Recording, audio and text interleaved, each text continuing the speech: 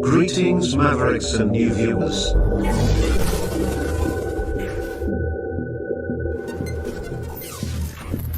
Tonight, direct and live from the Maverick News Network World Studios.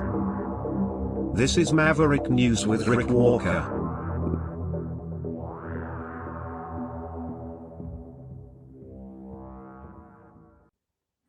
Good evening, everyone. Welcome back to the Maverick News Channel. Hello, Mavericks and new viewers. We have, well, what should be an inferno of a show tonight. It's going to be on fire. If those who say they're going to show up actually show up, I think they will. And we have some unexpected guests who have contacted us with interest in coming on the program this evening. They expressed an interest in joining us to talk about the crazy ostrich farm out in Edgewood, British Columbia. Last minute. So it's going to be a barn burner. I keep using these descriptive terms relating to fire, and the world is, in many respects, really on fire tonight. Whether you're looking at tonight's program on Maverick News or around the world. Iran, protesters being shot in the streets, Trump claiming something of a gain in ground there politically, also praising the release of what he describes as political prisoners in Venezuela. Tonight, we have, oh my, what else is going on? Situation in Ukraine, still unresolved. We have jobs available here in Canada, a country where we're told there are no jobs. The government actually is, I guess, looking for people to help protect those new F-35s that are not very far away from being delivered. The first batch of those sophisticated fifth-generation fighter jets from the United States. And then there's the open-ended question, will Canada follow through and buy the rest of the jets that we had planned on purchasing, or will we pivot by only the minimum required by our contract with the United States and then purchase instead Gripens from Sweden, which actually wouldn't really be from Sweden because we would be assembling them right here in Canada. Either way, NATO planes, right? We're part of NATO, well, at least for now, although that seems to be flying apart too, as Trump still has his sights set on Greenland, and the rhetoric there continues to ramp up. And I don't know what else to tell you, man, except that through all of this, there's this crazy ostrich story up in Edgewood, British Columbia that keeps rearing its head. And we've had some unexpected developments even overnight. I've had some people phoning me, giving me new information. I've had people who have been on the show calling me to elaborate. I wouldn't say necessarily clarify, but elaborate on what their position and situation is now that we've been exploring the overall situation and really bringing some new information forward too over the last few nights in a series of reports focused on that. Man, it's not about the ostriches, man. It's a political thing, and I'm going to show you that tonight as our guests begin to join us. Now, you're going to have to wait for the special stuff for a little while, because the guests aren't going to start arriving until, I don't know, somewhere between 7:30 and 8 o'clock. But when they start rolling in here, the information that I'm going to bring to you will be a little bit different. And I think revealing. Some of it will be entertaining, because I have something very special lined up, and that special thing is actually there's a memorial for Spirit and the other ostriches from Universal Ostrich Farm that were culled by the Canadian Food Inspection Agency. How many weeks ago has it been? How many weeks has it been now? 6 or something like that? Maybe more. I can't keep track of them. Losing track of time. Time flies when you're not having fun. But we're going to have some fun tonight, and we're going to get serious too and really explore this issue because we have Elena Butler supposed to join us this evening. She's one of the people who went to the farm to volunteer. And I'll let her tell her story. She also helped bring donations in. She did a lot of things to try to help the farm, but her position has changed over time. Says that she wasn't really treated that well out there. Ultimately, I think she was told to leave and not come back. She'll tell us what led to all of that. And she'll tell us a little bit about her efforts to generate funds for the Universal Ostrich Farm and that protest that went from really being a protest about ostriches to largely an anti-government, I would say even anti-Canadian protest. I think that's not unfair at all. And I'll illustrate that tonight as well. And then we're also going to have, this was an unexpected twist and turn, but I'm told that Blake Roberts wants to join us on the program. I've never spoken to him before. I will give him an opportunity to have a voice here as well, even though he's the guy who out at the farm set the Canadian flag on fire. But we'll talk to him. So that's coming up. And Angie Clowry will be back as well later in the broadcast. And it wouldn't be fair to not include Angie because she has done so much work on the whole story. It has really helped line up a lot of these interviews, most of them actually over the last few nights. So a lot of credit has to go to her for digging into this and giving locals out there, the local residents in Edgewood, British Columbia, who are on the other side of this issue, who have been impacted by it so profoundly, giving them a voice because it has had an impact on the community and on the quality of life for people out there. And the effects of what has happened out there will be lingering, not just for the local community either, as we'll explore here tonight. And as we have in the past, but I'll elaborate again on all of that tonight, is that this is having lingering effects on Canada. And I think that was really one of the main objectives behind some of the people who really got behind the political protest out at Universal Ostrich Farm, that farm that was turned into an open-air biolab to conduct COVID research, ultimately, although we were subjected to information campaigns that were designed to mask over that largely and conflate that with assertions that that research had something to do with bird flu and that the birds had to be saved so that they could then in turn save humanity. But we'll let a lot of these folks speak as we start to dig into that story, those feature interviews coming up a little later in the broadcast, and today's top news stories of the day. So stay with me, and we'll start digging into it all on the other side of this.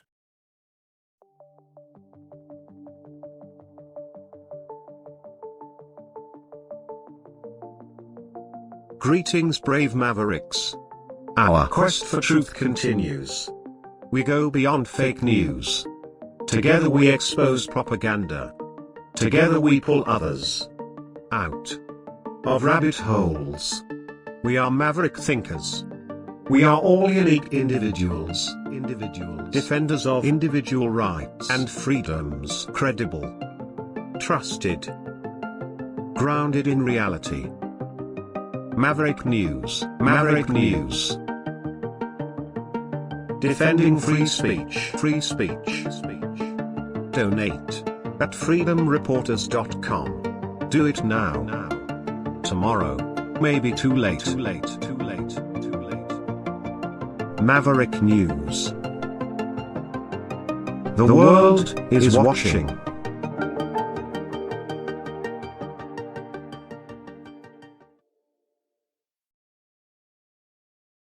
The information war is raging. Truth without integrity is worth nothing. Maverick News. Because those who have power and those who seek it must be held accountable. The world is watching. Join our family of truth seekers. Donate today and add your voice to the chorus of Maverick Knights. Donate at maverickdonations.com. Truth. Integrity. It's the Maverick way.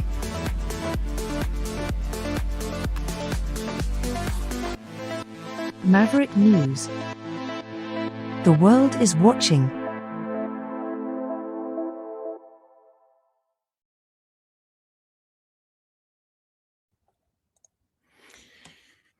And I didn't even mention what is probably the top news story still tonight, maybe in all of Canada and the United States, and that's the shooting of Renee Good, who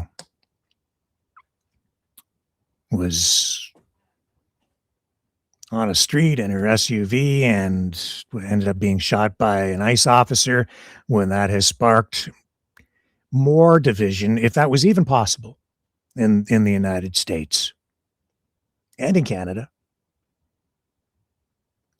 What am I saying tonight? With regard to that, I've been reluctant to take a position on what happened there, because the videos I'm seeing online it seems they're all, to one degree or another, edited, either shortened or clipped and then put back together, and bits and pieces put together. And then I see different influencers on each side of the politics commenting on it, to defend their tribe's position and turn it into a political thing, which it is political on many levels. I mean, it was a protest involved. I mean, obviously it's very political, but sorry, people binging me here live. So I've just been very reluctant to make an assessment beyond just, there's a video, you decide for yourself, because I'm not sure that what I'm seeing is, from any of them, is fully accurate. When you look at all these different videos and put them all together, and you can make an assessment, and you can see why, even from some different angles, you can reach different conclusions. But I think some influencers are exploiting that in order to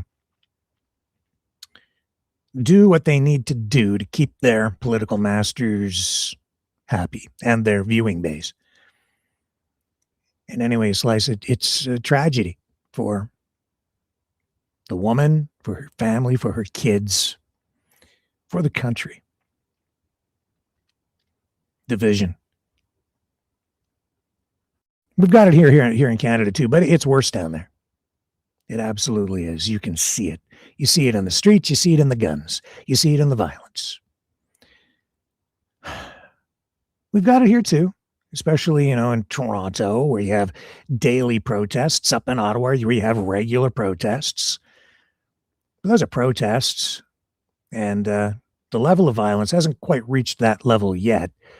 Well, a few months back, we did have some pretty serious confrontation happening in that park, where there was talk of baseball bats coming out and so on, to relive a moment in history over LGBTQS plus rights and immigration and all of that. And it's sad, man. It's sad. I really miss Canada the way it was. I was talking to somebody today about that, who told me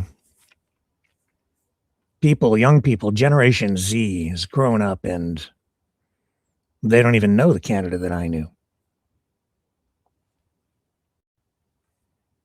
And that's why they don't care. Listening to that made me sad too. Really sad. And then I thought about it and I thought, wow, man, you really are a fossil. You're really old school journalist. And I've seen a lot. I know this country. I know its bones, its structure, its foundation. I can still feel it. It's still there.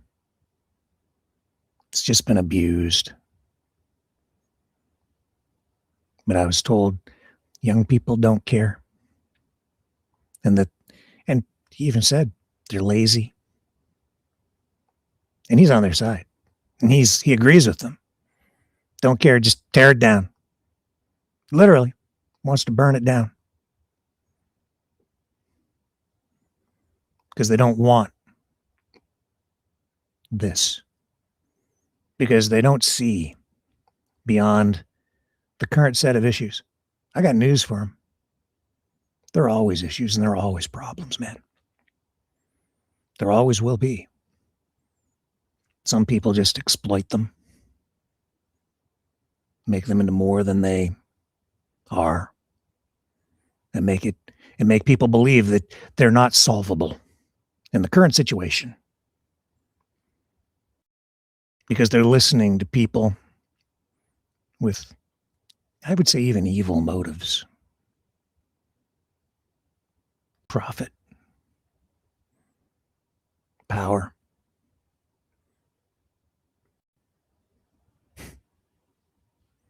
So just tear it all down, destroy it. We don't care. We're young, he says. We get to make our own mistakes. We don't have to listen to you boomers. Yeah, you might be wiser and you might have lessons to teach us, but we don't want to listen to you. We are the future, so we get to decide. We want you to step aside. Because I'm told that Generation Z gets to decide what the future is going to be.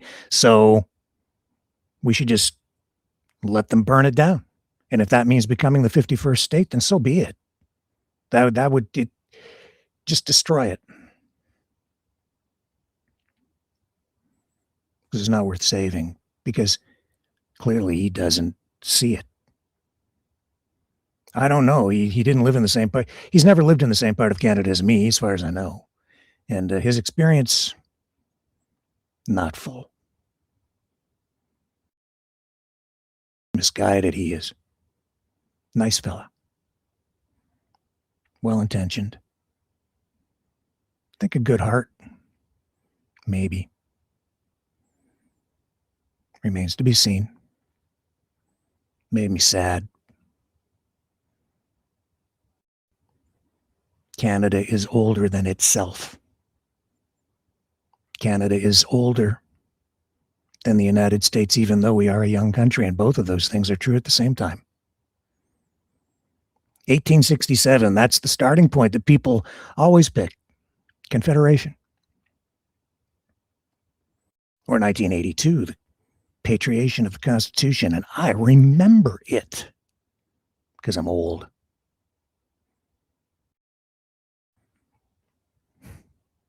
Down to the gymnasium we went when I was in school as a boy to watch it on television.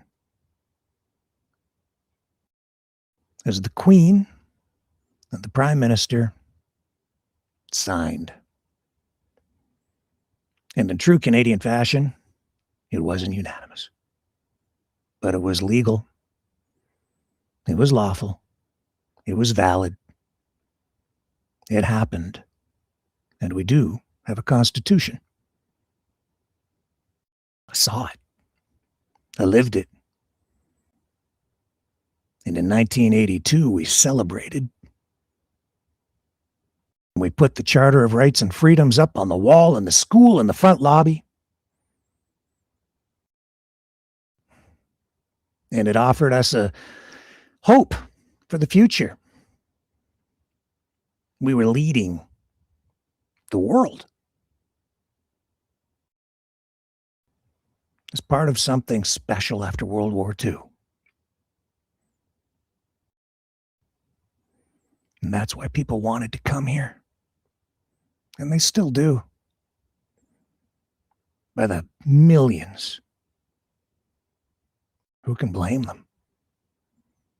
Look at British Columbia. Look at that land around even the ostrich farm. Supernatural. It's true. My brother lives out there. I've been there. What a spectacle. My God. It's gorgeous.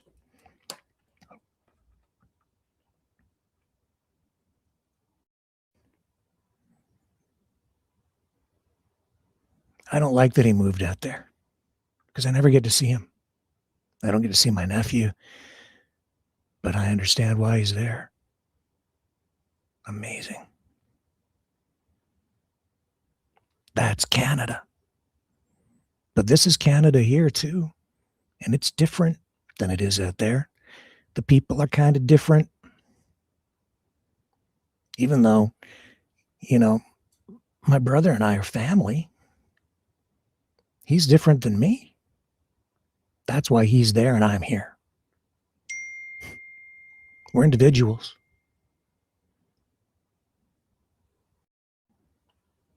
And he was free to go. And I'm free to stay. I'm just talking off the top of my head, man, because I didn't really know what I wanted to talk about tonight because our guests were coming on later and I thought, well, what am I going to talk about? There's always something to talk about because so much is going on and there's so much at stake. And we're under attack.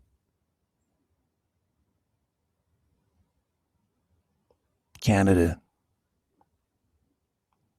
Not only do people want to come here, some people want to take us over. They want what we have. Thing is, you don't need to take us over. You don't need to invade us or annex us. We're already your friends, your neighbors, your siblings. We are a sibling of the United States. You don't need to invade us. We're already your ally. And if you want to come here, it's pretty damn easy because we'll share.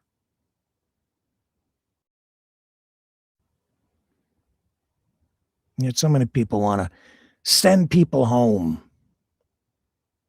And I've said too much immigration, too fast. I get it. Like too many numbers. Not building houses fast enough. You need to be careful how you do these things when you're building a country. And we're still building the country.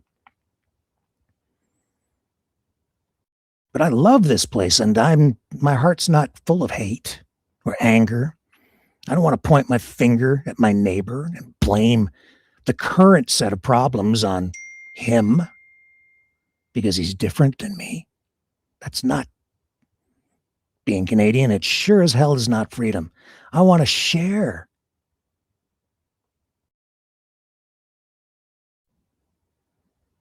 What Canada is. Because it still is there. It's just been abused. That's why we're going through what we're going through right now, because you're getting the pendulum swinging back hard the other way. Because mistakes were made.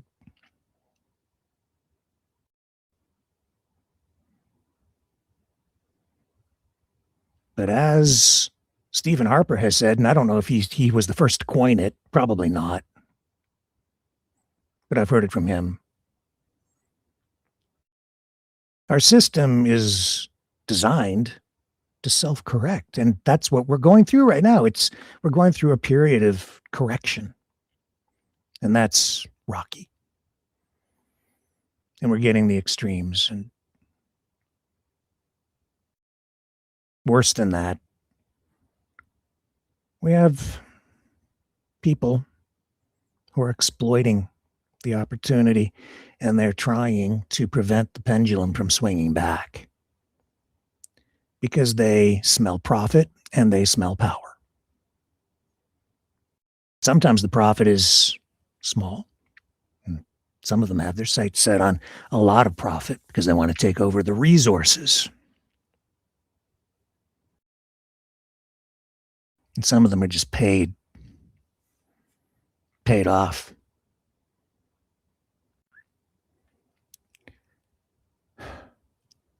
To attack what is supernatural.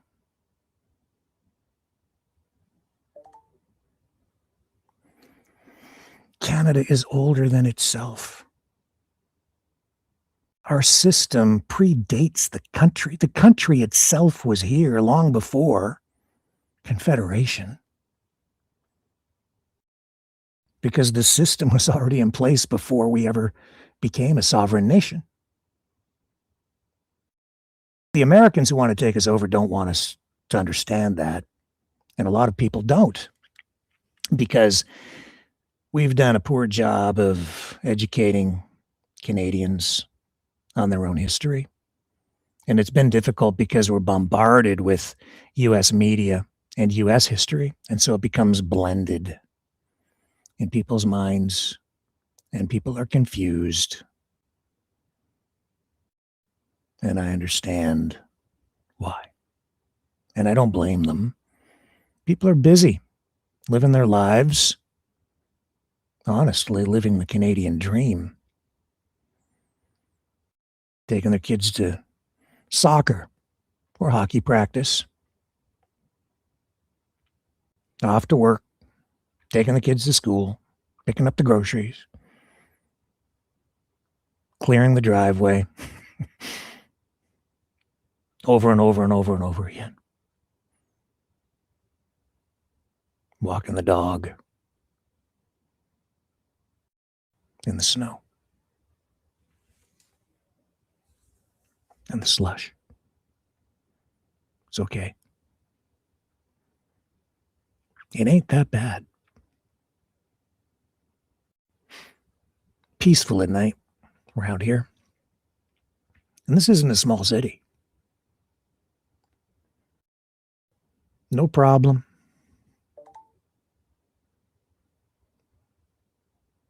Grew up here.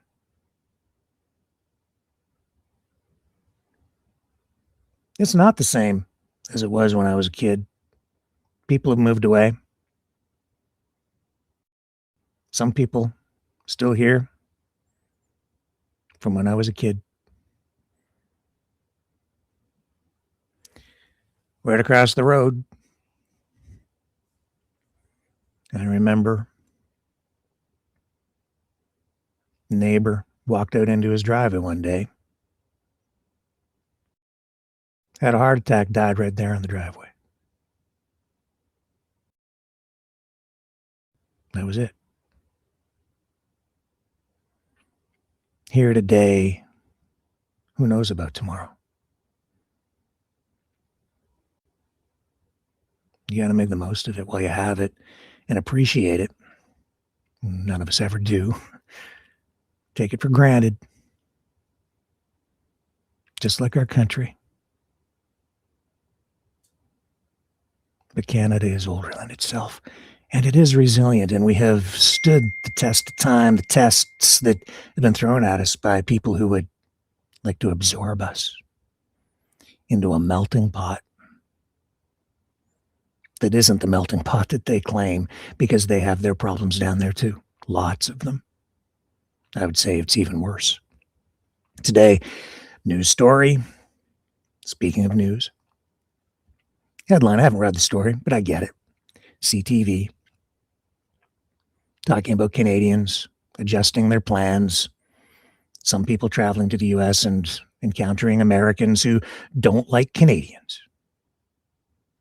Highlighted in the story how extensive is it's happening because of all the rhetoric, the politics. Man, we're just a bunch of commies up here, I guess.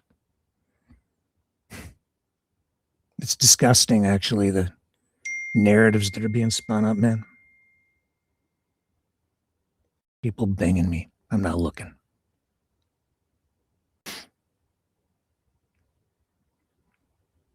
Portraying us as a bunch of drug dealing commies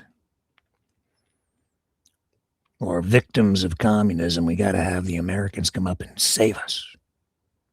It's a lie. You can think otherwise if you want, but it's not true. My God. Canada, a communist country, socialized to a substantial degree. Lots of countries are, including the United States. And it's not like it is in Canada, but I'm familiar with both. Far from being a communist country. Far.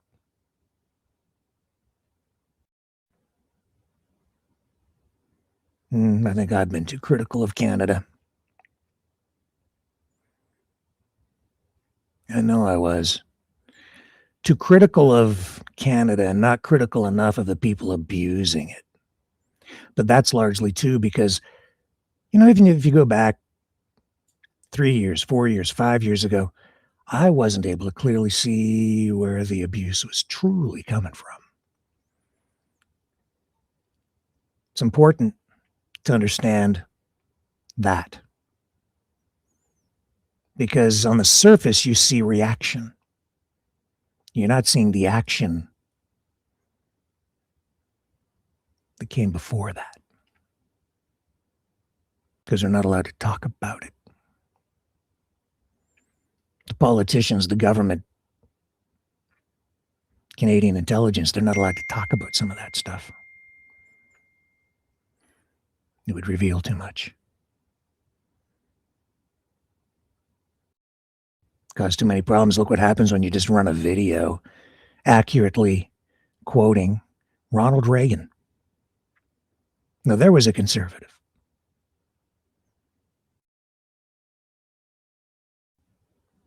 Donald Trump, he's not a conservative. He lied. Misrepresented himself, he did. There's nothing conservative about his policies at all. Not Trump 2.0. Tariffs? Him telling us that Ronald Reagan loved tariffs? Another lie. Getting upset with Canada, trying to make us suffer up here with his tariffs. Because our premier in Ontario told the truth. Truth social. Everything right now is upside down. There's one thing I've learned about government over the years. If they call something something, it probably means the opposite. Government program, family planning, it's an abortion clinic, okay? Hello?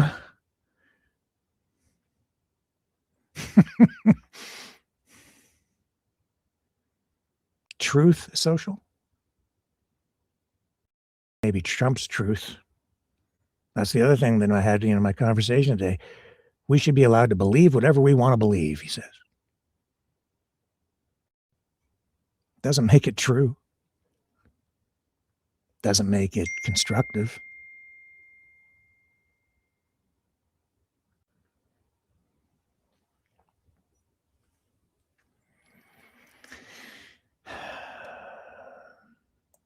I don't know. Somebody's asking me why I have the comments turned off. I don't have the comments turned off.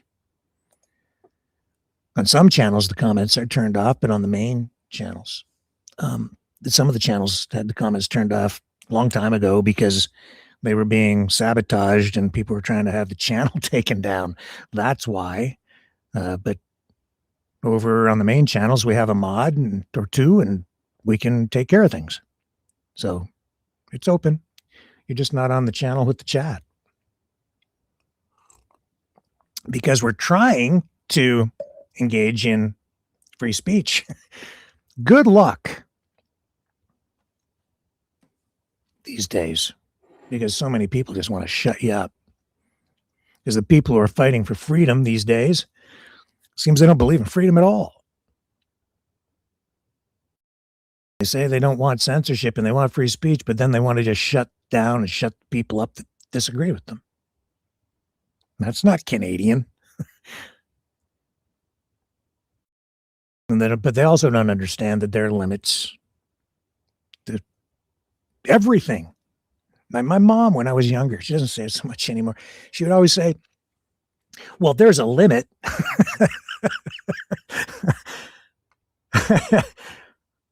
Well, you mean like when I'm making this crazy noise in the backseat of the car with this popping sound as I click my tongue with my bubble gum thing?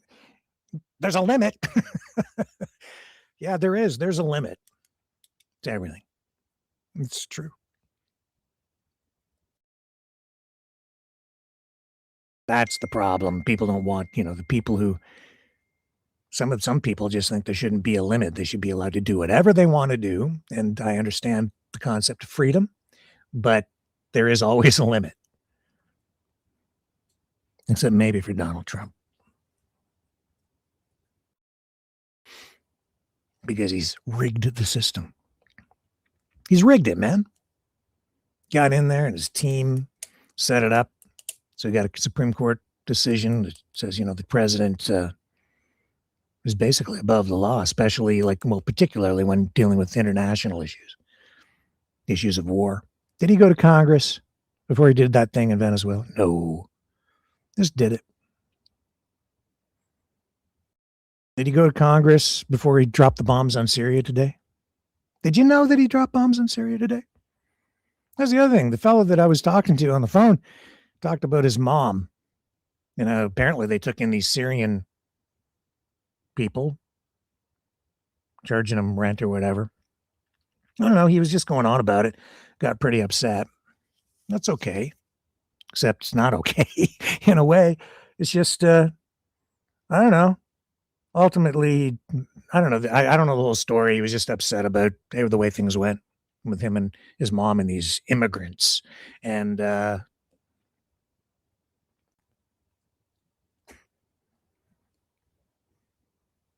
maybe they wouldn't have had to come here if we weren't bombing the crap out of them.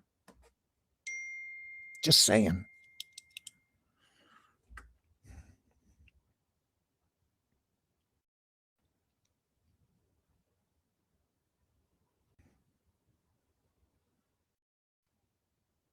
Greenland.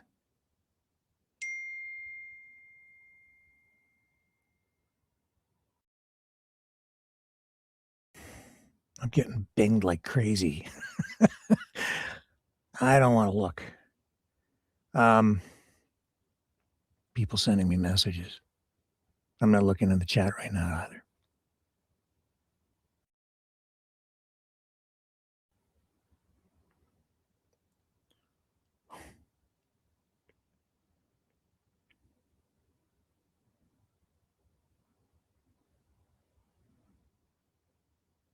I don't have blonde hair. I'm not in my 20s.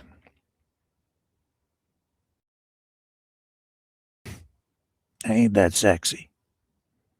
Used to be. I was like Donald Trump sexy, man. Oh, yeah. Studley I was. Oh, then I could get the ratings. Not so much today. All I have is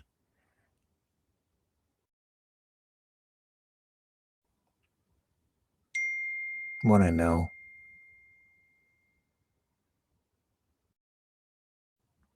You guys, I have you guys, right? Some of you. I've got a vision.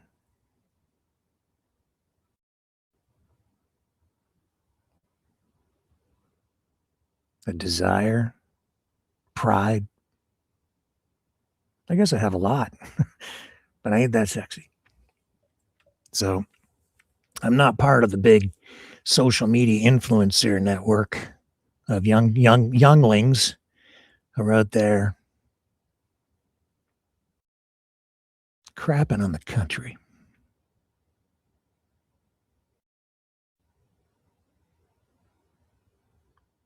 It's not because they're conservatives.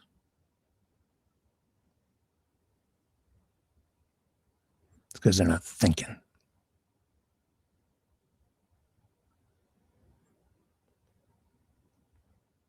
And they're not being fair. I am kind of conservative.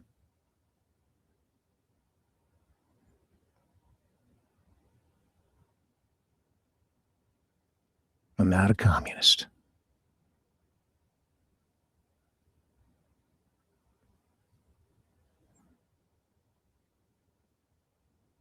I'm a Canadian. This is my home. We have some problems.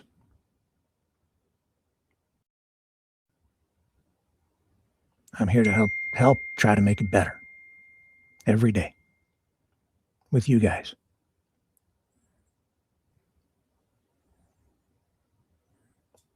And to do that, you call out people who abuse things, people who exploit things, people who lie. You call out the lies. You try to fix the problems, and when good things happen, you praise those things, and you keep those things. That's what being a conservative is about. Conserving what is good, changing what is not good, or improving upon things, but you don't burn it all down. You don't just crap on something for the sake of crapping on it because you're on one team or the other. You conserve the good and fix what's broken and move on. That's the basis for our entire system. Democracy, giving you a voice.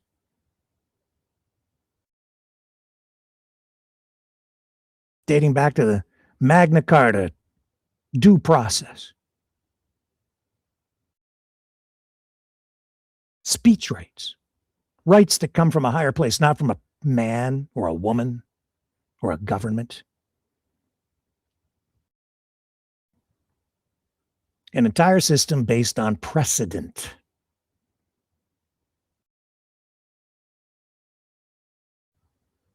Setting the standard for property rights, for punishment when laws are broken. So we have fairness.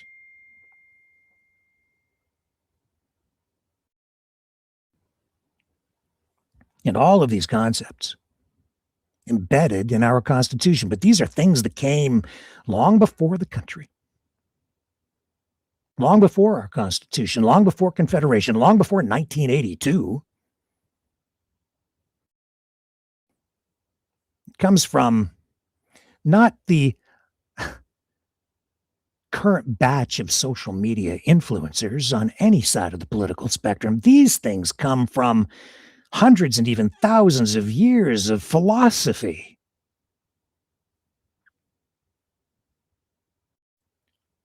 And lessons learned from pain, suffering, achievement, sacrifice, death.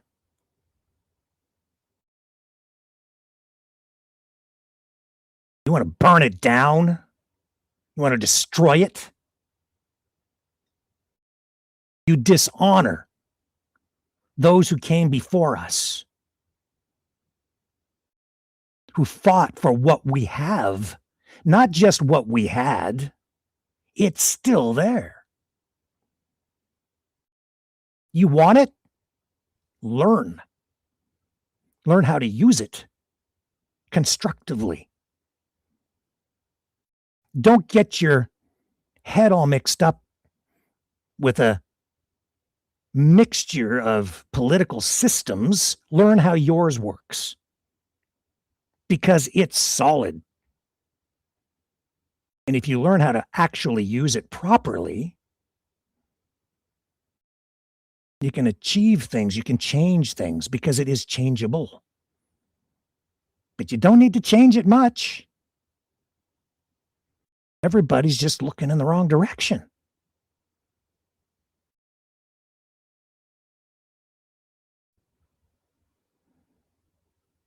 It doesn't need to change much. 150 plus years with our Constitution, but it's based on freedom and the concepts that formed. And I'm sorry, it's a liberal democracy, but that's not to say that it's progressive liberalism necessarily. You need to understand what these phrases mean, these terms. Ronald Reagan was a classical liberal. Donald Trump isn't. Portrayed himself as such, but he is not, as it turns out.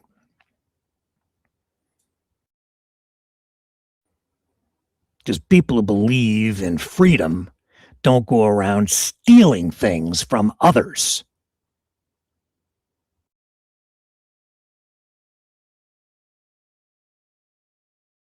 People who believe in freedom also believe in justice. And when you make a promise, you keep it. You don't just kick somebody out because you don't like them. And you don't use somebody as a scapegoat. That playbook has been overused through history. And I'm sure you're most familiar with what happened during World War II. The problem is, too many people have been told it's okay to not care. It's not okay to not care. Because too much blood has been spilled to give us what we have. And it's my obligation as a fossil to do what I can to pass that on. Not just to my kids and my family and their kids if they have any, but to my neighbor and his kids. To preserve that promise, that hope, that freedom, to bring it back in a fuller way.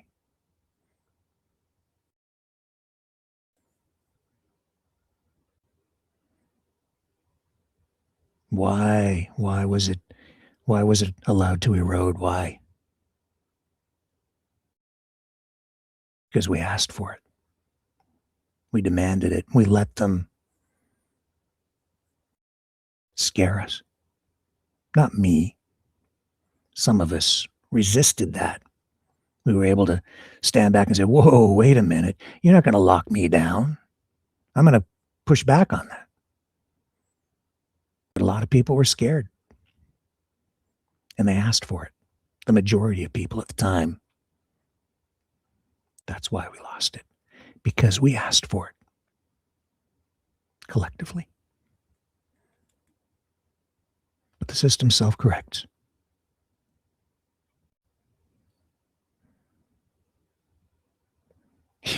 You just have to make sure you don't let it slip away while it's self-correcting. It's pretty hard when you have a media powerhouse out there, a juggernaut, in constant attack mode, jacking us up, filling our heads full of lies.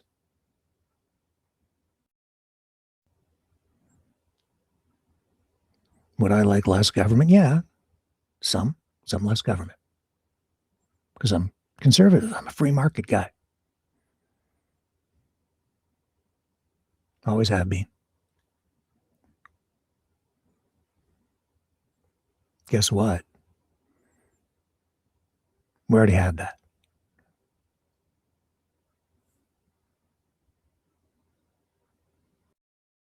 It could be adjusted.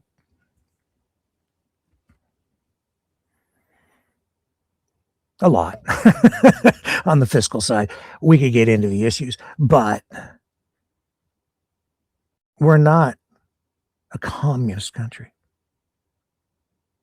by any stretch, because, man, people who say that, you just make me shake my head. You don't know. You have no idea what you're talking about. Like, really, they are truly clueless. We're not there yet. There are some of them among us, and probably even, yes, in government, there are some, but that's not what it is. That's not what the United States is. Man.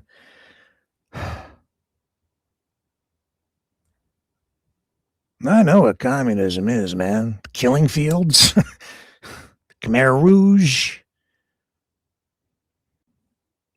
Wow.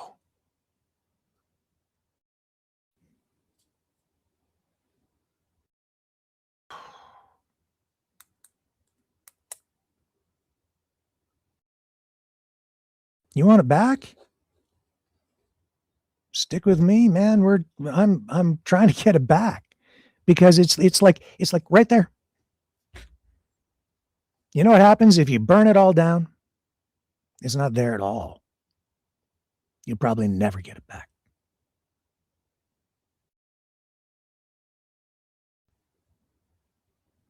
I know of what I speak.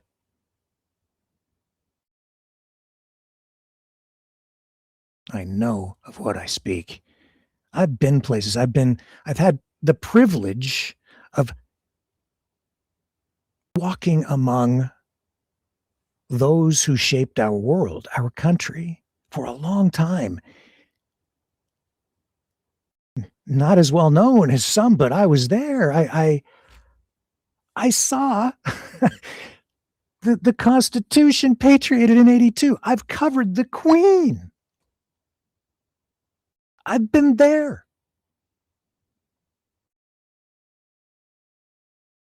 Premiers, prime ministers, presidents, G7 conferences. I've been there. I know of what I speak, man. There's always a problem. There's always trouble. There's always an issue. I was there when Mulrooney was negotiating NAFTA. I was covering the campaigns. I was at the conservative rallies. I covered Mulrooney. I was there. I've met John Turner. Look online. You'll find the debates between Mulrooney and Turner and the whole free trade issue. You think it's any different today? Same issues. Just a different guy in the White House. We were just lucky it was Reagan back then and not this guy. This guy's destructive. Not just to Canada, to his own country. His economic policies, not conservative. I've heard some describing them as Marxist. That's not entirely accurate, but it is absolutely socialistic, focused on a national socialism of sorts. And if you are a regular viewer here, you understand, I hope at this point, that what we are going through is a convergence.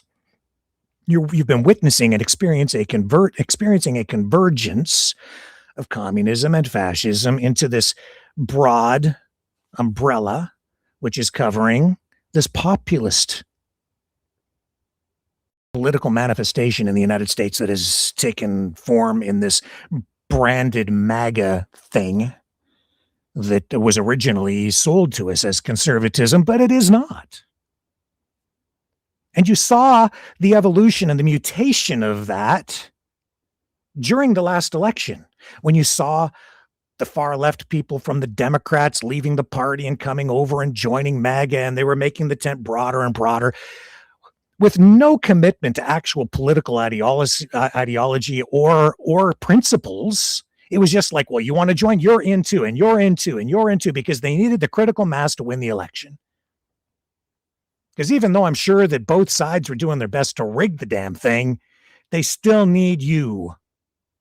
They still, well, not you, Canadians. They do need you because they want you ramped up too, and they want you thinking properly and echoing what their narrative and their marketing slogans are. But in the States, they still need the voters, and here in Canada, the politicians still need you.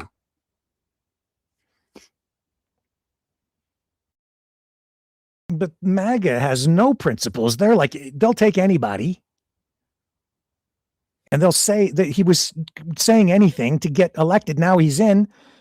But the psyop that they're running, I hate to use that word, but it's like you're seeing it, man. He's not doing what he said he was going to do. During the campaign, did he say he was going to come up here and take over our country? Did he say anything about taking over Venezuela or regime change there? No, he said the opposite. We don't want to get involved in any other wars. What did he do today? He's dropping bombs on Syria. What do you think is going on in the streets of Iran right now? Do you think that's organic? These huge protests resulting in the government coming out, reacting to the actions of the massive protests, which are a threat actually to the government. And the government is responding because they're trying to restore order and hold on to their power. And you have these massive protests. You've got people being shot in the street right now. That's not organic. That's the result of an information warfare campaign that's coming from, well, you're not supposed to know. But it's not too hard to figure it out. That's foreign influence.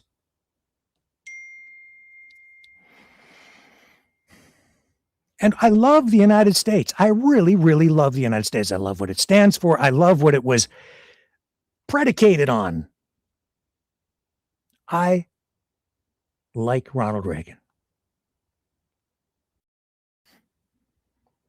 And even though he did some of that himself, he had a vision that I still hold in my head. And maybe it's a cliche, but that's the United States and we're Canada. Nevertheless,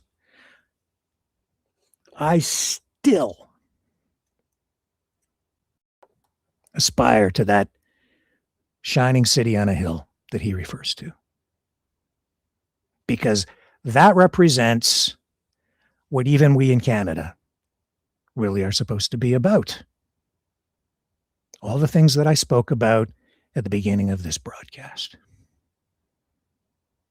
The things that we actually have embedded in the foundation of our country. Democracy, freedom, rule of law, due process, precedent.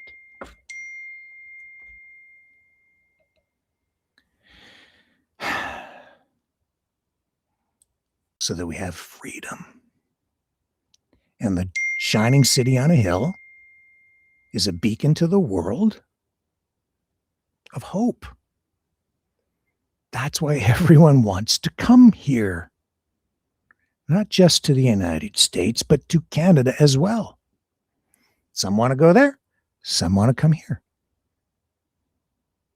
Some want to leave. Some want to leave here. Some want to come from the United States and come here to get away from the dude in the White House. It depends on your personal preference.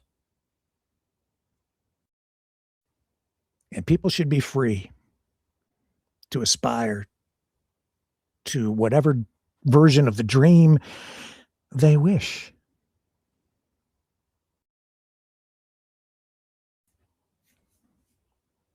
But there's no freedom in theft.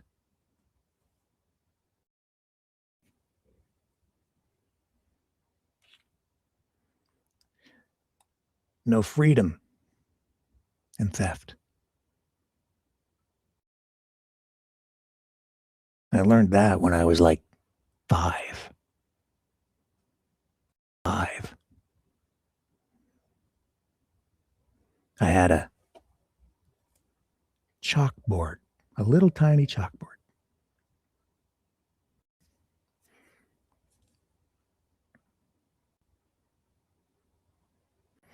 I don't know where I got it. It was just this old, beat up toy. 5 years old. Given to me but I had no chalk. And I kept asking my mom, can we get some chalk? Can I do something so I can get some chalk? Yeah, we're going to get some chalk. Weeks went by. Never got any chalk. I so wanted to just draw on the chalkboard. It still sticks in my head. And I just started kindergarten.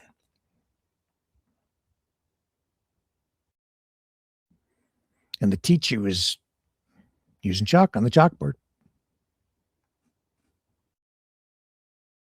She asked me if I would clean the chalkboard erasers. Okay. And when nobody was looking, there was a little tiny piece of chalk. Like that big. Just a teeny tiny piece of chalk.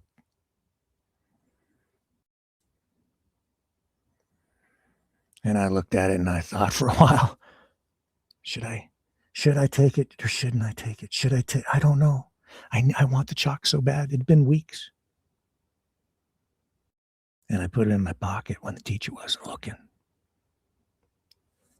Not a whole piece, not a whole stick, just a tiny piece. And I took it home.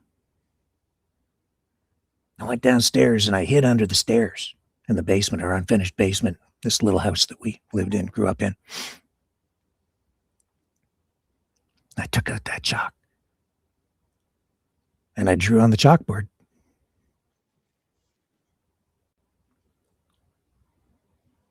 I felt empty inside. It wasn't mine. I felt guilty. I still carry that guilt today. I'm sharing that with you. Later, my mom went downstairs and she found it.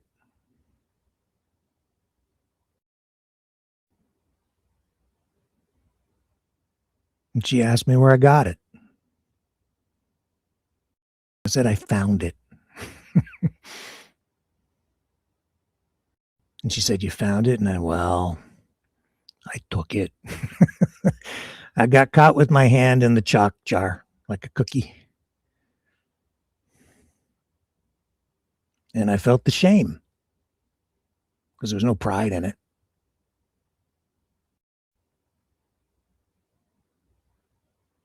No pride, no joy,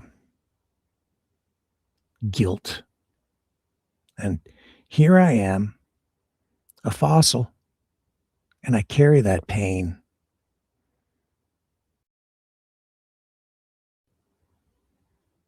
I've learned from it.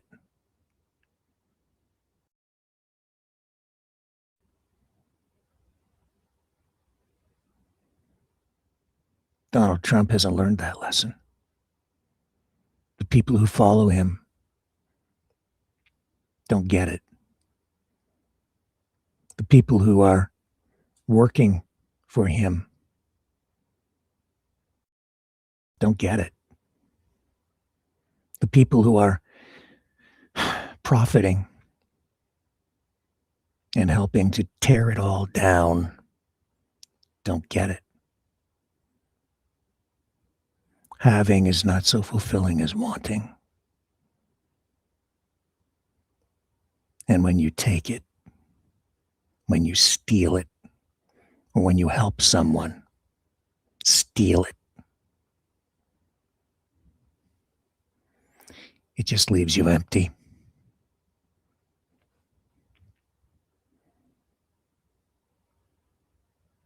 There's no freedom in that. Self-imprisonment.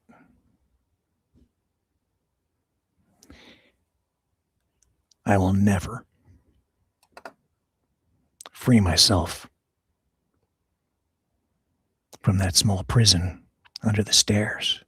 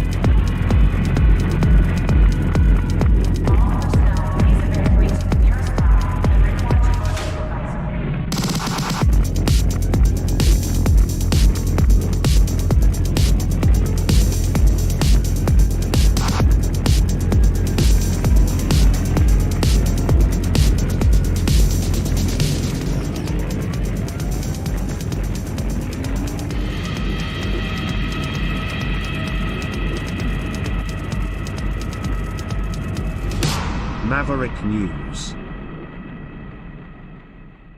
The world is watching.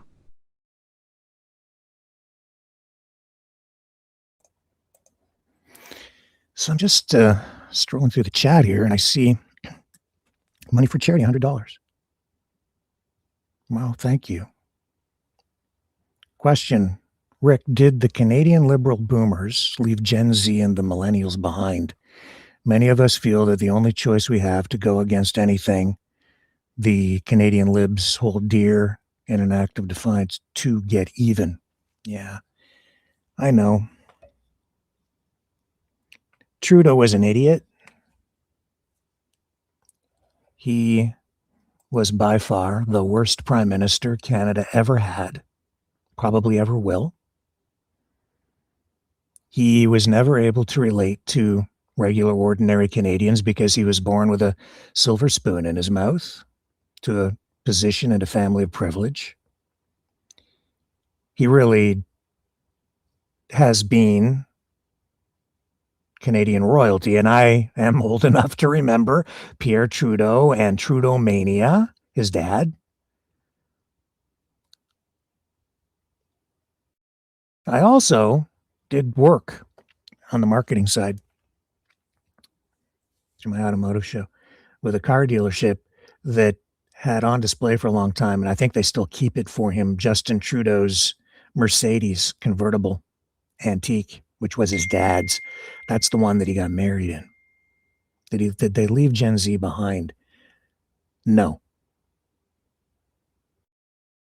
No, they didn't leave Gen Z behind. It's just a challenging time. There are solutions, and they are at hand. Donald Trump is making it more of a challenge because of the tariffs. But the government is responding. It takes time. But I've been through booms and busts, and I know that it's hard right now to even imagine that you'll be able to buy a house. But the time will come again. I remember the 70s. High inflation, rising prices, high unemployment. Jimmy Carter. Lineups at gas stations. High gas prices, rationing.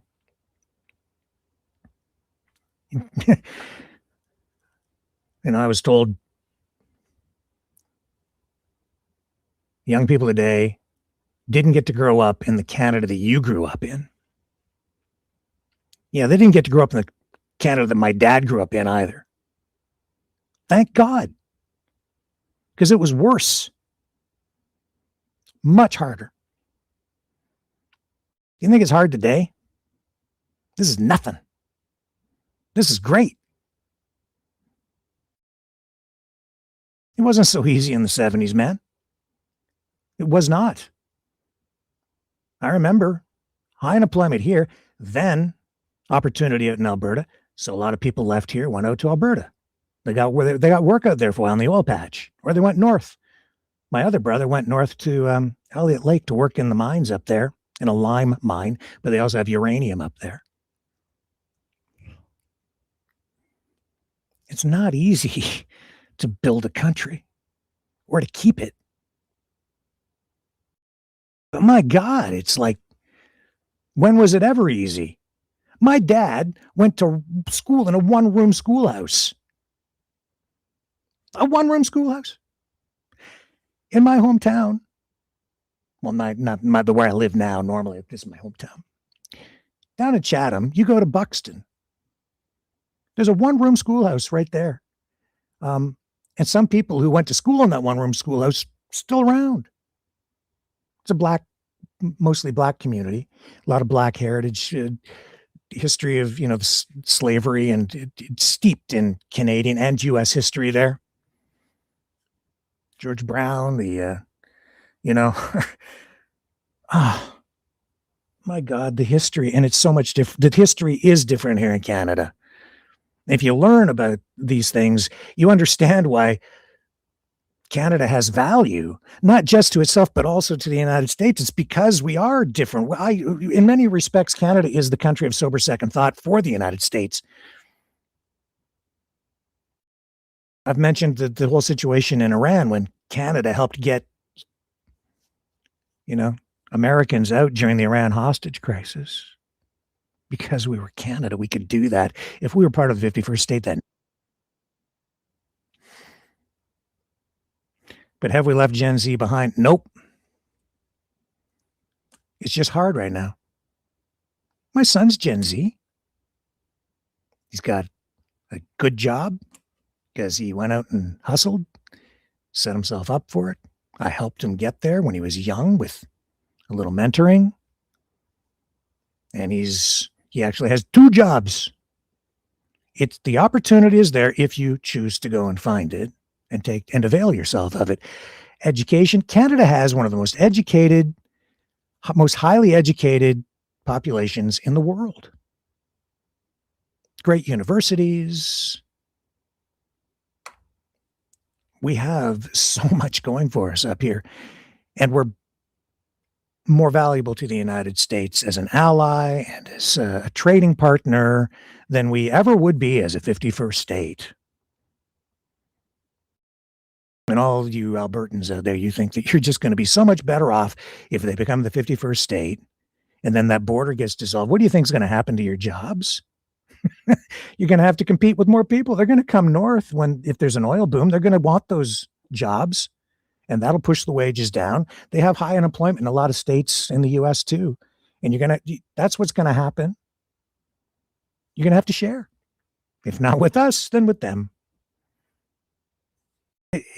So much is just two-dimensional thinking.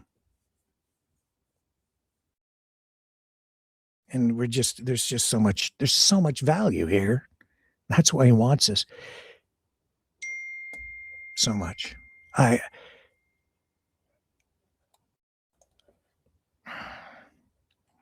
And to get even, that's not healthy. To get even? No. If ye seek revenge, it will consume you. Be the best you can be. Aspire to great things. Help other people. Stick up for the little guy. Work your butts off. Get out there. Roll up your sleeves. My dad worked in construction. He worked a lot of different kinds of jobs. He used to slug pop on a pop truck. Verner's ginger ale. I drink it here sometimes for nostalgic reasons and because it's actually pretty good stuff. Worked for Verner's ginger ale. Drove around a pop truck. Heavy lifting. People still do it today. There are jobs out there.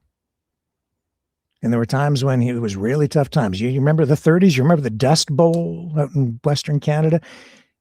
The rest of Canada bailed out Alberta when all the farms were going to go under. Oh, how soon we forget as generations move on. And they struggle in the States too.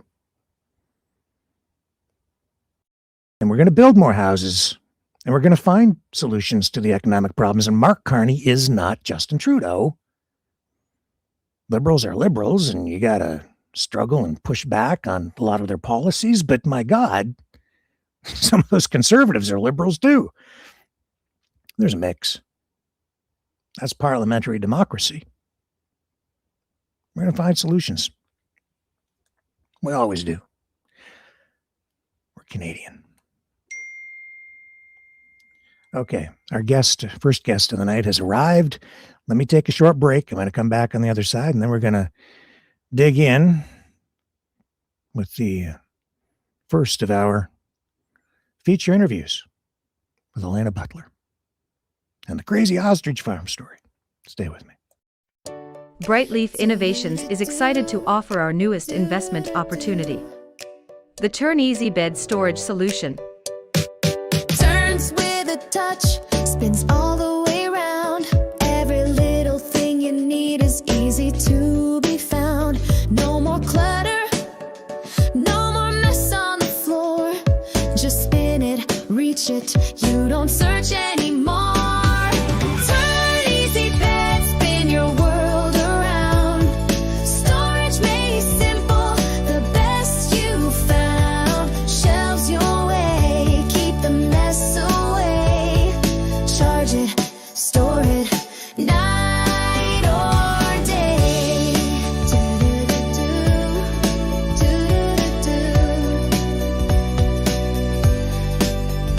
Custom shelves for your books or your tech.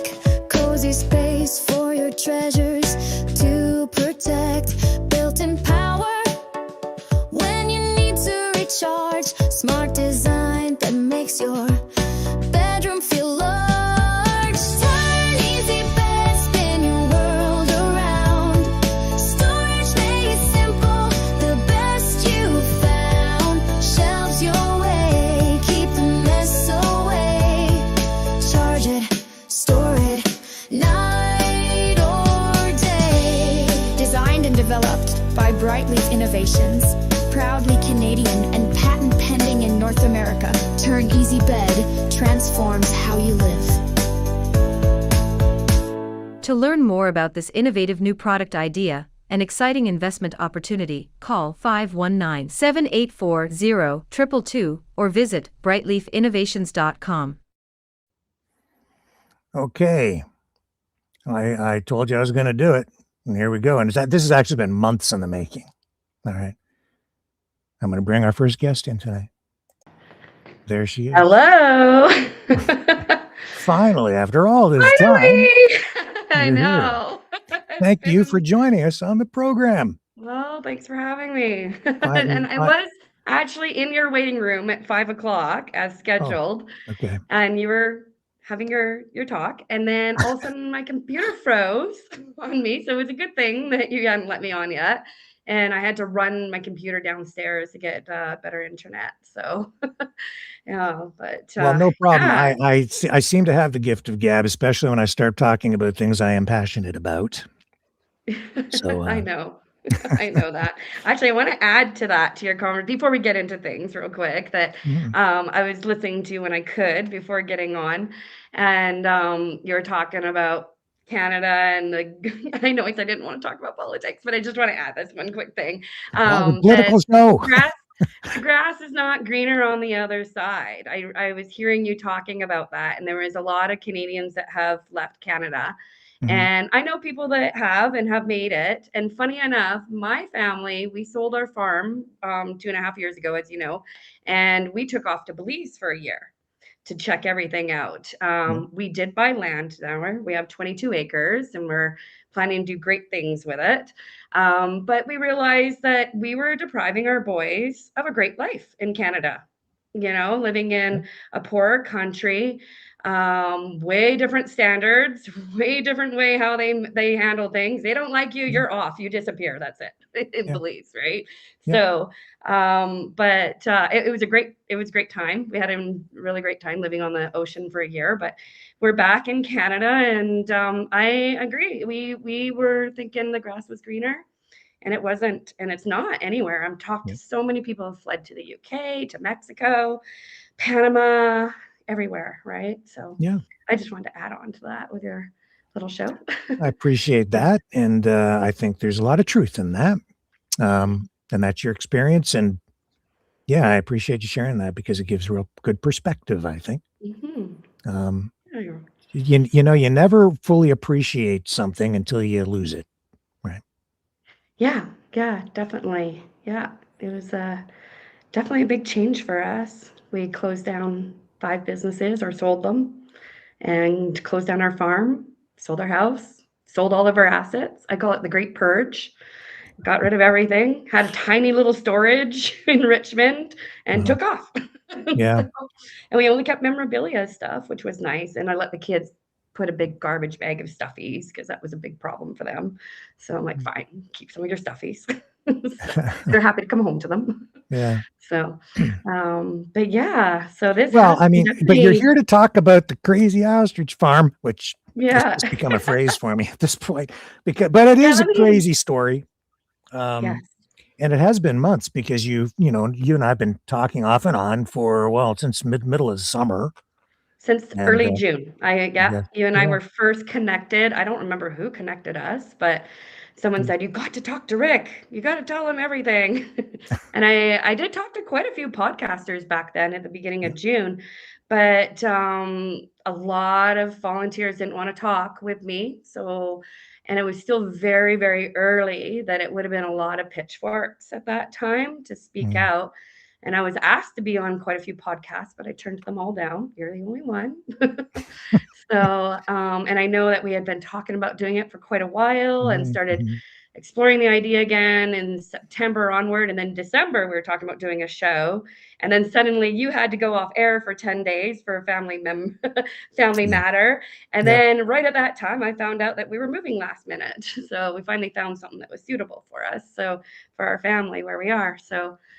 And the So timing yeah, so couldn't be here we better are. because here we are, near the end of this series of uh, feature interviews that we've been doing over the last few nights on the crazy ostrich farm. And Yeah, this is tonight is, absolutely the timing, yeah. And so you're considering we you're planned here this a month ago. you're So, here yeah. for the crescendo. Um, and I appreciate it very much.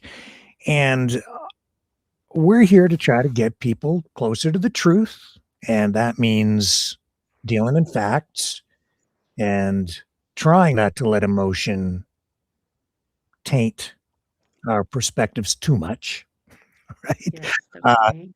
this has been a very emotional story from the beginning, but it involves so many layers. And tonight we're going to try to deal with some real information, some real facts. And you were, and that's, and I, and we're going to get people there by having you share your personal experience at the farm because you went out there originally as a volunteer. So let me just throw it over to you and you can start where you want to start and just tell us about your personal experience at the farm as you went out there to try and be a good person and volunteer.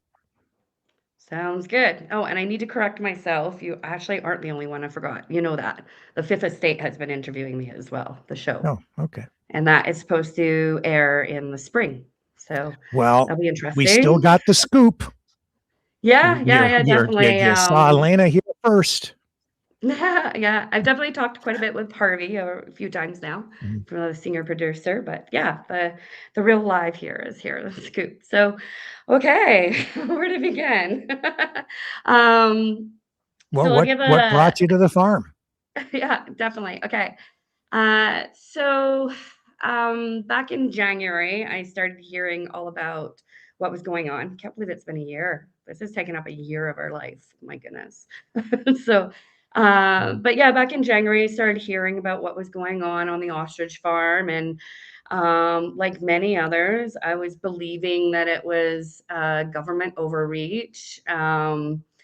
I myself, I should do a little quick backstory to everybody about this. You, of course, know everything, but I actually owned a poultry farm. My husband and I owned a poultry farm in Squamish, British Columbia, and we had about, on average, between, it depends because we were selling chickens all the time too, but we averaged between about 450 600 hens on average.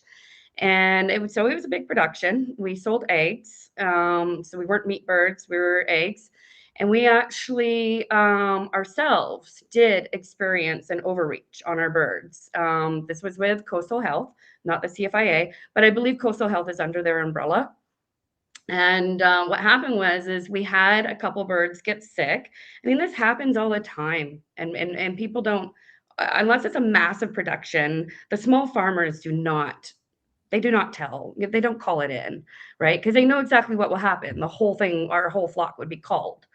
Unfortunately, a really nosy, terrible neighbor down the road called in to Coastal Health. And so we had them come, they came by.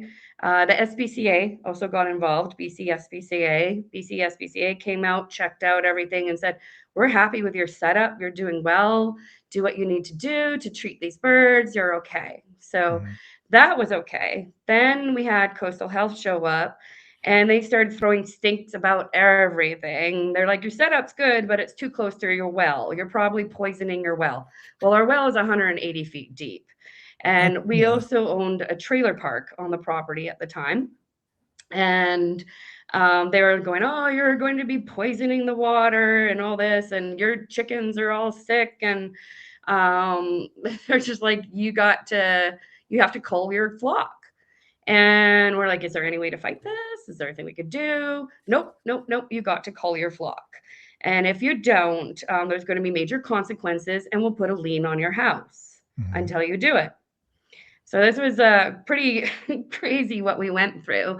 So we were forced to cull the birds, and you guys will know where I'm going with this soon. And it's going to tie in a little bit later with the story.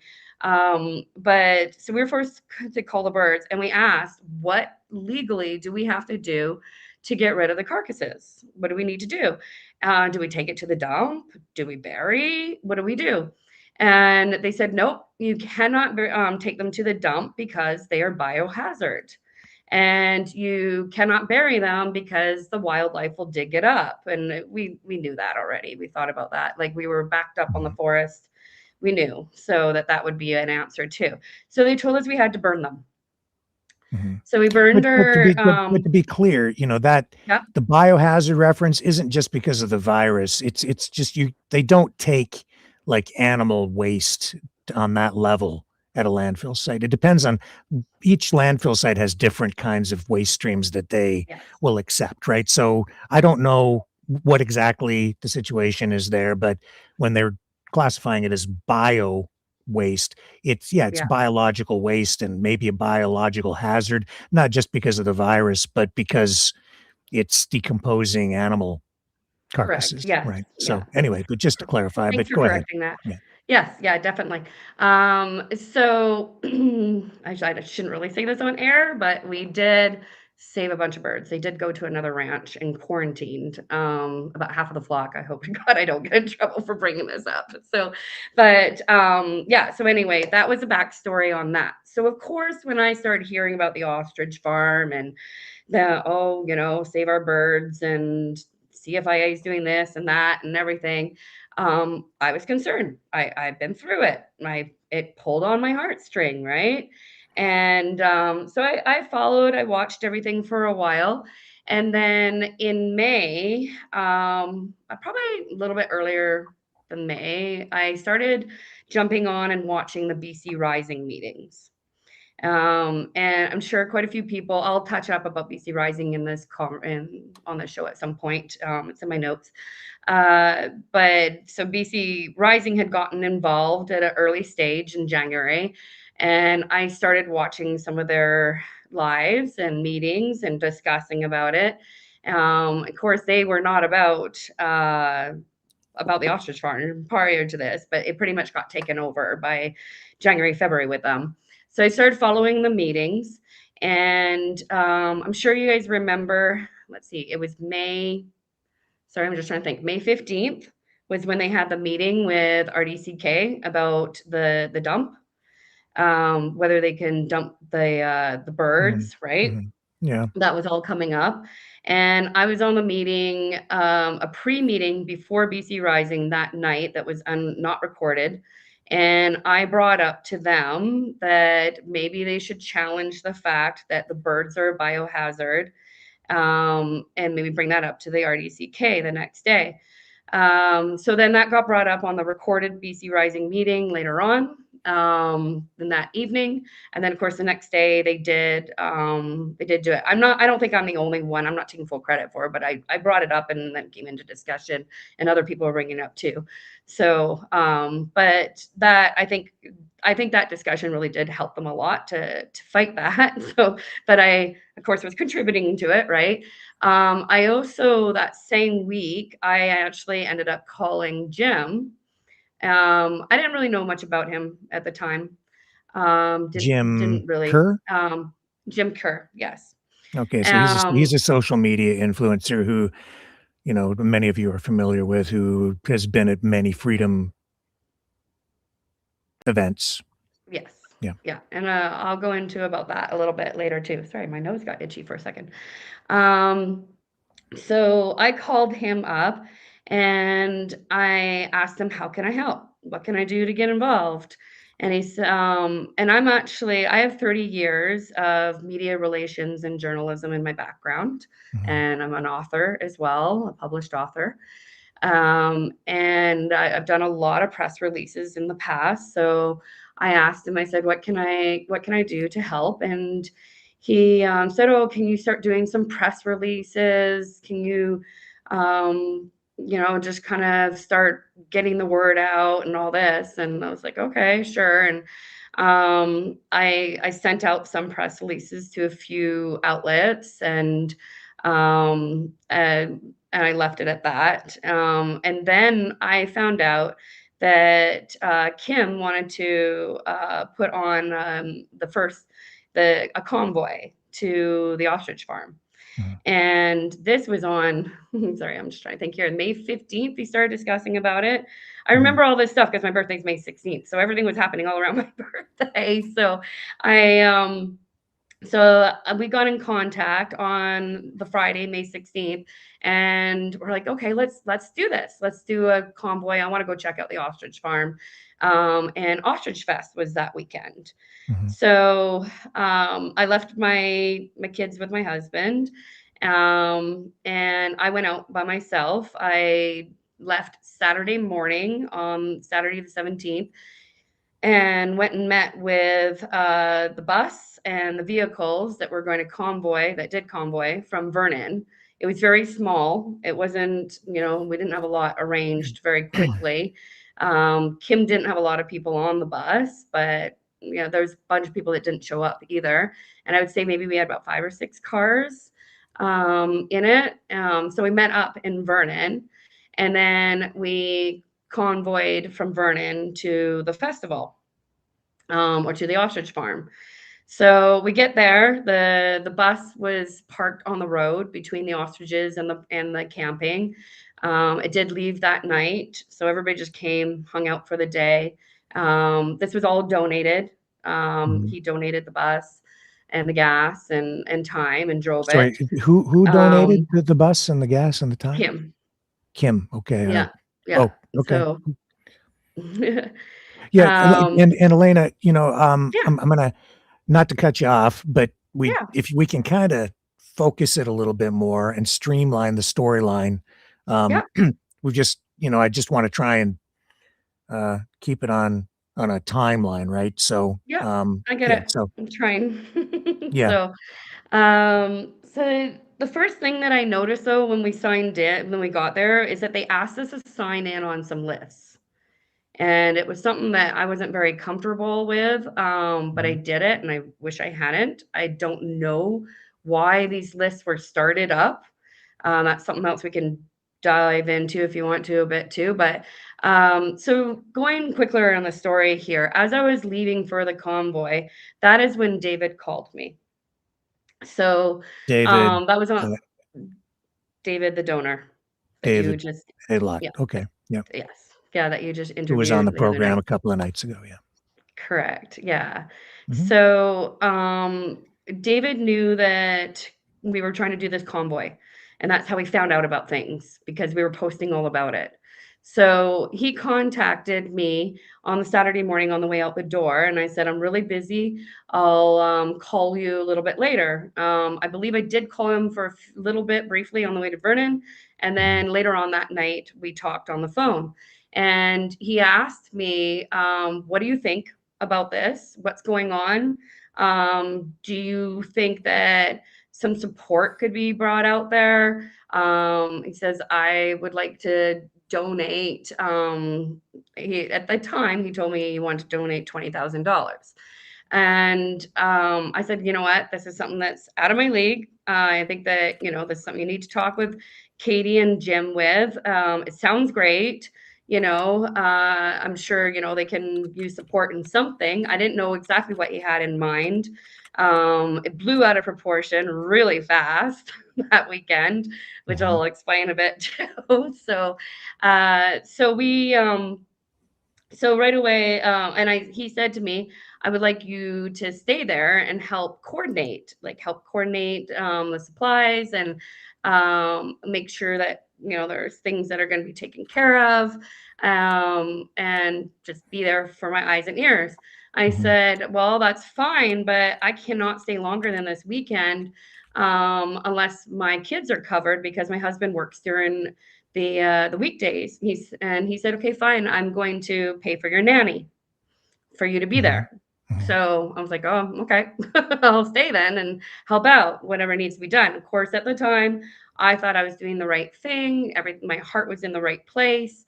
And so then things got crazy. I passed over the phone to Jim and Katie, and this was on Saturday night. Music was starting up. We're down by the river, and they ended up on the phone with him for, I think, about over an hour, sitting in the rain by the river with my phone, and I only heard parts of the conversation.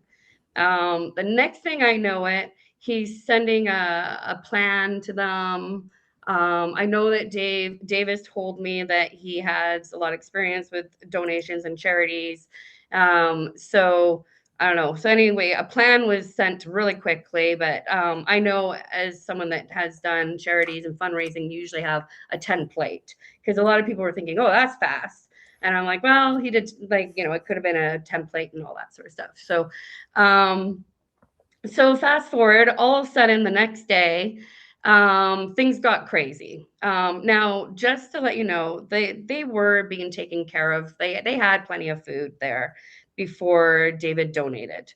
I wasn't aware of all of the situation. I was fresh and new there. I just passed the information on over to Katie and Jim, and they just took over with everything. Next thing I know it, there was supply runs going like crazy on Sunday and Mhm. Monday. It was just nuts, like all these things happening. There was a whole bunch of supplies that came in for the kitchen. Um, all of a sudden, I was being told that we need to go pick up bouncy castles and a cotton candy machine. Now, I'm going to quickly correct on that. I thought back then when we were talking, I was under the impression so much was going on back then. I was under the impression that the small business owner that provided that was donating it. That was my impression at the time. I have since then found out and talked with David about it in the last 2 days. Actually, we even talked about it this morning, texting, Yeah. because I wanted to get clear on it. That he actually left the bill for Katie to pay for the ostrich, for the bouncy castles and the cotton candy machine, and she did Mhm. not pay it. So he ended up paying for it. So it was a Yeah. big mess. It was a Yeah. really big mess. I hear what you're saying. Like, Mhm. here's the thing though. You know, Yeah. David was on the program the other night, and I know that you were involved. So I want to try to keep this focused on your personal experience. And Yeah. This is I'd rather have him kind of speak for himself rather yeah. than, you know, to some degree you Okay. can speak to it because you've had some involvement with it. But like, I don't see financial records. I don't know who's paid for what. So Yeah. I just want to make But this sure is a that big whatever you're saying, you're sure of and that it's factual. But also, I don't want to have you talk too much about David, yeah, I some know. because you're I'm involved, trying but not I to, want to but have you talk about your experience out there this was a big yourself. part of my experience though, and that's where Mhm, I'm going with it. It was a mhm. huge part of my Okay. experience. As long as we're being fair and accurate and it's Yeah. relevant. Well, and Okay. I've showed you receipts on some of this stuff too. And so Okay. um so anyway, the morning of Sunday, it was a bit of a shit show, I admit, on those couple days when things started to come in. I didn't know they were all set up the way that they were. And then all of a sudden I come in and I'm asked to help with this and just kind of jumped in. I was under the impression, I was told that I was going to get introduced to everybody, or that they had told everybody about my role. Jim decided to call me the volunteer coordinator at that time. And after that, I was coordinating, I was helping with coordinating volunteers mostly for the kitchen. I started making, David asked me to make all these lists, like different WhatsApp groups for all the different volunteers. So I was trying to help with all of that. So this was consumed. This was a huge part of my time there because I was being asked to do all these things. Shortly, a lot of volunteers got confused. They didn't understand who I was, what was going on. At the beginning, it caused a lot of confusion at that time, and I apologize to the volunteers for that.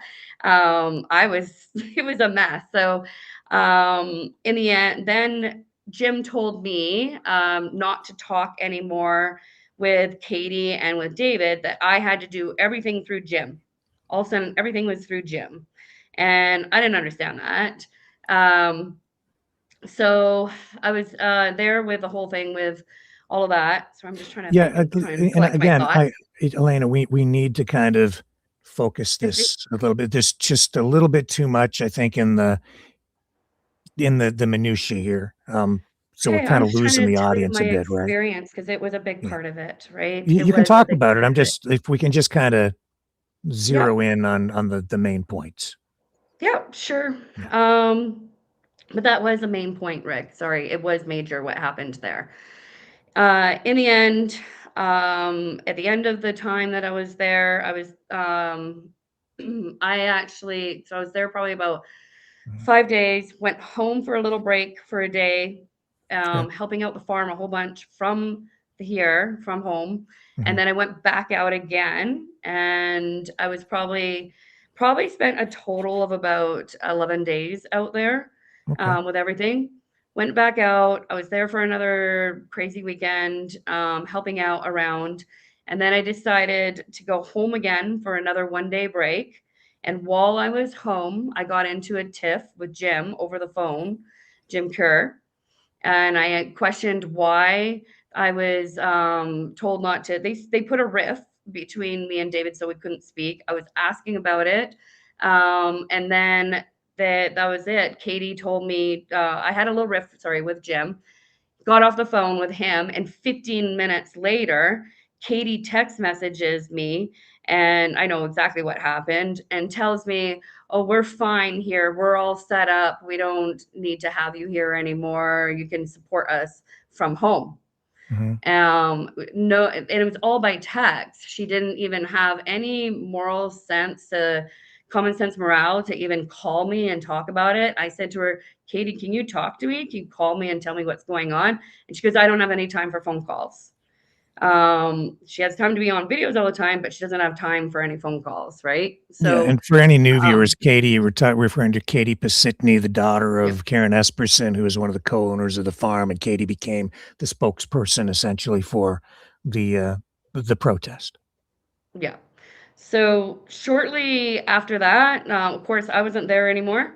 I started digging in more. While I was there was people sending me messages saying you shouldn't be there. These people are frauds, and I was standing up because it's when you're there, it feels like you're in a spell. Like a lot of the volunteers have talked about this, that it feels like you're in some sort of twilight zone or spell, and you're just trapped in with that um that emotions, and they tug on your heart. There is a lot of, in the end, a lot of manipulation. Mhm. So after I had left, a lot of people started getting kicked out. Not a like I'm talking about quite a few people for very stupid reasons. And I think it was because a lot of people were starting to question. And a lot of the people that were there at the very beginning are no longer there. And they were good, genuine people that really thought that they were doing something right, that they were Mhm. really fighting for something. Their hearts were tug on. And it's a very different group that was there in the spring and early summer than it was for the rest of the summer and the fall. These people, um, and these people really feel traumatized. I have been given permission to speak a little bit on behalf of these, on some of these volunteers.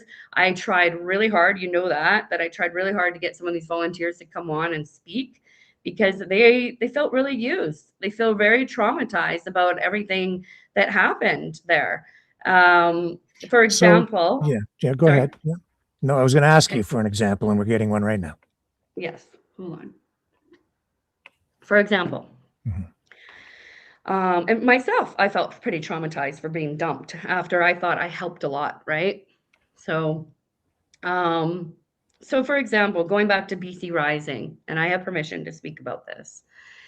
There were several ladies that from BC Rising that jumped in and helped with. They're the ones that built the website. They built the fundraising platform.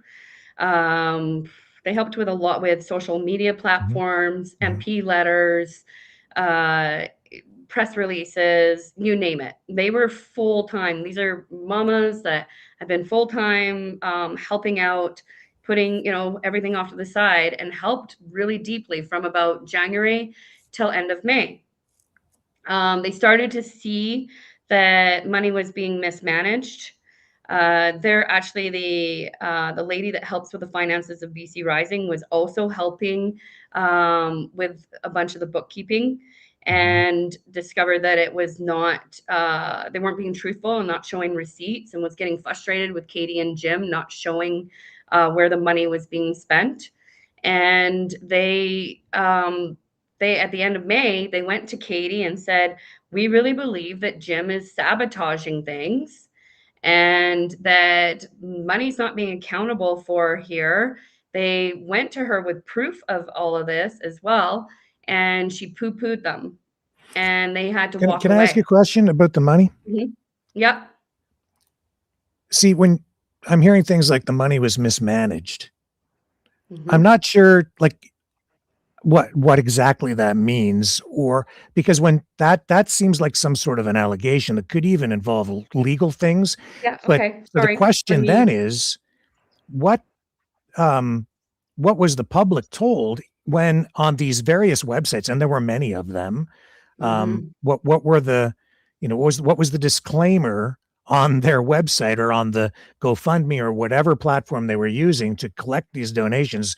Was the public told, for instance, through the BC Rising fundraiser, that the money would be used for specific purposes, or was this just a general fund, which often is the case where the money just is donated and the recipients can use it for any purpose they wish? BC Rising was administering this fundraiser, and when they turned the money over to the farm, did they say to them, "We only want this money used for this purpose or that purpose"? My guess is it was probably something of a free for all because it was emotion driven, and they were I get the impression that most of these fundraisers just involved having people donate money and having it go to the farm, and then it's just used in pretty much any way they see fit. And they're not really breaking any laws. In the end, people then maybe are asking questions and not happy with the way the money was managed. And now but they're kind of asking questions after the fact. So that's the question. So what can you tell me about that, if anything? Maybe you're not even aware. As far as I know, I don't they were not collecting the money. They just created a platform for Katie. And as far as I know, they Mhm. they were trying to help keep track of the funds and the As I recall, I expenses. saw that page, and as I believe it was actually set up by and through BC Rising, Correct, at the and their name beginning. was attached to it, and Yeah. there was a substantial amount of money, like tens of thousands when I saw it, that had been Mhm. donated through that particular platform. And there were Yeah. others. That was just one. We showed snapshots of the screen, like screenshots of that page on this program at various points, because that was the first one that I became aware of. But I don't remember seeing anything on, like, no disclaimer on there saying this money will only be used for food, or this money will only be used for bird seed or anything like that. So I think it Mhm. was like, is going to the farm, they get to use it for anything they want. Yeah, so just to correct that, they were Yeah, what they were saying is that they couldn't figure out where everything was going, where the money was going. There wasn't receipts being sure. shown to them because they were trying to help, right? They were genuinely just trying to help. And the money was not going to BC Rising. It was going to the farm. So They were BC just trying Rising to. didn't like have an intermediary account where they was, or I mean, it goes into the fund which they set up, but it was automatically being deposited into an account that the farm had. Yes. Okay, Yeah, correct. Um, as far as you know, because you yes. didn't actually administer this yourself. No, I did not. So, I do have permission to speak about this though. Okay. Because these ladies, like once they went, well, first of all, the lady that was helping them try and keep things going, like look at the expenses and just basically trying to what do you call it, bookkeep for them, right? Yep. And they weren't being accountable. They Accounting. weren't showing receipts. So she walked out, and the two ladies that helped with BC Rising that were helping with all of this, the website and everything, Mhm. uh, they walked out at the end of May. They were traumatized. They were disgusted. I tried so hard to get them to come and talk, but it's just So everybody's just traumatized from Right, it so all. what was it like, what did they want the money to be used for? And then ultimately, what was it used for? So why were they upset? Or was it just the way they were treated that had them upset? It was both. It was the fact that they were not being accountable where the money was going. They were there just saying, "Hey, we'll help you out, man, bookkeep this. That's it." Mhm. But money was just flying all over the place and they couldn't figure it out, and so she walked away, right? Okay. There's two different incidents here. So the person that was helping walked away because they weren't being accountable about where, like, no receipts. That's basically all it is. They weren't trying Mhm. to tell them how to spend their money. I Mhm. do know that on the GoFundMe, it did say for operational costs. When you put operational costs on a GoFundMe, that means that they can legally do whatever they want with the money, That's right. including spending money on feed, right? They Yeah. didn't have an income going on the farm. So, of course, they've Okay. got all this fundraising going on. They also said it was for lawyer fees as well, for legal fees. I think that they had a little bit of a list going on under the GoFundMe. So, Okay. So they just ultimately weren't happy and they kind of shut it down. Did they shut the fundraiser down or did they just leave it in place after they left or what happened? I know that there was an argument a bit about Jim wanting to take over the website. I don't remember all the full details on that anymore. It was Mhm. so long ago.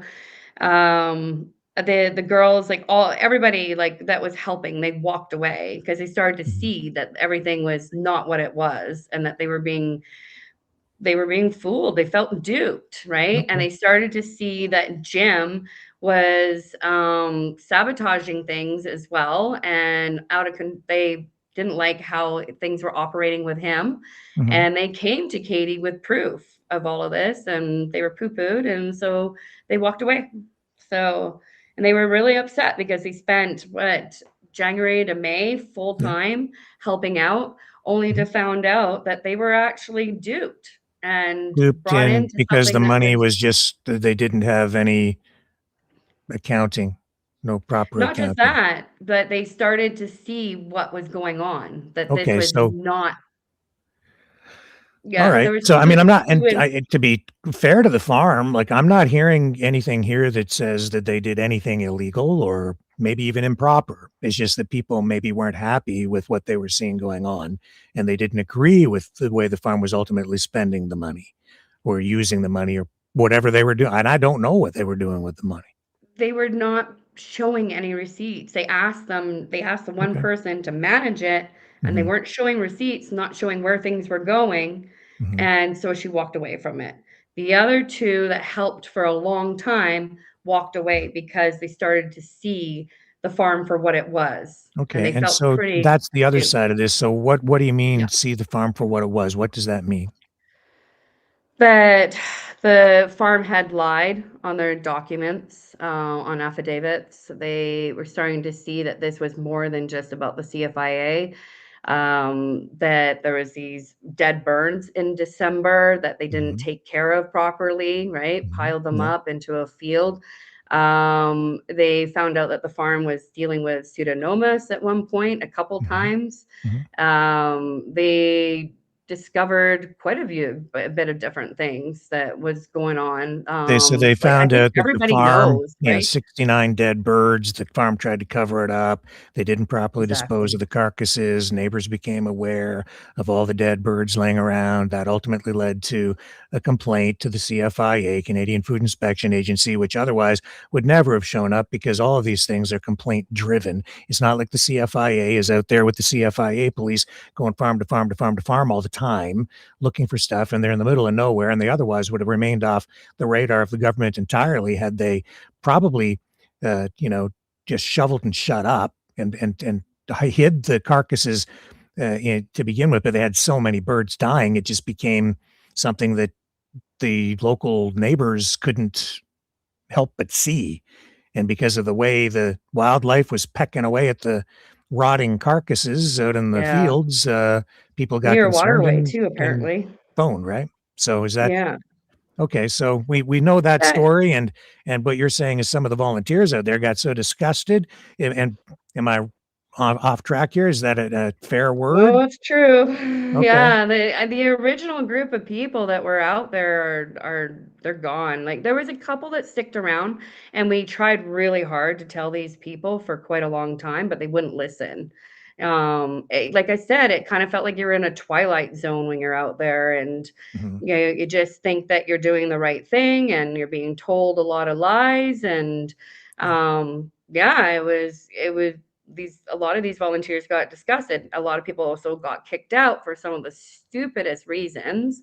And most of us think is that we were starting to question things and ask questions, right? Yeah. Basically. And we started to find out about the research. That was another thing we didn't know about at the beginning. You mean the COVID research? Yeah, which I Mhm. don't even know if they were really doing that. I don't see any proof about that. Well, there's proof of it, and there are court Yeah. documents, and they've talked to me about it, and Dr. Pellick testified. It happened. It was absolutely Mhm. happening, and people trying to assert otherwise, I don't know.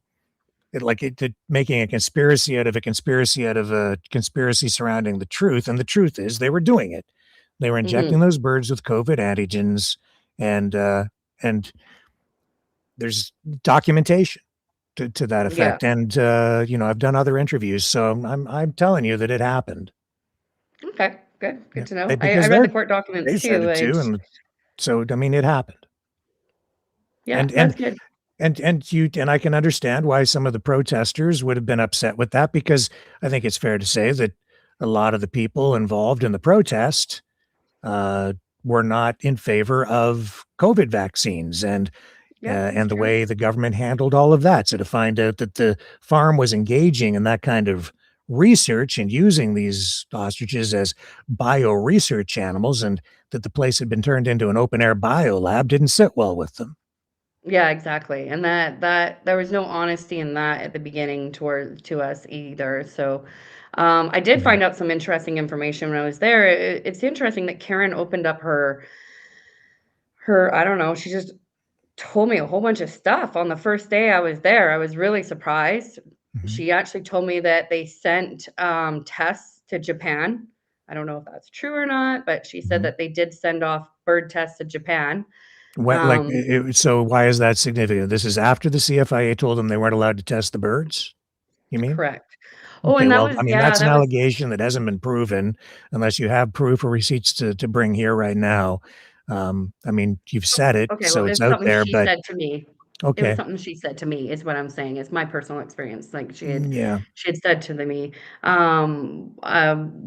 we were also told that they had tried, not everybody knew this, but quite a few okay. of us were told that they had tried to treat the birds. Karen told me this directly, and so did some the BC Rising people, that they were trying to heal the birds with chlorine dioxide apparently as well, which is something they didn't want public knowledge. Mhm, So that was interesting. So I don't know, but like I said, like what happened was is they discovered a lot of the BC Rising was starting to, and the volunteers, like volunteers, were starting to discover a lot of truth, and things were not sitting with us. On top of that, um, a lot of these influencers that showed up, mhm, um, including Jim, they have a pattern. They have a past pattern, This is a lot of, I learned a lot about this later on. Um, and they do not represent everybody that was there. These people that all these people were seeing online all of the time, acting like goofs, and just everything. Like they were not, sorry, my phone went off, so I was looking at it for a second. Someone sent me a Mm. message Yeah, regarding I've the got a show. whole bunch of So people I'm trying to messaging me ignore it. too. I'm I flipping it can't keep over. up. I can't keep up with it. So, it caught my eye. Sorry about that. Mm. So I'm trying to get back to what I was trying to say. I apologize. There's lots of stuff Yeah, and I going should on just here. I'd just like Mm. to kind of add that Jim Kerr was on this program, and and I called him out for lying about the COVID antigen injections because, and I understand why there was so much confusion out there. It's because he was saying that no, the birds are never injected with anything. Like I had a clip of him saying that here, and he Hmm. was saying it repeatedly. And then he came on for that I as remember part of that. that 7 hour interview. And I said, Jim, why are you lying about it? And the reason they were Yeah. lying was because they knew that it would alienate a lot of the people who would come out to support them, who wouldn't have been in favor of that at all. And because it wouldn't sit well with the public for them Yeah. to be hearing that these birds were actually used as, COVID guinea pigs, right? Yeah. Yeah, that's So, very true. There was a lot of truth coming out about that was being mhm, discovered, and about the yeah, injections. There was a lot of things that people just didn't know until way later, right? or Um, chose not to believe yeah, as they were maybe. I told. don't know. Oh, I can't absolutely, speak some of for, that too, right? yeah, maybe. 'Cause There definitely was a very wide range of different people there. mhm, And throughout the whole thing. yeah, When I was there was a lot of really genuine, good-hearted people. People were dropping off donations. mhm, There was people were coming by, dropping off cash and talking and saying, "Hey, this is great." Like there was a mhm. lot of love there. There was. Like I feel like Oh, I know, sometimes some things were, I've experienced it. I get it. yeah, like, Yeah, there's that yeah, side of it for sure, yeah, but there's definitely. also the lies, and Yeah. there's and that was a problem for a lot of the protesters, and, that's why a lot of people ultimately left, I guess is what you're saying. Yeah, definitely, but a lot of people were also kicked out, Mm, mm. randomly out of the blue, so, for And so really why was stupid that? reasons. Because this is because why? That some of the protesters just weren't treated well, or there were personality conflicts, or the farm wasn't appreciative of the efforts being made, or a variety of those things? What It's just was a it? bunch of stupid things, really, it was. They just found different excuses to get rid of people, and I think that it was because it was the people that were actually questioning things, right? Hmm, Asking, "What is this about the research? What is this about mm, the injections? What is this?" right, Why all of a sudden, there was a lot of different things that were sure. being questioned, Yep. regarding, and like I said, it Mhm. was a wide range of different people that were there, and Yeah.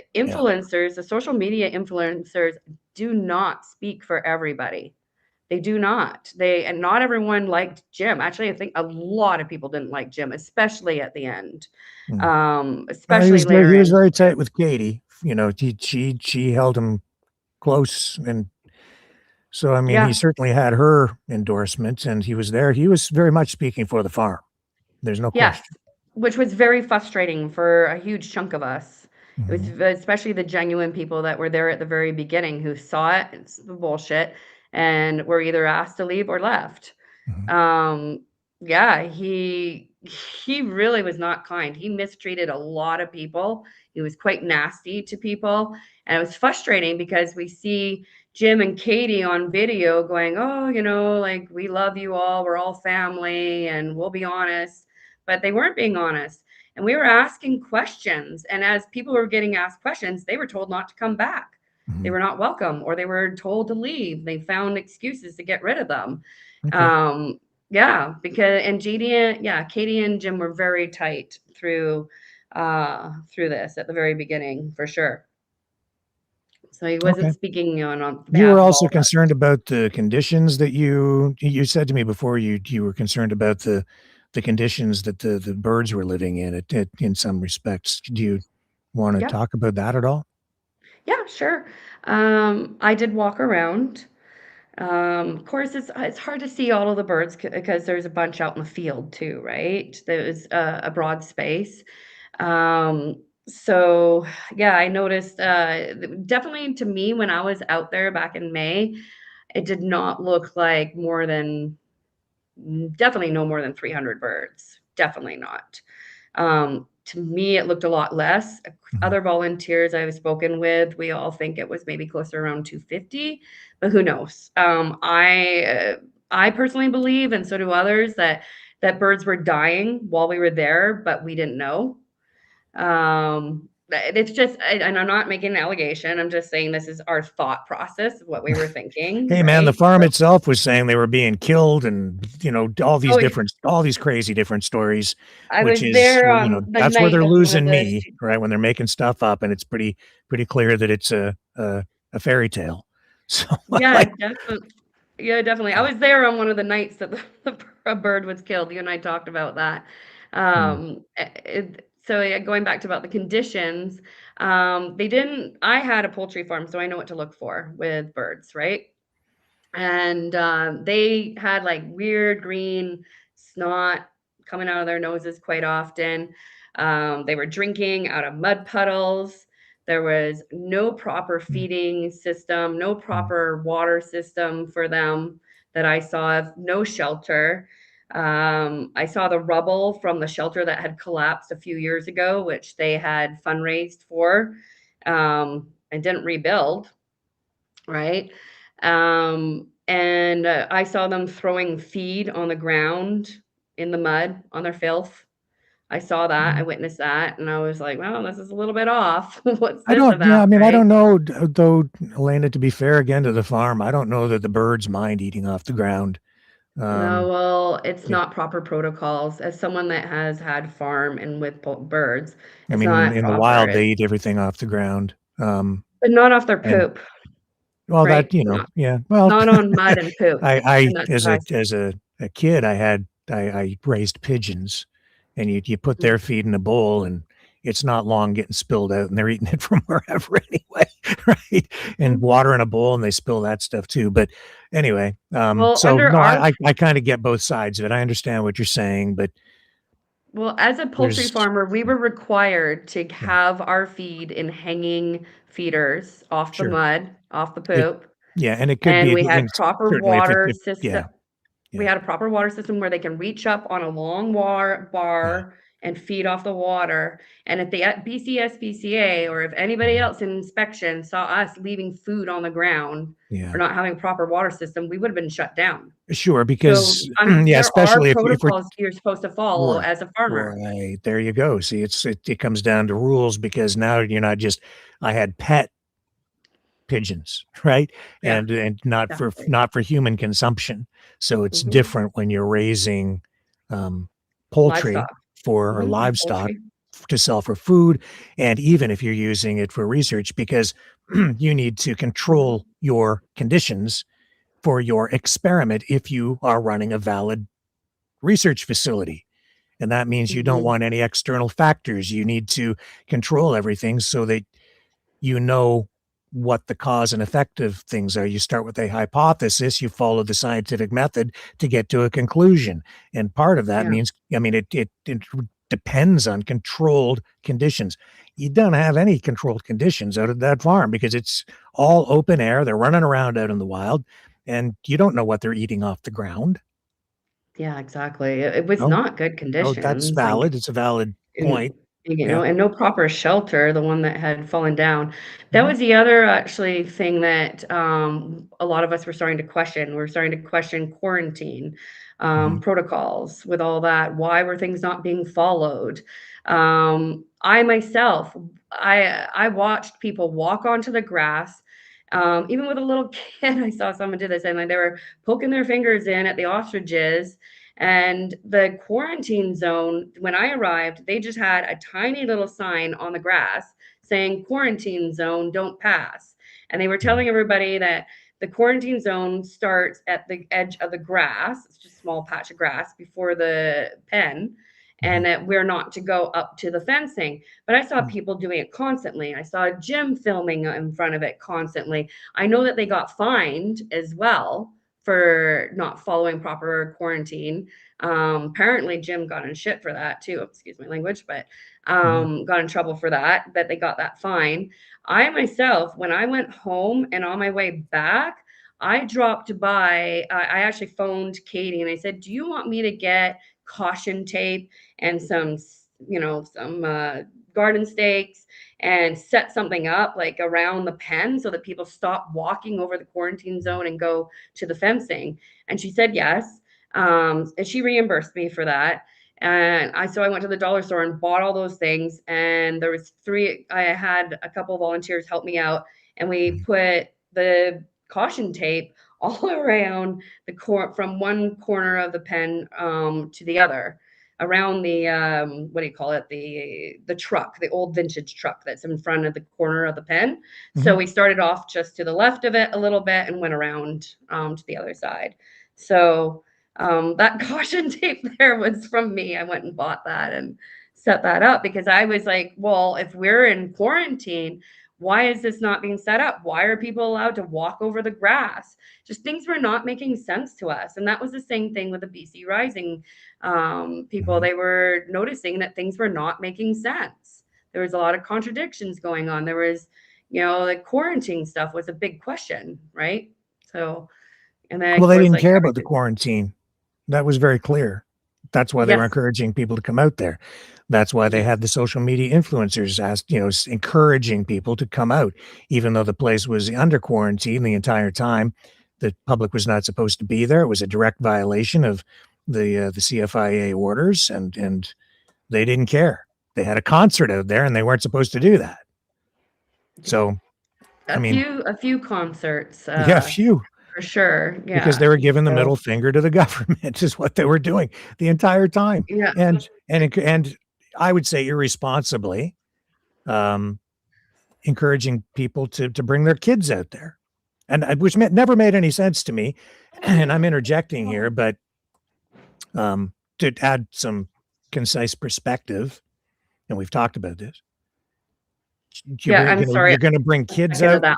You're going to bring kids out there, and that people did bring kids and pets to a farm where we're told that some of these birds are being shot in the dead of night by unknown sniper, maybe by an aerial drone in the darkness, and to a farm that's under quarantine, where you've got, you've had birds die.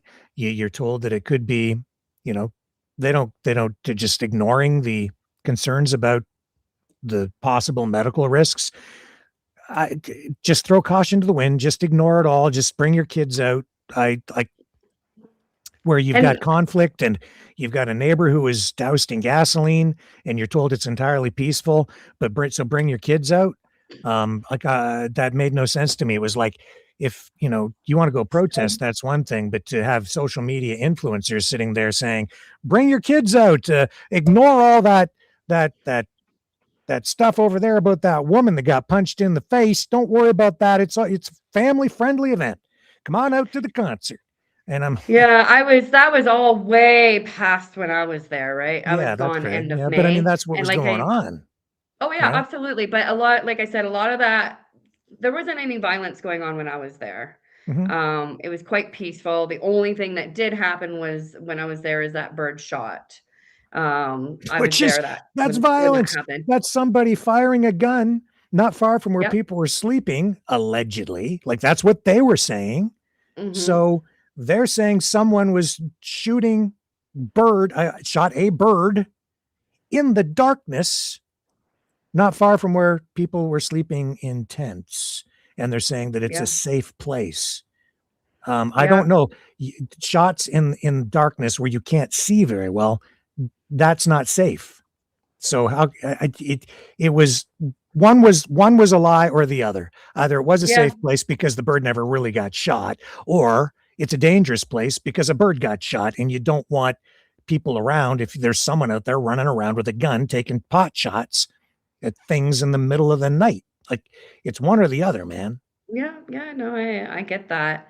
And I wasn't thinking very clearly at that time myself, and I actually got corner. I ended up on Rebel News asked me quickly about the whole thing that happened that night because I was Yeah. awake. I was up. I was at the fire with a bunch of people when Yeah. this supposedly happened, and we witnessed some things. And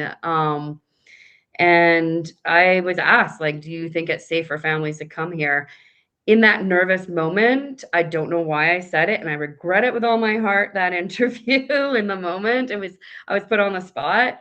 I said, "Oh, yeah, it's safe here." But after I did the interview, I actually asked her to pull it off, not air it, but it already had gone to the, what do you call it, to the producer. So, I'll put that out there that that interview is out there, and I Mhm. regret that with all my heart.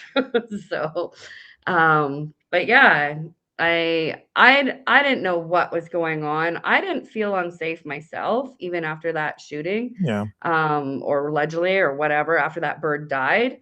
But yeah, it was definitely a concern afterwards for sure. Okay. So the clock is marching on here, and I don't mean to rush you, but um, I've got other people that want to come on tonight. So I guess if we can kind of zero in on a way to conclude, to kind of wrap this up and focus on whatever it is that you think are the most important points that you want to make tonight.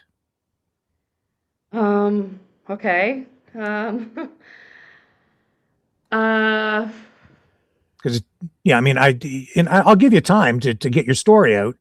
Um, yeah. yeah. Yeah, no, I understand. I did write a bunch of notes. I haven't had a chance to look at them while we've been talking. Mhm. One thing I did want to say is that um, it's not fair to put everybody that was out there into one category. There was quite a range of different people out Mhm. there. It changed after the group that was there in the spring and summer. Yeah. I do believe that a lot of people were manipulated and had their hearts tug on. Mhm. Donors were duped as well. Um, and I believe that happened with the donor as well that I had spoken with. I tried to actually warn him back in June, but because there was a split between us for a little bit, we didn't talk for a little while. Yeah. And I believe that he and many other donors really didn't have a clue for a long time what happened. Everybody was learning in different levels, right, at different times. Mhm. And like I said, like these influencers that were online, they have a pattern. This is not the first rodeo for them. They have done this before and sabotaged other Mhm. freedom movement cases. Mhm.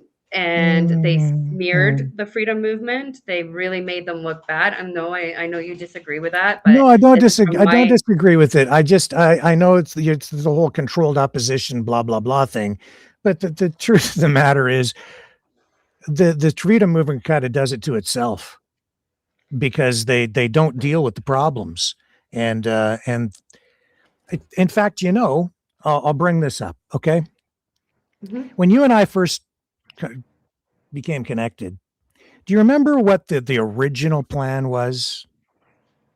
Who were we supposed to collaborate with to do a broadcast? You and me? Yeah, you and I. You were talking to another live streamer influencer. You don't remember? Yeah, I cannot remember Yeah, now. it was a No, long time no, ago. But the whole thing started this way. It was Kevin I J. don't. Johnson and his friend Stefano, I think it is. Do you remember Oh him? no, they invited me on their show, but I turned Right. it So down. but it was part of that, right? So I mean, they're involved, and they wanted you to remember that Well, those it was only guys. because someone actually the same thing that happened with you. Someone Uh, I never heard of them. I don't know. I've never seen their yeah. shows. So I I've mean, but never. this is one of many people who like you're talking about causing a problem for reputationally for the freedom movement. Do you, like I don't, you're not aware of him. I'm No, going to show you I don't. something. I, I'm going to find it here quickly. He Yeah. don't like me, okay? And I said I'll go on his program. Fine with me. whatever, if it helps people. Here, let me play this for you. Long time ago, he watch what watch this. This is what you're dealing with. Okay. And this controlled opposition. You go look at the history of Kevin J.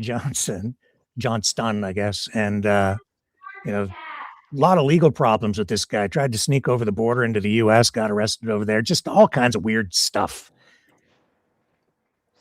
Walker, who used to work for the guy below is Rick Walker, who used to work for CTV. He says he's a journalist. I'm telling you that he's not. What he has done is accused me of being the organizer of the Ottawa truck convoy last year in 2021. He, of course, did not check his sources. I was locked up in a maximum security prison for not wearing a mask and encouraging all of you to not wear masks at the time this thing was on. Then I was on a further 2 months of house arrest in Edmonton, Alberta. So there is no way I could have organized anything. Not to mention, I had bail conditions stating that I couldn't touch the internet or a cell phone. How would I have organized this? The biggest problem with guys like this who have the CTV and CNN mentality is that they don't check their sources. They just make absolutely everything up. And for me to take credit for what all of you did would be wrong, and I won't do it. Oh, what a great guy. I'm sorry, I don't mean to catch you off guard. But yeah, I'm not defending him. I don't know him at all. No, I'm not asking. I don't know him. Not at all. I'm just saying, like, this guy, and it was like, and then somebody messaged me, and they're like, Kevin J. Johnston is attacking you online. This is like the crap that goes on within the freedom movement. It's everybody fighting, and I'm like, what the hell did I say? I'll show you. I should show you what that was really all about. And this, you don't have anything to do with this, but I'm just going to share it with you because it's just precious. Well, it's a good thing that I never accused him of starting. I never said he started the convoy. Never said that. Somebody in the chat actually, or in his comments there, indicated that no, Rick Walker never said that, because I didn't. Let me see if I can bring this up. I showed this chart. You interviewed the person that started the convoy. That's right. I never said that he started any. He's actually trying to. I don't know what, he's just like playing a game. Let me take a little break, okay? Because I'm going to find this thing for you and I'll share it with you. It just makes me laugh. Okay. I'll be right. I will be right back.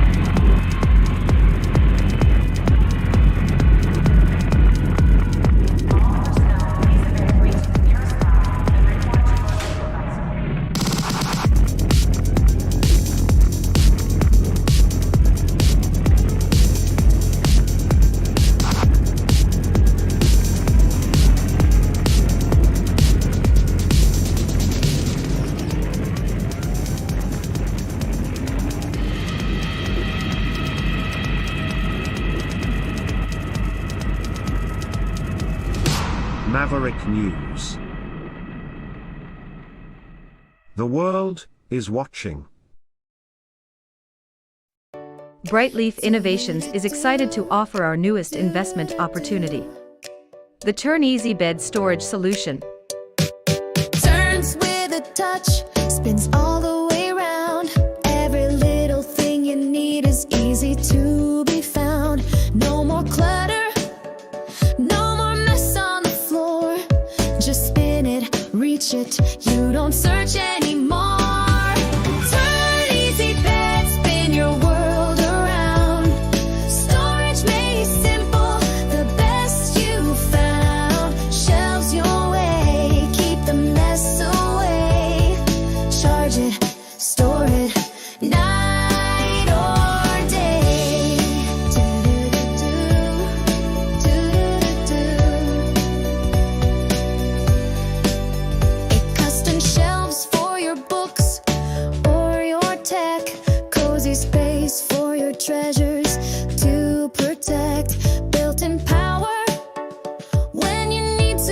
charge. Smart design that makes your bedroom feel large. Turn easy bed, spin your world around. Storage made simple, the best you found. Shelves your way, keep the mess away. Charge it, store it, night or day. Designed and developed by Brightleaf Innovations. Proudly Canadian and patent pending in North America. Turn Easy Bed transforms how you live. To learn more about this innovative new product idea, an exciting investment opportunity, call 519-784-0222 or visit brightleafinnovations.com. Okay, I'm going to share this with you. Okay. Sure. He got all bent out of shape because I showed this one night, long time ago, and there's a mystery surrounding this, and his name is on it. Many people's names are on it, and I have evidence to suggest, maybe even prove, that this chart was created before the Freedom Convoy ever happened. And yet every name of all the players is on this thing, this chart. It's weird.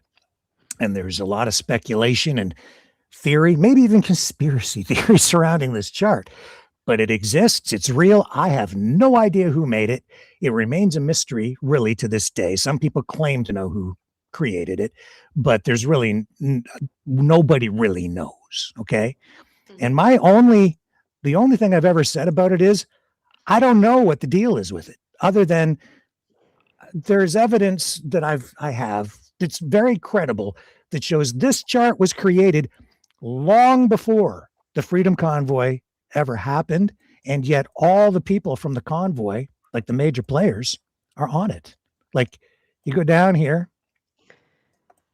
This is what I'm trying to talk about. Right. So you got Tamara Litch and Jason Lafaci. People have been on my program. Oh, this guy here, his head blew up. Chris Scott. I can't really see it very well. Yeah, I'll go in a little bit tighter. Chris Scott from the Whistle Stop Cafe, he lost his freaking mind.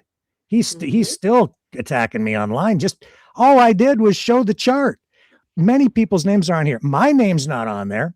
Okay, your name's not on there, but all these people are on there. And you just go, it's basically the who's who of what has become the freedom movement.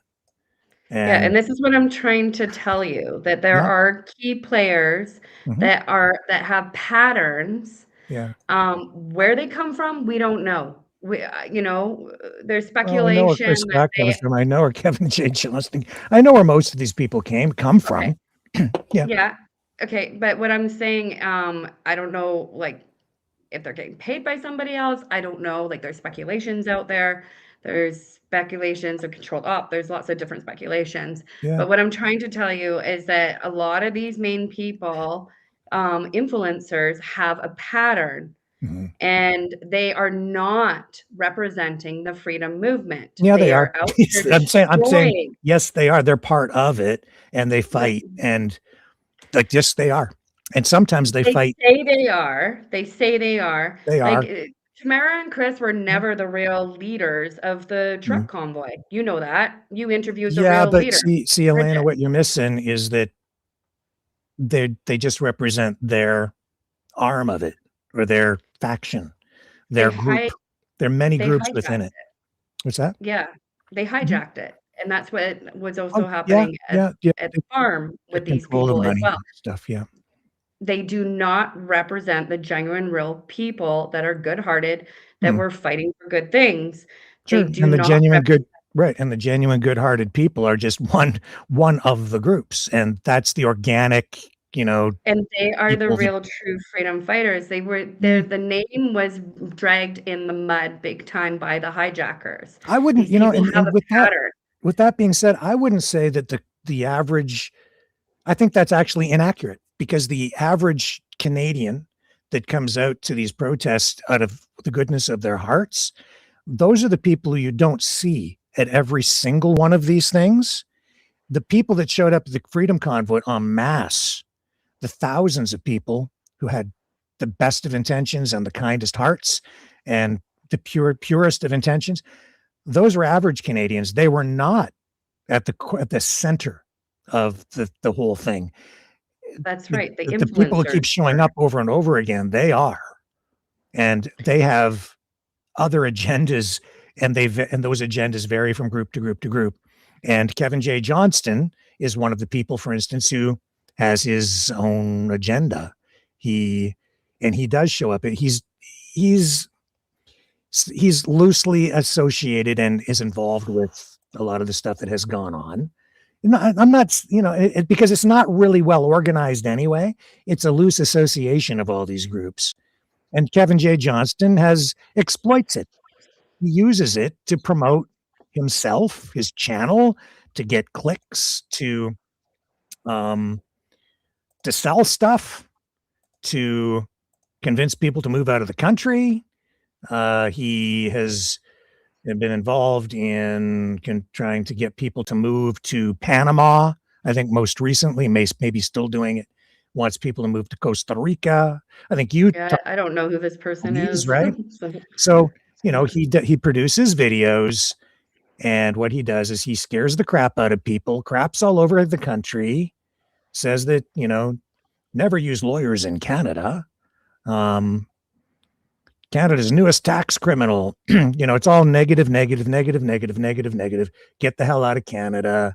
Canada's crumbling. Farmers will never pay income tax again. He tells you how to evade taxes or avoid them.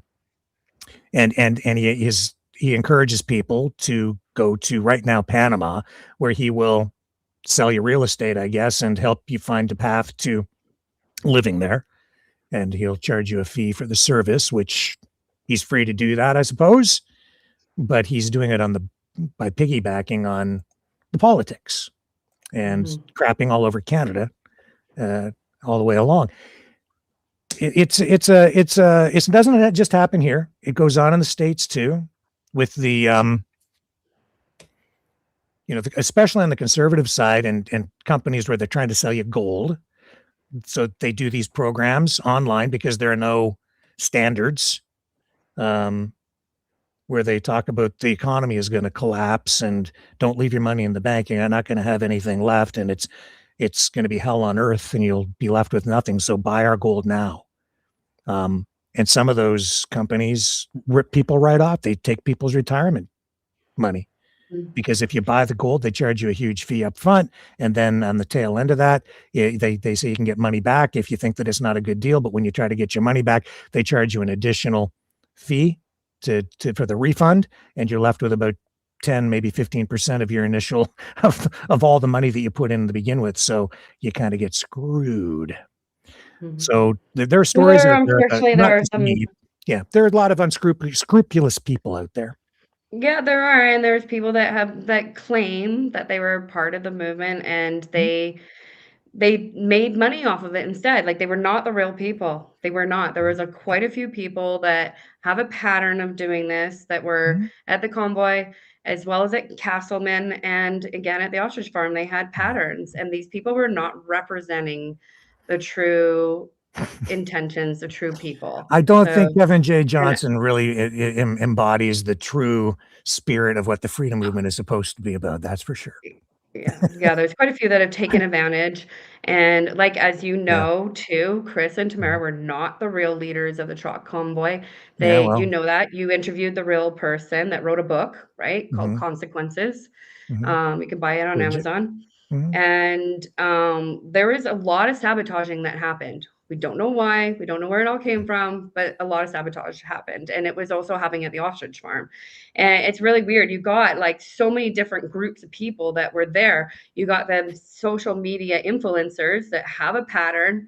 We didn't like them. They were not our representative or anybody's representative. I'm not saying I'm part of the freedom stuff anymore anyway. I don't label myself. I had been part of some things in the past, but they're not the true representatives, and they have a pattern, and we all have seen it. So And but anyway, we're here to talk about the ostrich I don't farm. know. I just But shared it with you. was, I didn't really think we were going to go there tonight, but yeah, it's um, okay. It's but good. I it think is it's fun. related to what we're talking It about, is and that's how actually. it started. You know, you and I coming together, and then that interview never happened. And I told you, I said, I don't really think those guys like me very much, but if they want to do it with me, I'll go on their program.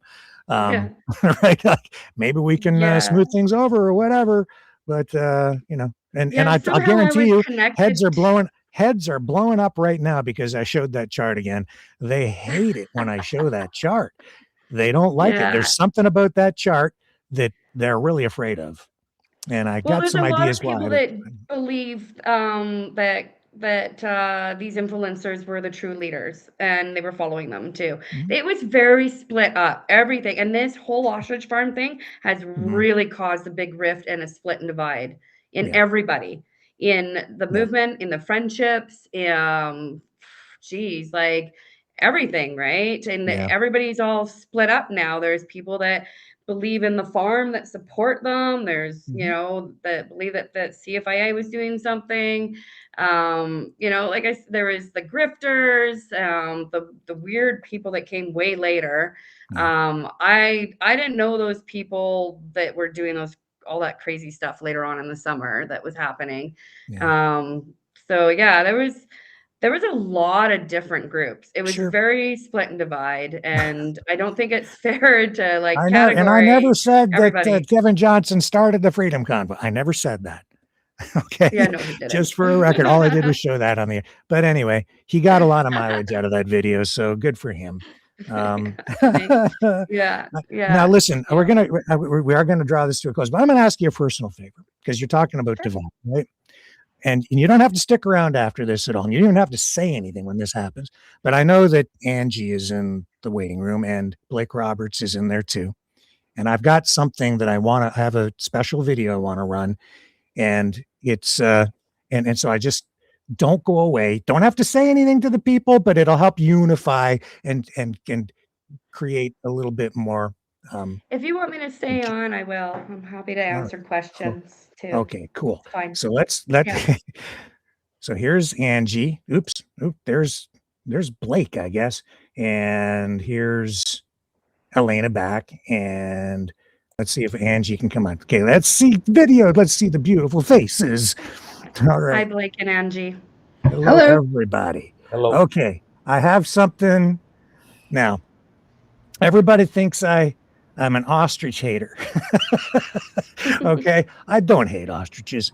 But I do have something tonight that I'd like to share with everybody before we continue with these other interviews. It's a little video that I put together, and this is to, I guess, it's a celebration of life for the ostriches, and in particular, spirit. First, a moment of silence.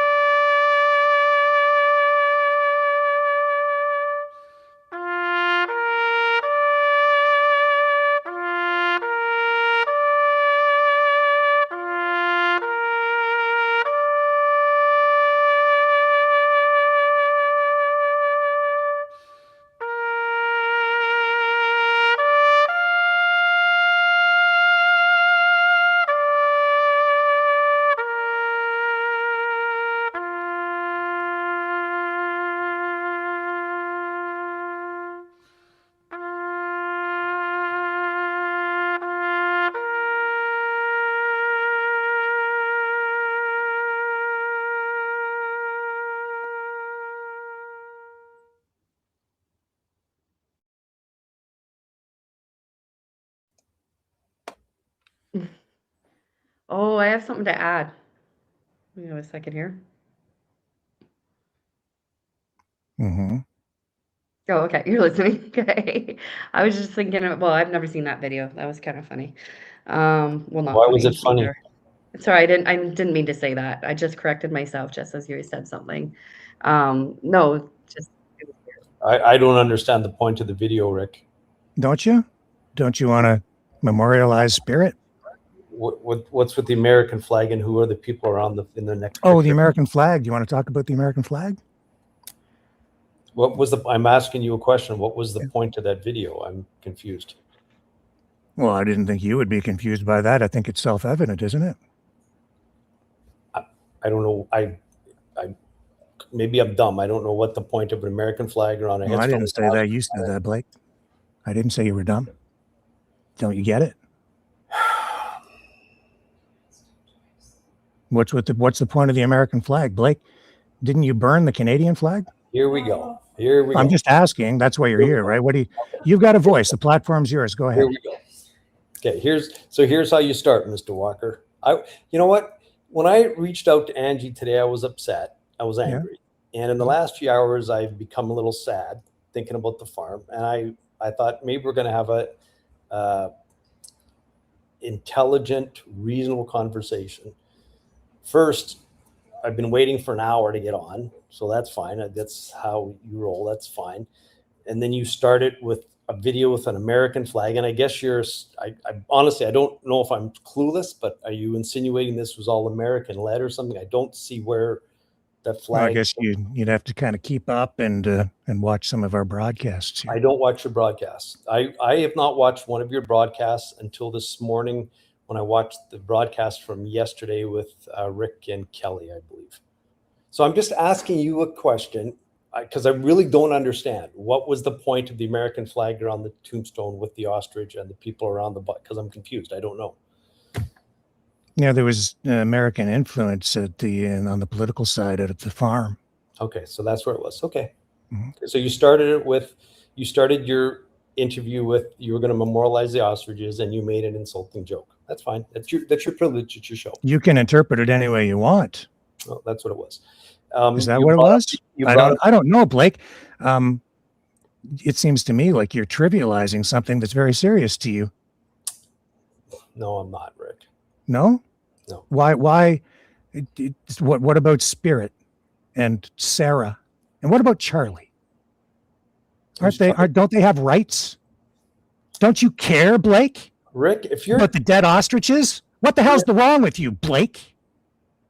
Don't you care about those ostriches? I gave you an opportunity to be respectful to those dead ostriches.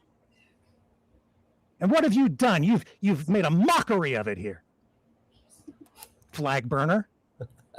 Okay, you want to talk about the flag, Rick?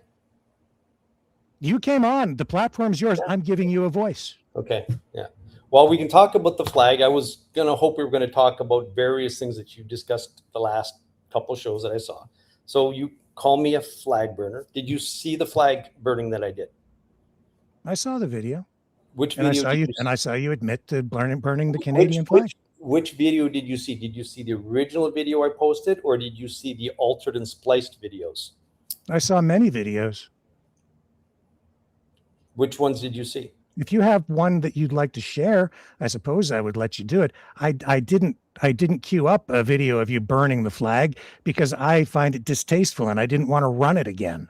Okay. Well, you started with the term "you flag burner." Okay. So now you're not a flag burner. You said you were. Katie said nobody burned a flag, but it was you.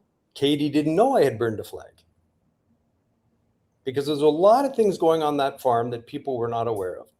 So you discredit. So you really, like Elena had just said, you engaged in actions that really kind of smeared the freedom movement and the farm. All the freedom movement, Rick. You can keep trying to bait me here. Can I explain the flag? I'm not trying to bait you. Go ahead, man.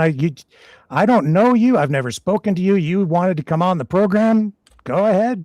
Okay. What you got to say? We'll talk about the flag. The flag that. It's funny, you know what? In my business, it's actually been sent to my boss more than once. Emailed to my boss saying, "Here's what Blake Roberts did," and it's edited versions of people chanting, "Down with Canada, down with Canada." So people took the video that I posted the night the RCMP arrived, where I walked onto the road where we were waiting for the RCMP to arrive around 4:00 in the morning. Right. I came across 4 ladies crying because everybody was traumatized about what was going on that night. I had a and I've told this story a million times. I don't know why I'm having to say it again, but when somebody says flag burner, when you're a journalist, and I think you would have already been aware of the situation, but I had a flag in my pocket. I don't know why I had it. I think I intended to put it on a corpse of an ostrich. I think that was my plan. I had bought it 2 days earlier at Canadian Tire. Forgot it was there. I walk out onto the road at 301 Langell, quite emotional. I come across 4 people crying, saying what's happening to our country. I took the flag out in tears, as you can hear on the original video, saying this isn't my Canada anymore. That's what I did. So now if you have a problem with that, Rick, I respect that. I totally respect that. I mean this, because I have had people reach out to me and say, this is not what my grandfather fought for. I don't believe you should do this. And you know what? I can't argue. If somebody wants to condemn me for that, I totally appreciate it. But it's when people clip the video and twist it. That's what I have an issue with. What did I twist? Nothing. I don't know. If you could see, do you have a problem with what I just said? Am I a horrible person for what I just explained? I don't think it's respectful to do what you did. And that's fair. I can respect that, Rick. And I mean that. I totally respect it. Okay. So now I want to talk about some of the things that you talked about with Rick and Kelly. I think it was on the show yesterday. Who are Angie? Did Rick we have? and Kelly? I'm not sure that. Oh, no, it wasn't Rick. What was his name? And you know audio there, Angie. Roger and Kelly. Roger and Kelly. Okay. So here's my story at the farm, and mine is very much like Alina's. I first visited the farm in April or May. Alina, I didn't know you were the one that went out and got the yellow tape. I thought that was CFIA stuff, so that we all learned something today. Okay. I'll answer I want to respond to some of the things that you said today. Okay. First off, I totally respect Rick and Kelly. Roger and Kelly, rather, for being unhappy with things that went on. And when I say things that went on, the people in the town of Edgewood and the people at the farm, I totally respect that. But I'll say this, you know who else was deep down would rather people not be at the farm? Dave, Katie, Karen, Eric, all of them. Because the people at the farm were only there because of this horrible situation that happened. Horrible situation. Okay. Which never would have happened had they followed rules to begin with. And you know what? Rick, that might be true. Maybe when the outbreak first happened, they didn't handle things correctly. Even before the outbreak happened, they didn't handle things correctly. Maybe not. You're hearing a lot of things secondhand. You've never been to the farm. No, I'm dealing with evidence, facts, court documents. That's fair. Okay. So let's say they didn't even handle things before. Okay. Alina just mentioned herself how the CFIA sometimes works. Okay. Farmers, there is a mantra out there now, because I talked to several farmers. I took the time to reach out and call farmers. Shoot, shovel, shut up is a thing because of how farmers feel attacked by the CFIA. They don't feel that they can reach out to the CFIA and get treated fairly. Can I read you a letter I got from a farmer on October? I've got my Facebook open. October 30th. Can I read this? I don't know. Do you have his name? Well, I can't include his name. Then I don't want you to read it because I don't know who it's coming from. So you're calling me a liar? No, I'm just saying that Angie has also had some people come forward with letters and who remain anonymous. Well, but I know who they are, so I know that they're real people, so I can verify that this is coming from a real person. But to just have somebody start reading anonymous things, I don't know anything about where it's coming from, so I'm just trying to be thorough. I can tell you that I've talked to farmers. I took the time to reach out to farmers. I personally spoke to 11 in Alberta and BC because I wanted to find out, hey, I'm just a guy in BC. Am I overstepping farmers' opinions? I left over 20 voicemails or emails. I talked to 11 who said, yeah, CFIA is an issue. Okay. But they don't want to say much because they don't want to get targeted by the CFIA. So back to the farm. Did they handle everything completely properly? Probably not. But I have talked to 3 virologists myself who will insist that these birds were healthy. Now, So? What do you mean? So what? Okay. Even if they were, Blake, Even if they were you're what? missing the point that I think 99% of the people are missing is that there's still a reason why the CFIA had to do what they did. What was that reason, Rick? Legal reasons, not even scientific. No, Rick, that's Yep. not true. Yes, Rick, it is. we have trade agreements with the World Organization. No, you don't get it. and other You don't countries. understand. Okay, explain. The protest backed the government into a corner. The protest delayed everything. The protest became a form of lawfare. The protest, because of the ongoing appeals, stretched over a long period of time because the wheels of justice turn slowly, especially when property rights are respected, when people's due process is respected. And it dragged on and it dragged on. And when the farm lost because they couldn't make good arguments in court and couldn't prove their case and they kept losing, they kept appealing. So it dragged on for like a year. Well, they use the justice system. They use the justice system within their rights to appeal. They are allowed to do that. Yes, they are. And they can do that. When you said their evidence failed, a lot of their evidence wasn't allowed to be presented. The courts would not consider evidence from Dr. Pellick, for example, would not consider. No, that's not true. Dr. Pellick testified in court. And yes, it depends on the kind of evidence that you're trying to present. And the process was followed properly. Why don't you do this? Why don't you have Dr. Pellick on and discuss this with him? I had Dr. Pellick on as part of a 7-hour interview, and he was the major part of that. So I'm well aware of what Dr. Pellick had to say because we had a marathon broadcast with him. When? How long ago? Oh my goodness! Well, you can find it online. That would have been midsummer. It was right around the time, Elena, you and I were first talking, so it would have been around June. And you discount, I did not know you talked, and you discount everything Dr. Pellick says. I know he lied about some things. You say he lied. What did he lie about? Well, he lied that, anybody can set up an open air biolab in their backyard. He lied when he told me, or at least he was mistaken, when he told me that I would be able to go down to any pharmacy and buy the COVID antigen that they were injecting into the birds. And then I said, well, the next day I'm going to set up my own biolab in the backyard. And I started calling around, and I even called labs to see if I could purchase the COVID antigen that had been, or something of something similar even, to inject into animals that I was going to purchase, chickens or anything in my backyard to inject the way they did out of the farm. And I said, I don't know about that, Dr. Pellick. I think you might need permits to do these kinds of things. And it didn't matter where I called, didn't matter. Even when I called the labs that they had been working with, no one would sell it to me. Because there are regulations and there are rules, the rules that were never followed out of that farm. None of the rules regarding, proper protocols for conducting COVID research. None of those rules were ever followed. They didn't care. And when you're conducting experiments, you don't know what is going to happen. That's why you have to be careful.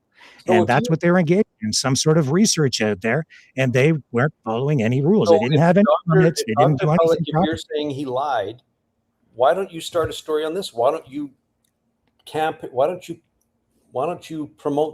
promote stories on this? Why don't you go after Dr. Pellick? That's pretty groundbreaking stuff.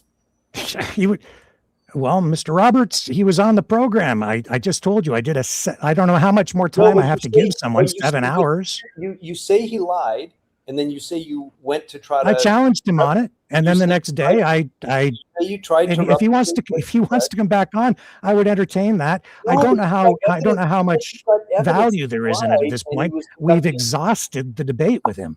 You say he lied, and you said he was essentially conducting illegal. No, the farm was conducting illegal research. I never said that he did. Well, you said he lied and he was And involved in it. I'm just, and Why don't whether you it's tell- illegal depends on whether you're charged, I suppose, but they Here's a didn't have story for permits you. and they never followed, the protocols that Health Canada or even the CFIA lays down for these kinds of facilities. And people are like, well, we have to save the ostriches because they have so much value for research. But when I talk to other scientists, experts, they're saying that the birds probably had zero value for research because of the way they had been handled out at the farm. What experts? Well, just as an example, I did the interview with the executive from Breathe Medical that they were in consult, that they were talking with, and then that company explored the science that the farm said that they were involved with because they wanted to sell the technology to Breathe Medical to produce the masks to embed the ostrich antibodies into them. And at the end of the day, the letter of intent to purchase was never honored because they couldn't prove the science.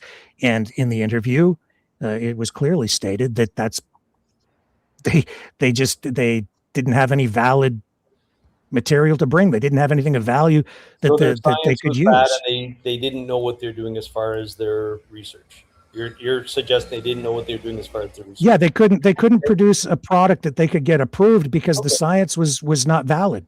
Okay, so they're very, because as the word came up the other night, sticklers.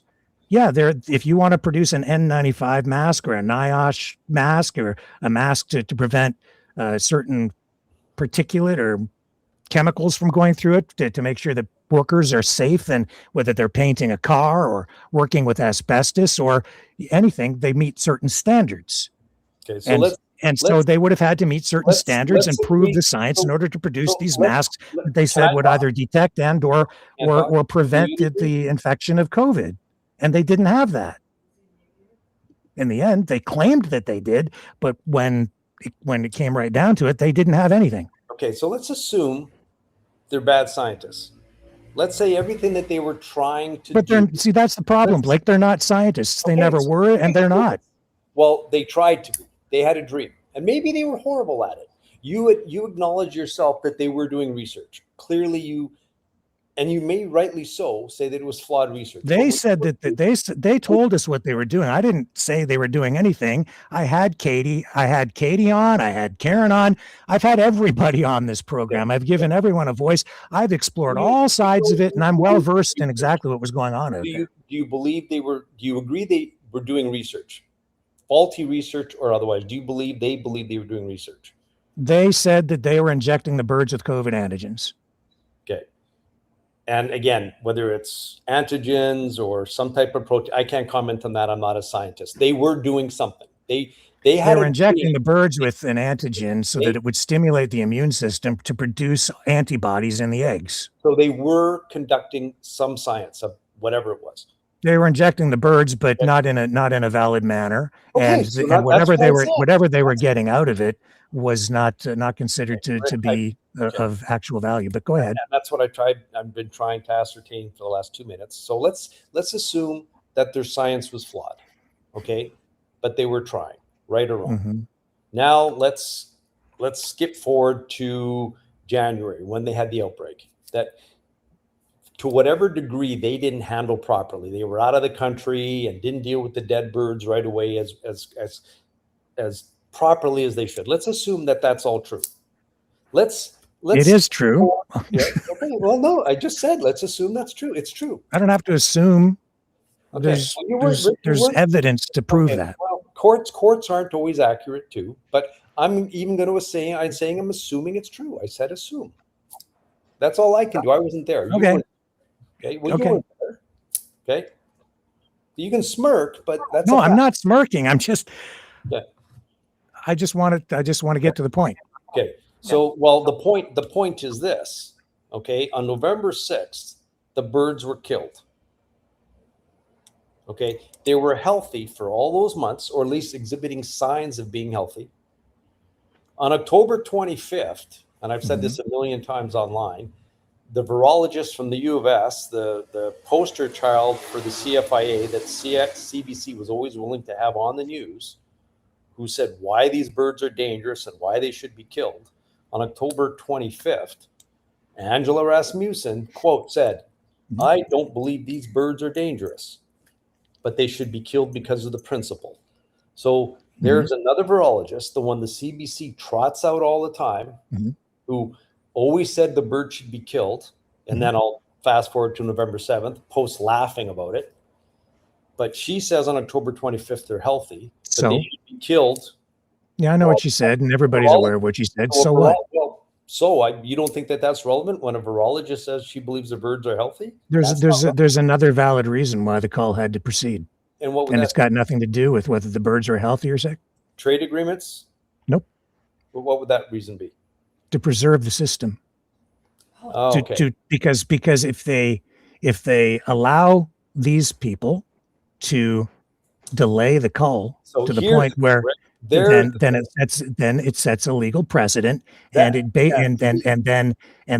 the CFIA no longer has the ability to carry out its duty to call the animals in a timely fashion. This is the thing, Rick. That was the whole point of this fight. When this farm had whatever outbreak they did or did not have, they carried the mantle to fight. Now, was 90% of this fight for themselves? I would expect it was, because they're trying to save their farm, save their animals. But they were also carrying the mantle for every other farmer out there, because nobody is going to fight for this. They're not going to fight to save their animals after the fact. They're going to fight for the animals now to save them. Did they do everything right? Probably, absolutely not. And the other thing, Blake, is that, again, you're pointing your finger at the CFIA and saying that what they did was wrong because the birds were healthy, which you do not know. Well, sir, I am listening. I am going by the virologist, the CBC. And even her statement, she does not know. And regardless, even if they let me. I'm gonna finish what I'm saying, and then you can speak. We do not know the birds. You cannot let these people use the legal system to undermine the entire system, because it would have set a legal precedent, which would have prevented the CFIA in the future. Because then any farmer, if they don't want to comply, all they do is go to court and just drag things out to the point where they get to this situation where they're like, well, my birds look like they're okay, so we don't have to do it anymore. Because of what the farm did, Blake, and I will finish, because of what the farm did, the birds, if they were healthy, then they died for nothing at the end. And the damage that would have been done had been done by the time that they were called. So in that regard, the birds would have been, I guess there would have been a more noble death if they had been called when they were supposed to have been called, because that would have prevented further spread of the infection. It would have meant that the farm would have been prevented from externalizing their risk and making other people absorb that. Here's the thing. This is where you move from an investigative journalist that you claim to be to a podcaster who is no better than anybody else, including me, giving our opinion. No, that's a very accurate assessment that's a very accurate legal assessment of the situation, and that's the reality of it. This farm was exercising their right to try to prove their case. No, I'm not disputing that. Let me ask Blake a question. Blake, have you read the court documents? No, I have not. So this is the issue. You have to go back and you have to read the court documents. You do, because you're speaking about this, and the court documents clearly show they weren't doing this for every other farm. They didn't even do it correctly for their own. If you know anything about legal jargon, like, just have a look. They didn't. When I say they were doing this for every other farm, if you listen back to what I said a few minutes earlier, I said, was 90% of this fight for themselves? And the term I was trying to come up with was self-serving. Absolutely. But essentially, they're carrying the mantle for every other farm as well. But the court documents didn't show that. Their court documents do not show that they are doing this for every other farm. The court documents are dealing with their situation. Of course, their court documents aren't going to talk about other farms. When I say they were carrying the mantle for the farm, I'm talking big picture. And How I do can we tell you change this, precedent, though? How do we change legal precedent or policies and procedures? we How do we don't do that? know. And that's the thing. This No, farm we did do know. You do it through court and you do it through policies and procedures. And yes, their but by information this is not point, correct. by that point, their birds would have been dead. This farm was fighting for their lives. And evidently, yes, they did a lot of things wrong. Like Alina says, they had people visiting the farm. They were trying to put a face to it. Right or wrong, that's what the route they took as Canadians. They turned it into an anti-government political oh, Rick, protest. That's exactly what it was. Rick, you know what? Oh, Blake. Oh, here's where I'm gonna some of the stuff you said, because earlier when you're talking to, and I apologize, the two farmers who were the Edgewood residents, really good people. And here's the thing, I want to speak to the people in Edgewood. Mm-hmm. Okay. Sorry, and I said their names wrong. It's Frank and Kelly. It's not Roger. So pardon me. I need to correct that. Frank As somebody that visited that farm and that city several times, okay, I don't want to for a second discount what anybody, and Angie and I talked about this today, and we kind of had it out, but kind of agreed on some things. I want to be clear, okay? To the people of Edgewood, I sympathize. I can't empathize because I don't come from a small town, but I get it why you'd be unhappy, pissed off, maybe scared because of the amount of people coming and going into your town, okay? I'm from Kelowna. I'm used to more people, okay? But I can tell you this, as somebody that came and went from that farm, some of the things I heard today about violence on the farm. So Rick, okay, you talk about violence on the farm. The first day, yes, that idiot Tim, what he is alleged to have done, and I was standing there when it all I didn't see it. We're all going, what the hell happened? Okay, apparently some lady got attacked. Okay, your assertion or the conversation this morning that anybody that day on September 22nd was laughing about it or not taking it seriously. I was on that road and I know how serious everybody was taking. Everybody was in trouble. What do you mean a lady was attacked? Like everybody. Did I say that somebody was laughing? You maybe didn't, but the neighbors, the guests that were on the one road, person went to help her, Blake. Not one person. We were at that. No, you know why? Has anyone ever asked what did they tell you about Lois? Let me ask you that. Has anyone ever shared what the farm feels towards Lois to you? Oh, there's huge conflict between them. But I can tell you this. I heard Katie more than once tell people on that farm, leave Lois alone, more than once. I didn't know who Lois was other than she was in that house over there. Okay? Katie was very careful not to say anything derogatory, but she said, leave her alone. We've got conflict. That was it. But that day on September 22nd, I can tell you, there was nothing but concern and shock for the lady. I can tell you that. Yes, did one effing idiot do something incredibly stupid? Obviously. He tried to kill her, in my opinion. He did. He doused fuel all over her and he punched her in the head. I know that. I know that. Let's take a breath. Let's just take a breath. But you have to understand how this affects a small community. Okay. You have to understand the median age there is 65 years. It's a small, tight-knit community. And I've been saying there's 335. There's 235. I've been giving them an extra 100. So my conversation you had this morning is saying they have to suck it up because it's a small town and they don't like. I never said they have to suck it up. Don't put words in my mouth, Angie. No, you were leading to that. No, I wasn't. We didn't agree on that at all. No, Angie, do not say they have to suck it up because that's not even close to what I said. You said they had to. I don't understand why they would be. It was a small town and they had to basically deal with it. That's not what I said. Do not put words in my mouth. Okay? I said I don't understand why they would feel afraid or anything else based upon what I saw. Okay. Now here's what I saw as somebody that spent probably 15 nights overall at the farm and then a few other day trips. Okay. That farm has changed me. The people I met there changed me. And Rick, you've said something very insulting more than once. You've talked about homeless people or grifters at the farm. Like you've been insulting. Your terminology has been no. There have been some homeless people at many of these. Turn your nose up like homeless people. Okay. No, okay? I don't turn my nose up at homeless people Rick, at all. Yes, but it's a fact. Yes, you do. You No, don't say these are homeless people. You say these are homeless people. You don't know. You know very little about me. I know your tone. Okay, so here's the thing. I thought you didn't watch the program. I said I watched it today. Okay, So I saw the interview with the So two do you farmers. know what I've done with homeless people? Are you aware of anything I've ever done with said, homeless I people? know how you talked about them in the tone of your voice. If I'm wrong, No, you're very wrong. You let do me not ask- know let me anything ask about you a me and my question. history with homeless people. With regards to the homeless people you say there are, you say there's homeless people at that farm, would it be fair to say your tone was a little negative? Not in that respect.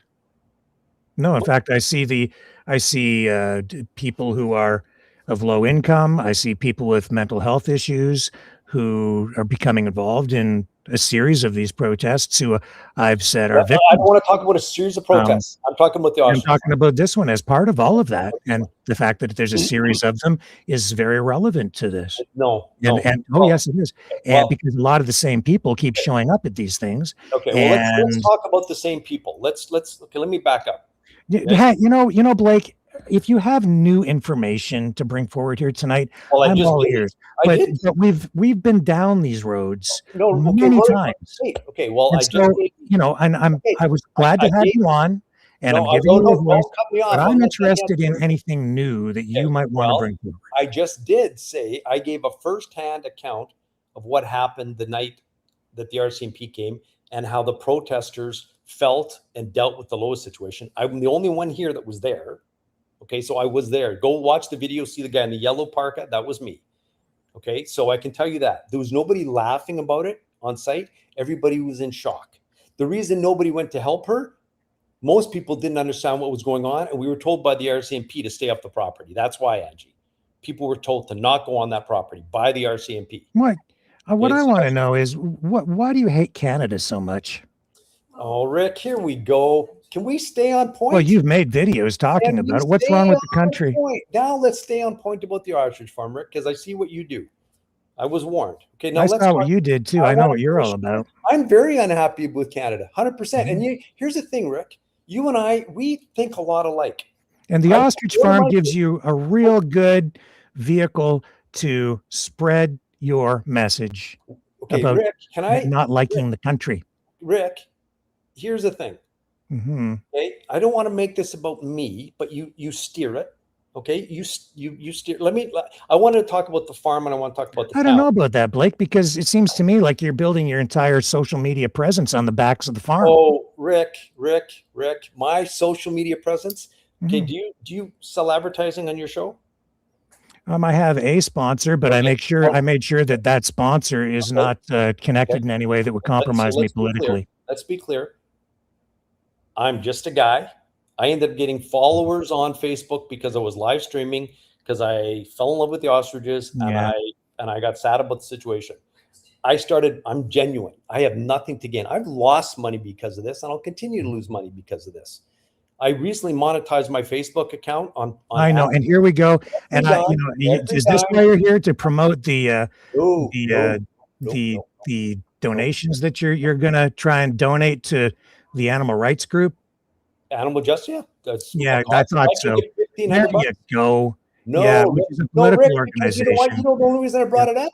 Because you threw it back at me and you said, why do you hate Canada so much when I'm talking about the ostriches? The only reason. So since you brought it up to me. You never answered the question. Why do you hate the country so much? Why do I hate Canada? Okay, let me finish.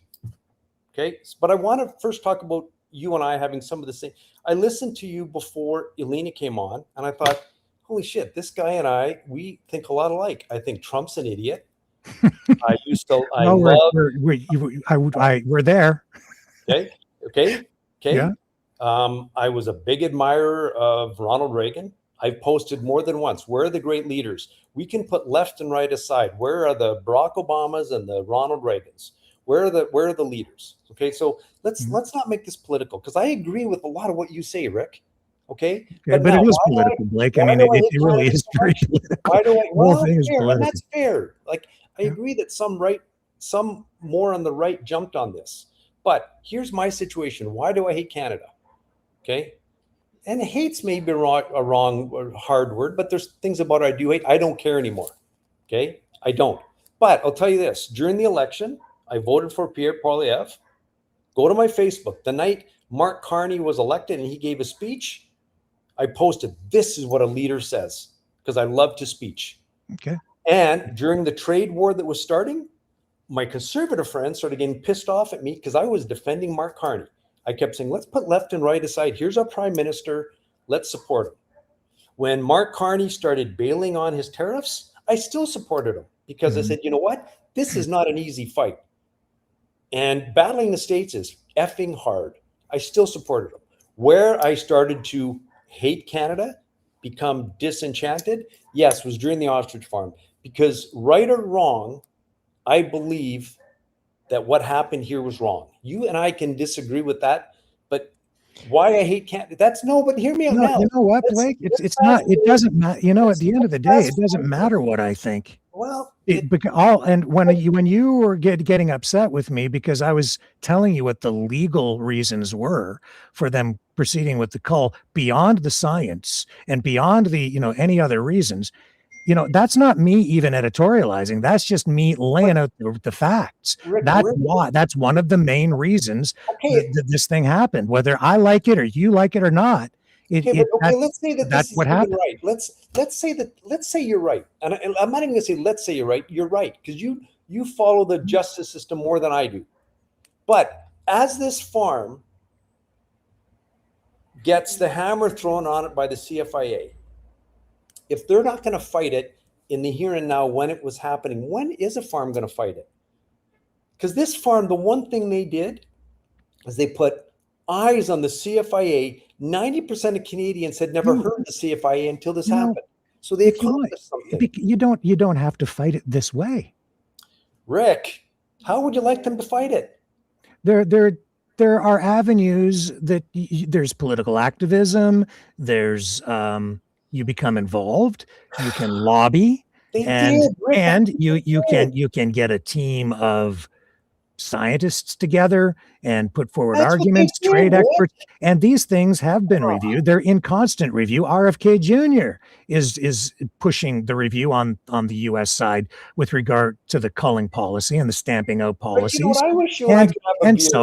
And so, of course, there are ways to affect change without turning it into a circus that upends an entire community and does damage to an entire country. Okay, so now God, Rick, you know what? There's times I want to punch you in the face, and I'm being facetious, and there's times like what you're fighting for, we're the same. No, but I want to punch you in the face, but I'm just joking about facetious. Well, okay, but Rick, when is somebody? I don't want to punch you in the face. What if you do? I don't blame you. Half the country does because they burned the flag. I don't want to punch you in the face. If somebody's going to fight for something, if I asked 50 of my friends before the Ostrich farm what the CFIA was, they wouldn't have a clue. So they put eyes on the I've had a lot of experience with the CFIA, and you have, but most of us haven't. But can I stop now? And it goes beyond the ostrich farm. I totally get that people don't like the power of the CFIA, and they are very powerful. Okay, Rick, so we're going to go in circles because we disagree with how they dealt with things, and that's fair. So I want to finish talking to the residents of Edgewood. Everything that happened out there, Blake, was completely irresponsible. You know what? Okay. On every level. And again, we're gonna I just said we're gonna Zanji and I did agree to disagree. But let's if people want to have a conversation about whether the stamping out policy is working, not working, should it be changed? Those conversations are constantly taking place, and people can become involved in those. And if you want to lobby for a change, then there are a lot of ways to do that in a constructive way. Rick, and you can get the change that you want. You can get politicians to bring leverage to bear on these issues.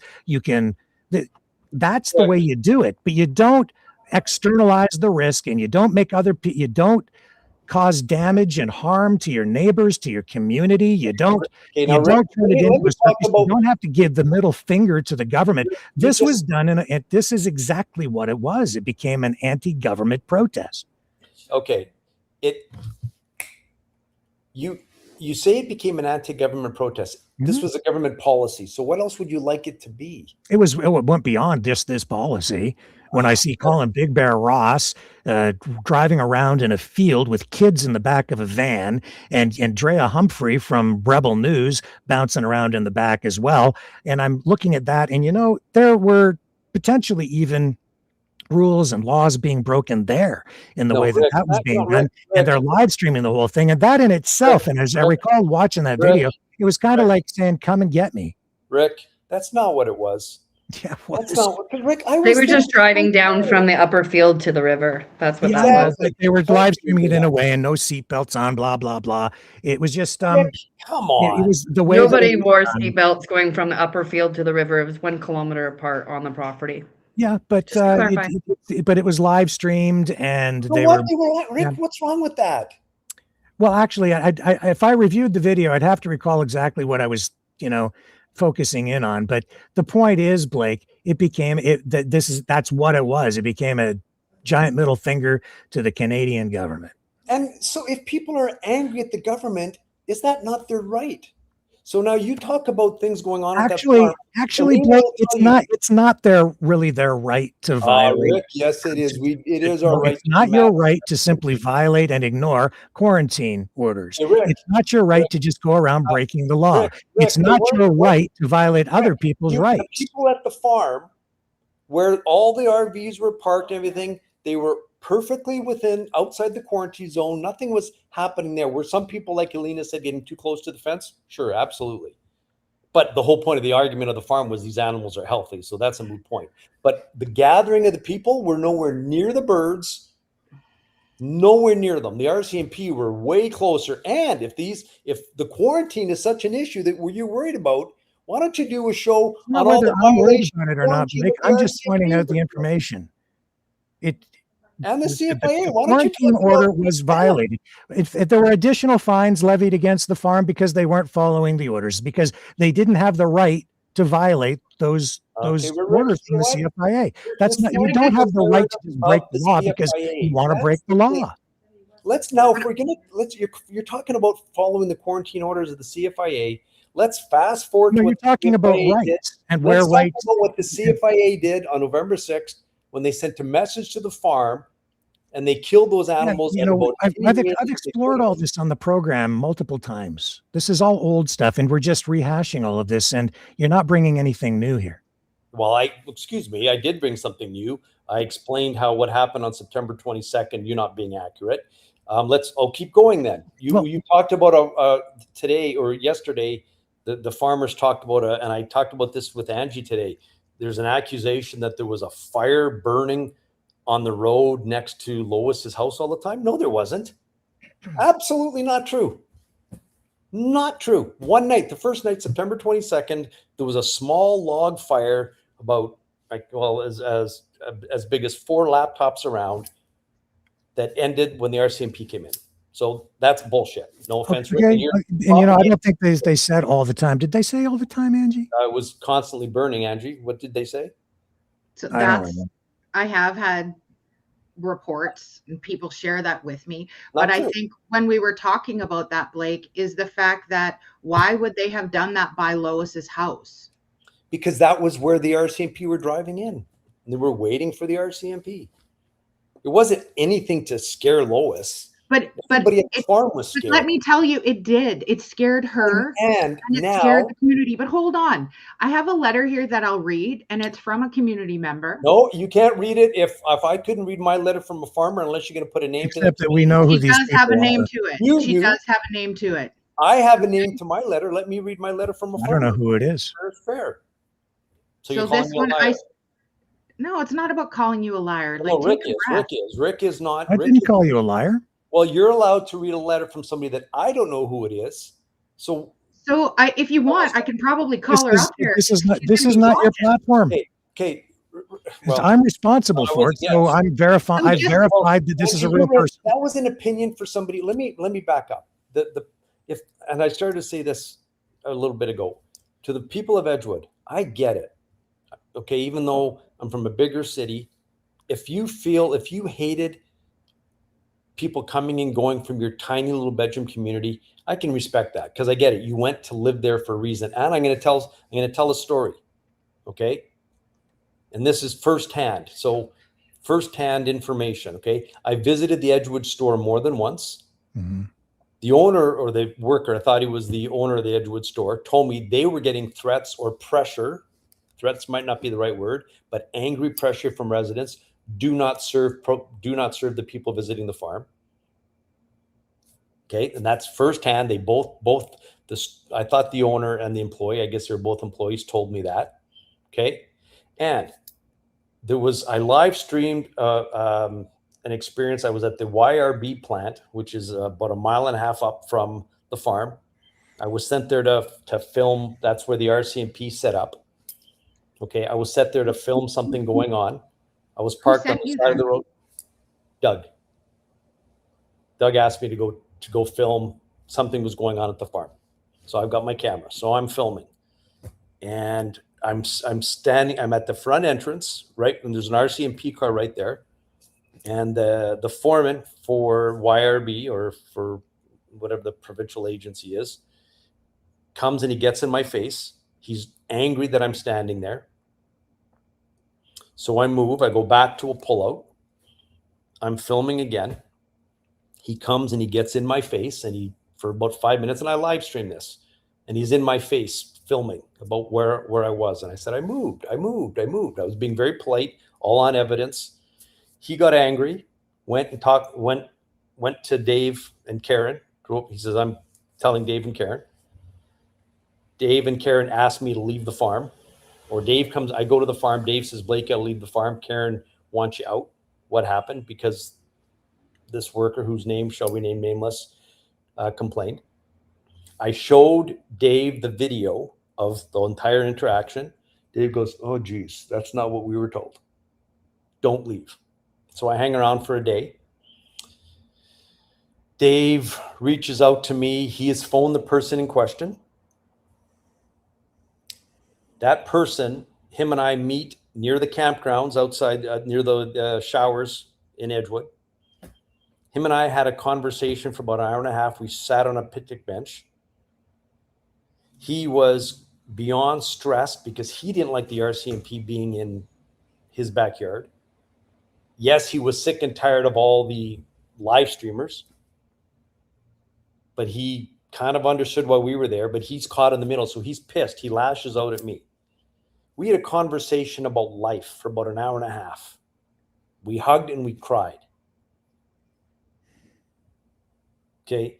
I then asked him as we're wrapped up, I said, so what's with this hate group? Because I'm hearing hate group. I didn't know.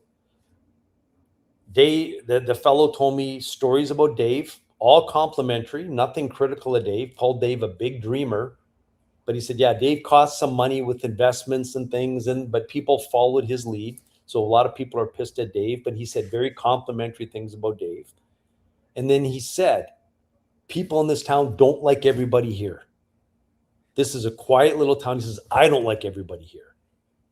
So to the people of Edgewood, I get it. I get it. I totally get it. I'll say this. I love your little town. I get emotional. Okay. I love your little town. Don't get emotional. Stop. Okay. I drove. My wife just hitting me because I've turned into a crier since this whole thing happened. Okay. This farm changed me. The people I met there changed me. Okay.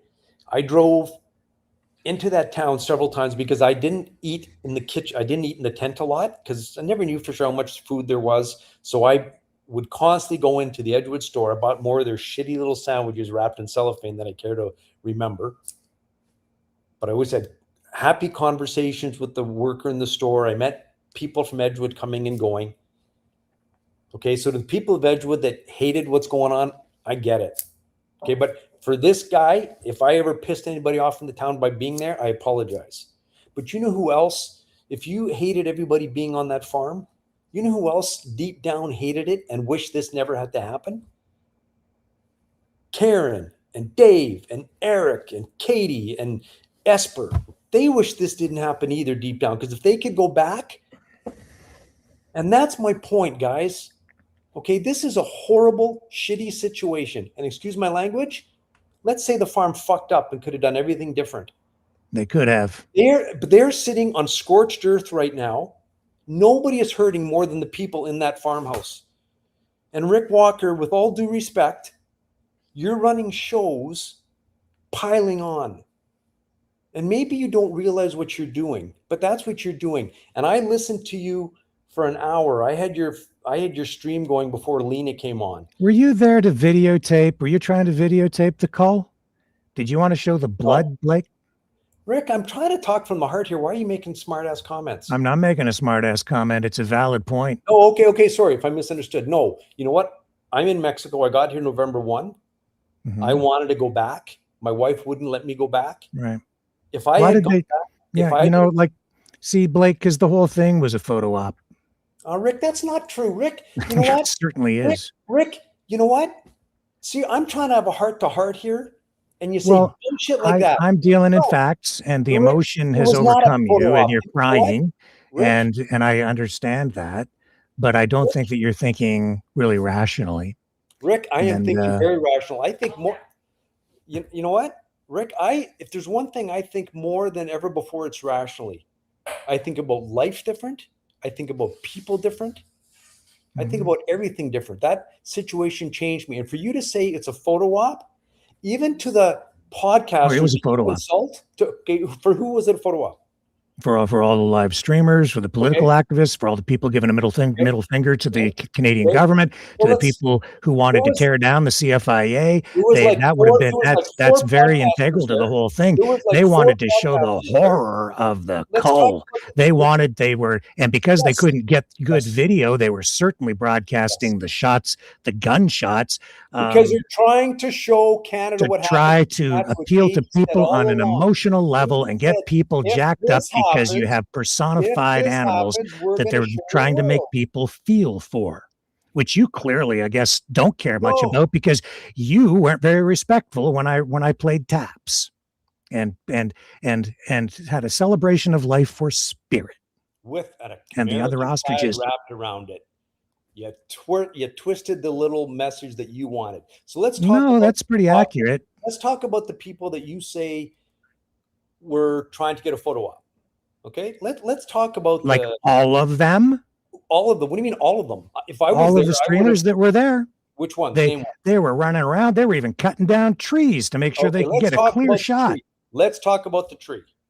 I don't really care about the tree. The tree is a tree is a tree. I'm just saying that they were going to extraordinary lengths to get a good angle, to work around everything that the CFIA was doing to to avoid having the call because they didn't want the photo op because it was bad PR for them. It was terrible. To show the call would have been just horrific for people to watch, and it would have been extremely damaging for the government, for the CFIA, because Katie was going to show the world if you do this. That's right. She wanted to show the world. Why don't you go to the local abattoir and show people butchering the cows every day then?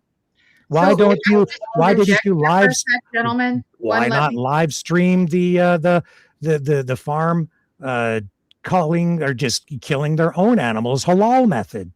Because to interject another topic here is this isn't the first time allegedly the farm has had the bird flu. They also had Pseudomonas virus allegedly. And so with that sickness, you also would be concerned about a cull, right? The first time, I believe it was 2020 when bird flu was in the valley. It was across in Fauquier for sure. And potentially we thought it was in the valley as well. And so the farm knew before this stint of bird flu that it would be a cull situation. So they did the shoot, shovel, shut up. So let's say they're guilty of that.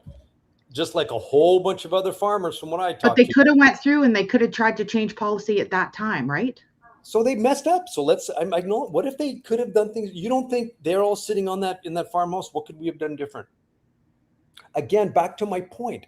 Who is suffering more than anybody? And you people are having a show piling on them. Rick, before Alina came on, you spoke and I'm trying to remember, my wife talked about some of the things you said about having a heart and doing this. And here you are running a show, kicking people when they're down.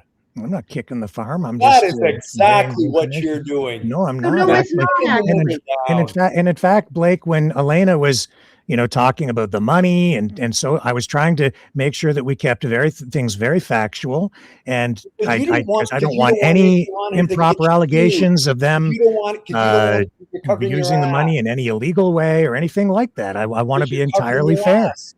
I'm not Because you kicking don't, the farm when they're down. you don't They want put anybody themselves in saying whatever anything position to they're in. get you sued. So This no, is let's our talk show about is- how we ended up here. I'm okay to share this. So 2.5 weeks ago, I got a group of locals together. We had a Zoom call with Rick, and we wanted to hear and elevate their voices in regards to what was happening to them. That's legit the whole point of this.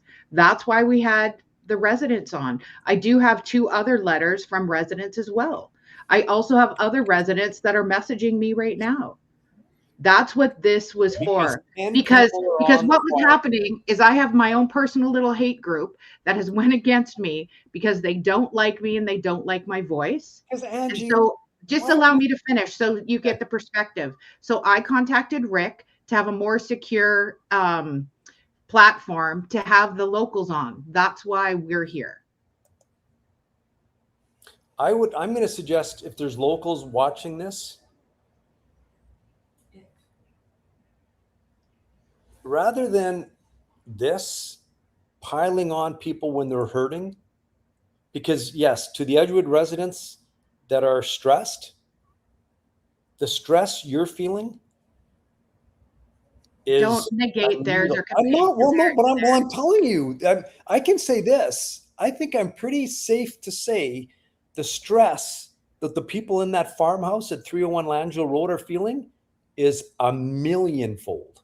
So to the residents of Edgewood, I'm going to ask you this. Have it in your heart, and it's easy for me to say, but I am the king of forgiving people. My best friend says, Blake, somebody can kick you in the nuts and you talk to them 2 days later. So I think I speak sincerely when I say this. For all the horrible things that have gone on in that town that have stressed you, maybe if 1 or 2 of you can have it in your heart to maybe go to that farmhouse and say, can we sit down and... You should call and ask the farm if they'd be open to that. Okay, you know what? I will. I'll do that. And I you know what? I know what they'll say. Because maybe we can. Okay, let me read this letter here. It's from Karina Moore. But I'd like to read a letter from a whatever. Okay, read it. Thank you, Rick. You may use my full name. After last night's interview, this was with David, the investor, I was taken back and believe our story is important. My name is Karina Morehart.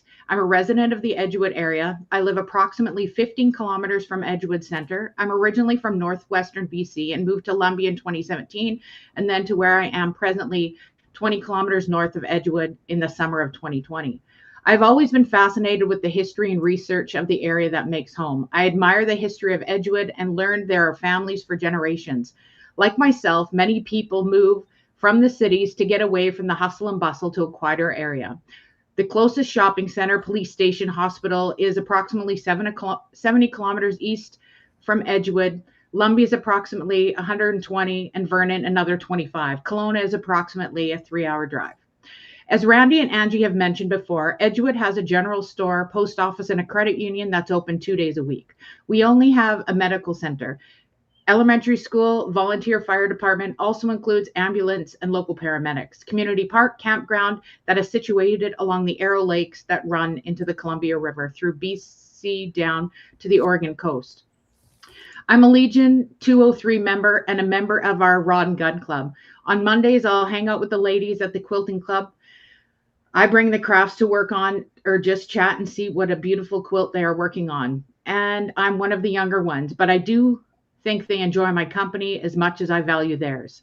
There's lots to do, and if one gets involved with the community events and will find themselves very busy in Edgewood. Edgewood hosts the local farmers markets, volunteer fire department fundraiser auction, tennis courts, community bonfires at Halloween and other times in the year by the lake, the Rod and Gun Club, fish derbies, and of course the Legion Branch 203. The Legion has a thrift store downstairs, and the facility has scheduled dinners, luncheons, seniors luncheon, which I think there's actually a dinner tonight, sports events, TV, cribbage games, dart night, wings night, Oktoberfest, Halloween for adults and children, wintercraft, pickleball, etc. I've had the opportunity to meet many people when attending community events and functions, and a joy is one to learn more about the area and the people here. A senior and I drove down to the community, pointing out to families who have resided here for generations. We took a hike into the riding trail she's done many times with her horses, and it's beautiful. Getting involved is the key to building a strong support community. I do respect those who moved here and just want to be left alone. My encounter with the farm was in July 2021, when they had forest fires in the area. Pretty well, all the farmers in the area stayed put to look after their cattle and livestock. About day 3 being away, I wanted to go home and drove to the junction off Highway 6 and Edgewood turnoff.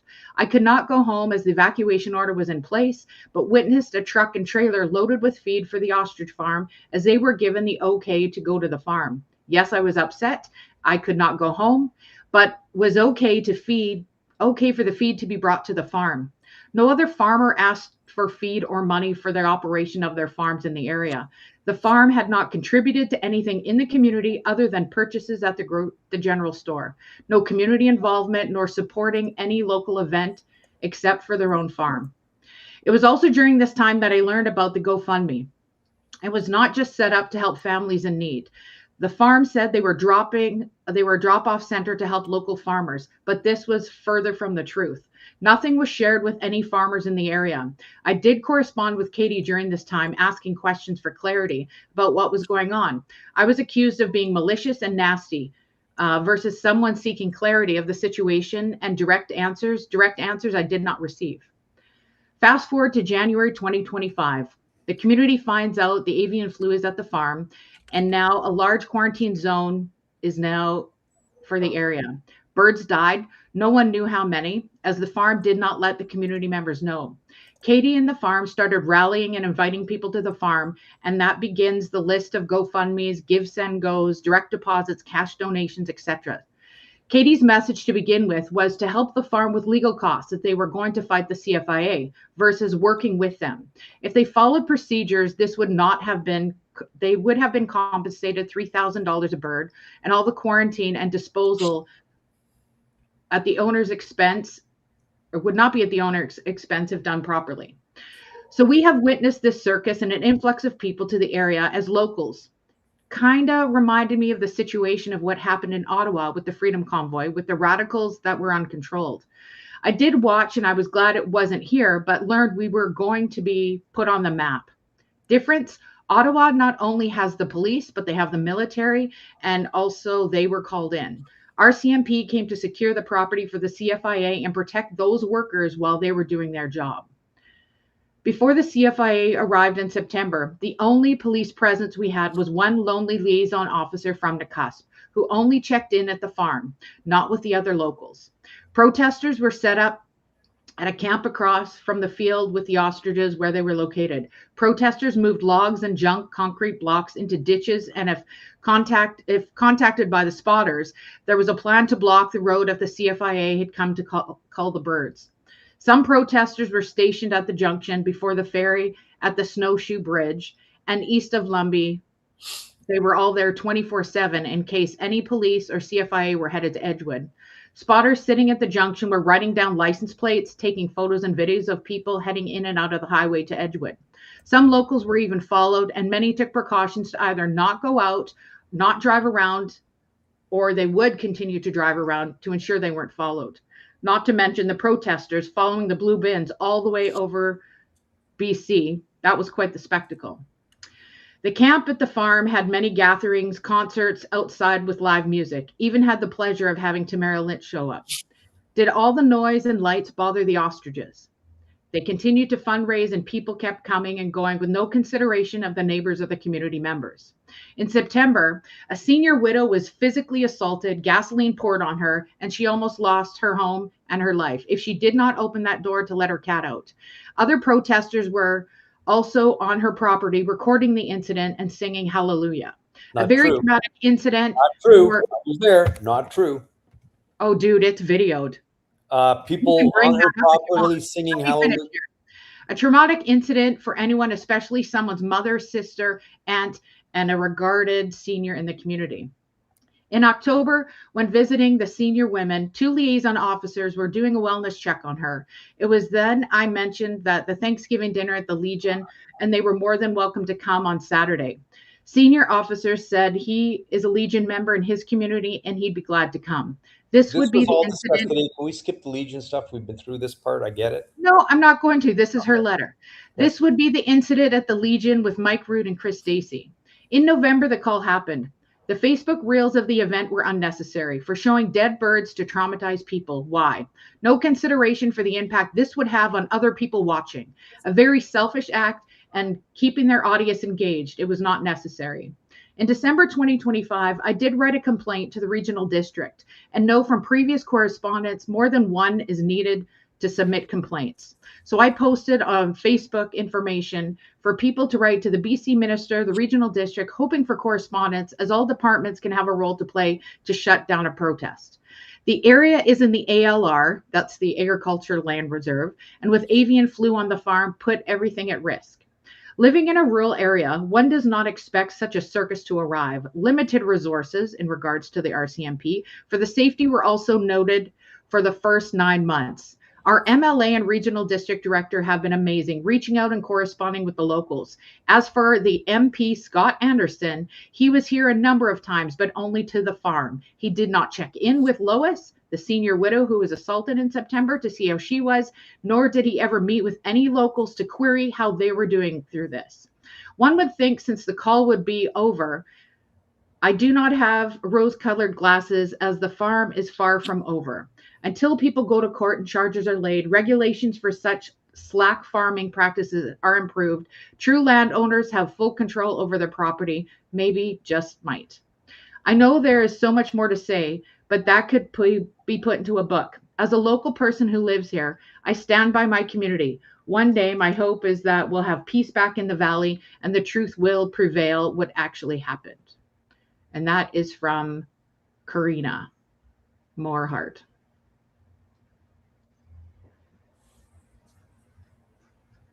Thanks for sharing that, Angie. Was there another letter? I think that we had 2, right? Did you There want to read is. that too? Just one sec.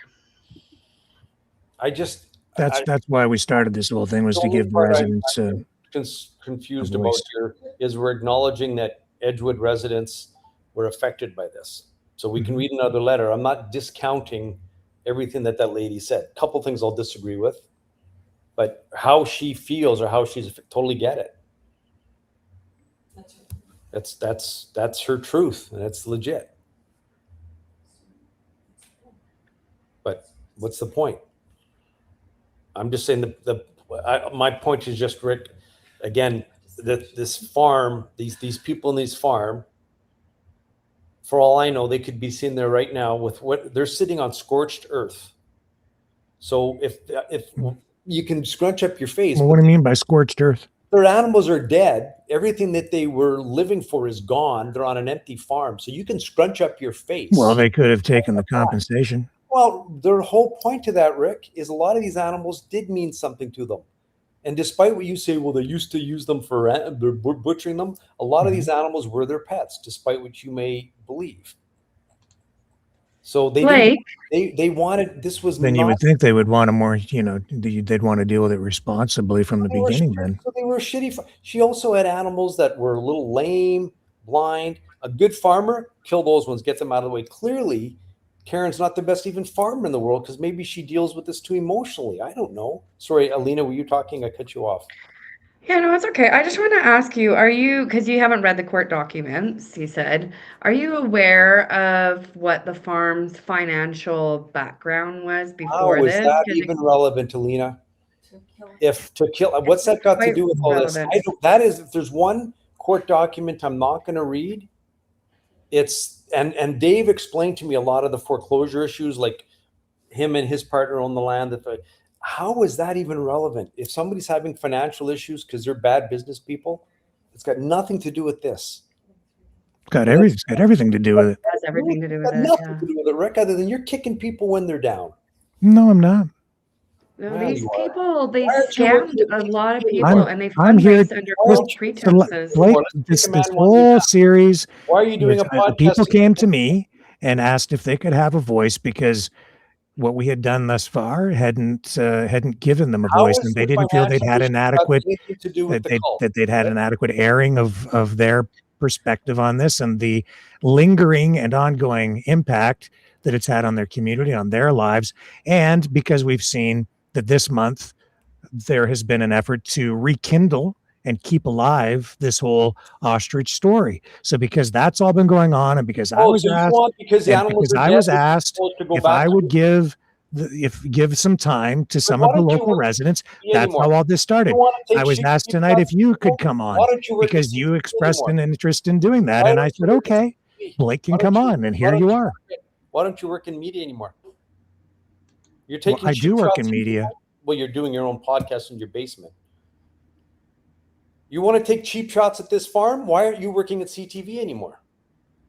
Well, there's a whole bunch of reasons why, Blake, but actually, Cut I'm backs and you work good enough sending to some. survive? I don't know. Well, Sorry, you want to what? be an asshole to this farm? Why aren't you working for mainstream media? Not good enough? No, I chose to leave for personal reasons at the time. They wanted me to move, actually, and they were, they wanted me to go to another city, and I'd moved around quite a bit, and so I said, no, I'm going to continue to. I'm Low going man because on the I've totem also pole. been doing some. Low man on the totem pole, so you couldn't stick where you were, eh? No, Low man. actually, I'd been there for 25 plus years. And because of my personal situation, my wife has a good job, and I was doing also independent production. And so I said, I'll continue to produce my automotive program and submit that to the network. And But I'll you're work not doing as an really well. independent producer. You're And 25 years in the and- business and you got 5,000 followers. You're not really good at what you do.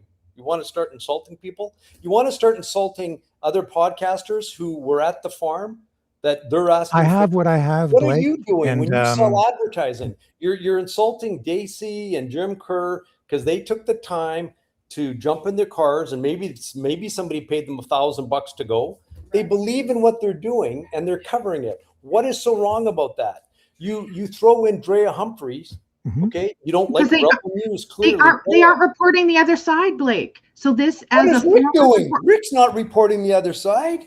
That's not That's true. what- He had a 7-hour interview. That's not correct. That It was is 7 butchering. hours. What is Katie butchering? got up and What is- she got mad. Jeff got up and left, and also Jim got up and left. So The he first has thing I put did, them Blake, on. the first thing I Okay, did when you know what? people My bad. insisted I'll on me coming apologize. to cover this story, as I phoned the farm and I did an interview apologize with for that. Karen. Okay, I'll apologize for that. Maybe I'm wrong there. You're absolutely wrong. Yeah, You well, don't know anything about me.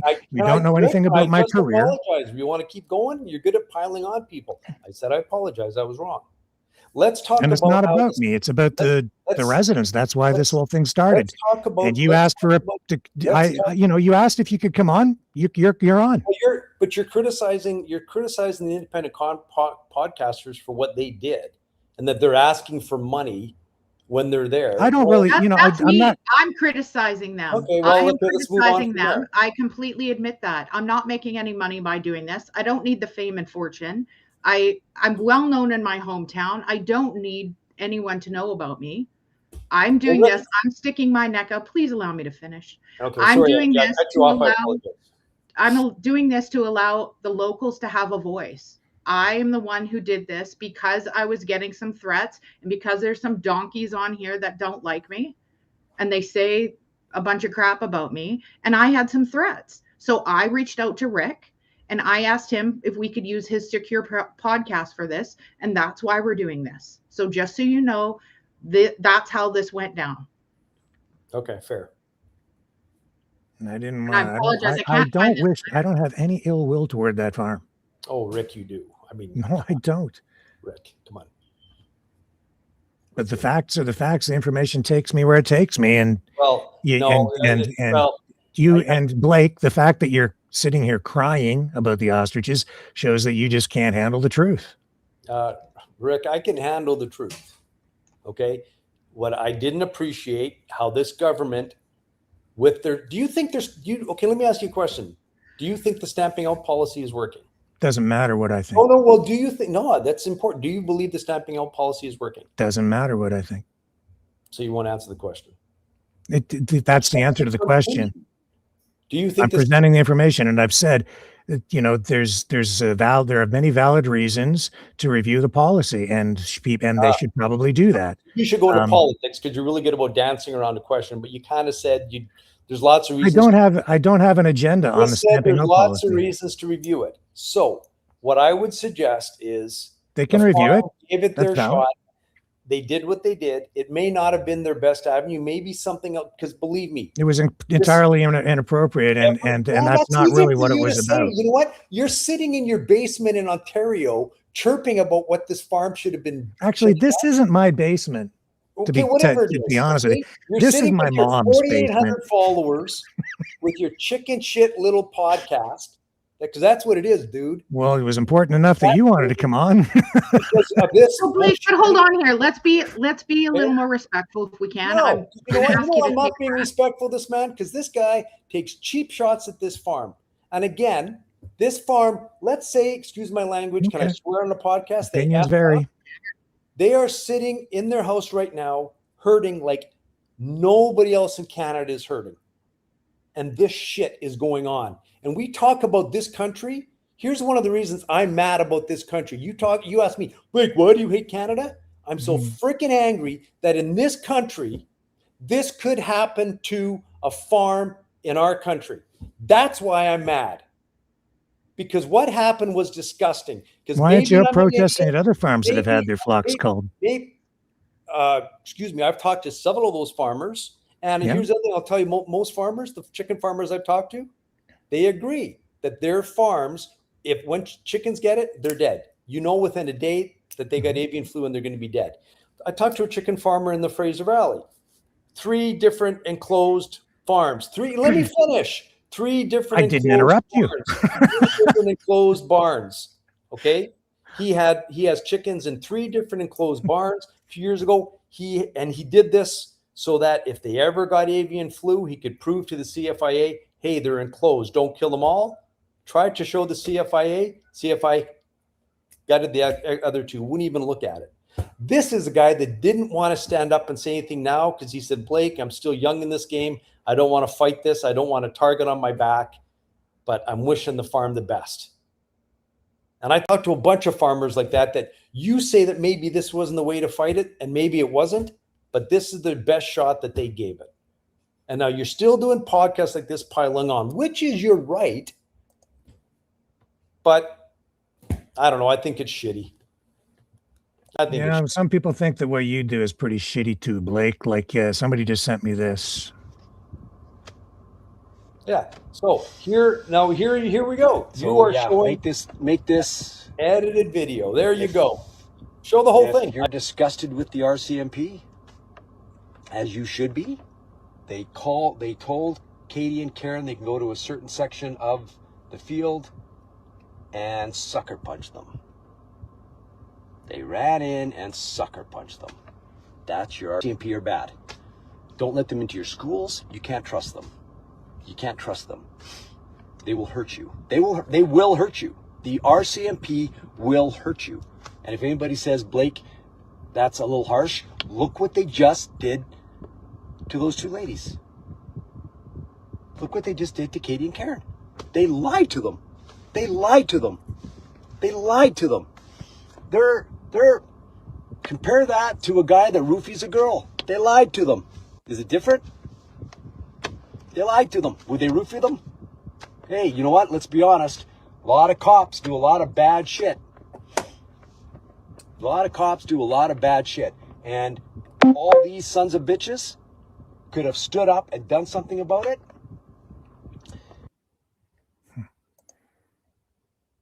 What's your point? I stand behind. I don't know. Somebody sent it to me, and I gave them a voice. You want to give the context to what you just saw? Floor's yours. Yeah.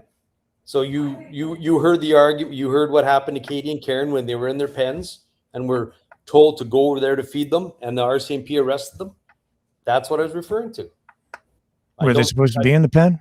Yes, they were. They were in the pen. They were allowed in the pen. Mm-hmm. Why were they arrested? Because they were wanting them out of the pen. That's how they wanted to remove them, and they baited them into one area under the guise that you were where you weren't supposed to go. I don't think they were arrested because they were feeding the birds. That's what social media people were saying. They were arrested just because they were feeding the birds. They were arrested. They were allowed to be in this section of the pen. They were told you can go over here, so they did it. Oh, you went where you weren't supposed to go. They were in violation. No, Rick. No. Yeah, they were. That's how they were arrested. Rick, that's why they were arrested. I was there. You weren't there. They were allowed in the pens. They were allowed in one section of the pen.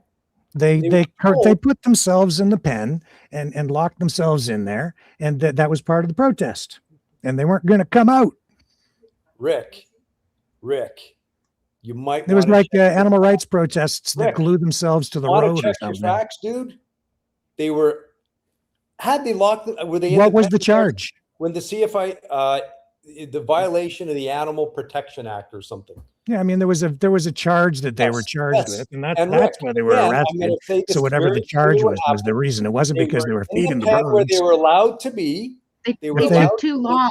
If they cooperated, they wouldn't have been arrested. No, Rick, not true, Rick. Not. Well, then they wouldn't have been arrested, Blake. Rick, you might want like everything else, they just weren't cooperating. Facts. Hard to get along with. One thing that you may not know about this, Blake, is that there's tons of video on this, and there's a community right now. We have 31 people watching, and they were not hurt. It was live. The RCMP asked them to leave for more than an hour, and they chose not to. So did the CFIA liaison. So we all watched that live. So they weren't even in video range then when they were arrested. There was no video. That's the whole point. The RCMP. That's what people like yourself and other live streamers who do deserve to be criticized when they aren't entirely truthful, when they say things like they were only arrested for protesting peacefully, when they sometimes do things that are in violation of rules and laws. We all watched them. What happened is Dave decided to bring the truck out because he had, I think, computers and stuff in there. And so Dave brought the truck out, and Katie and Karen stayed in there to get arrested. I'm pretty sure I can get it's a protest, Blake. That's all part of it. You get arrested, so you get their picture taken, and then it's like, look, I'm a political prisoner. They were allowed to feed the birds, Blake, and they were given an extra hour. No. They were in there for hours, and they were told you can go into this section. So they went there. Boom! That's where they got arrested for being. They told them to leave and get out of there, or they would be arrested. They gave them the heads up. This is all on video, Blake. And I think Blake's accurate in the sense that I think that they said to them finally, well, you can go over here, so that they could do it in a safe way. And Rick Walker, you're reporting on this from Ontario. You weren't there. Okay, and you can play that video that I talked about the RCMP. I stand behind everything. I think they wanted you to take that down, didn't they? It was deleted. What's that? That's what I was told. I don't know. I'm asking you. Leave it up. Show it. I didn't take it. I didn't put it up. Videos are clipped. Somebody sent it to me. If somebody doesn't agree with how I handled the RCMP when I was there, that's totally fine. Were you chasing the blue bins? No. Were you involved in that? Yes, I followed one to Vernon. Yes, I did. Yeah. Mm-hmm. What did you say about liquefying the carcasses?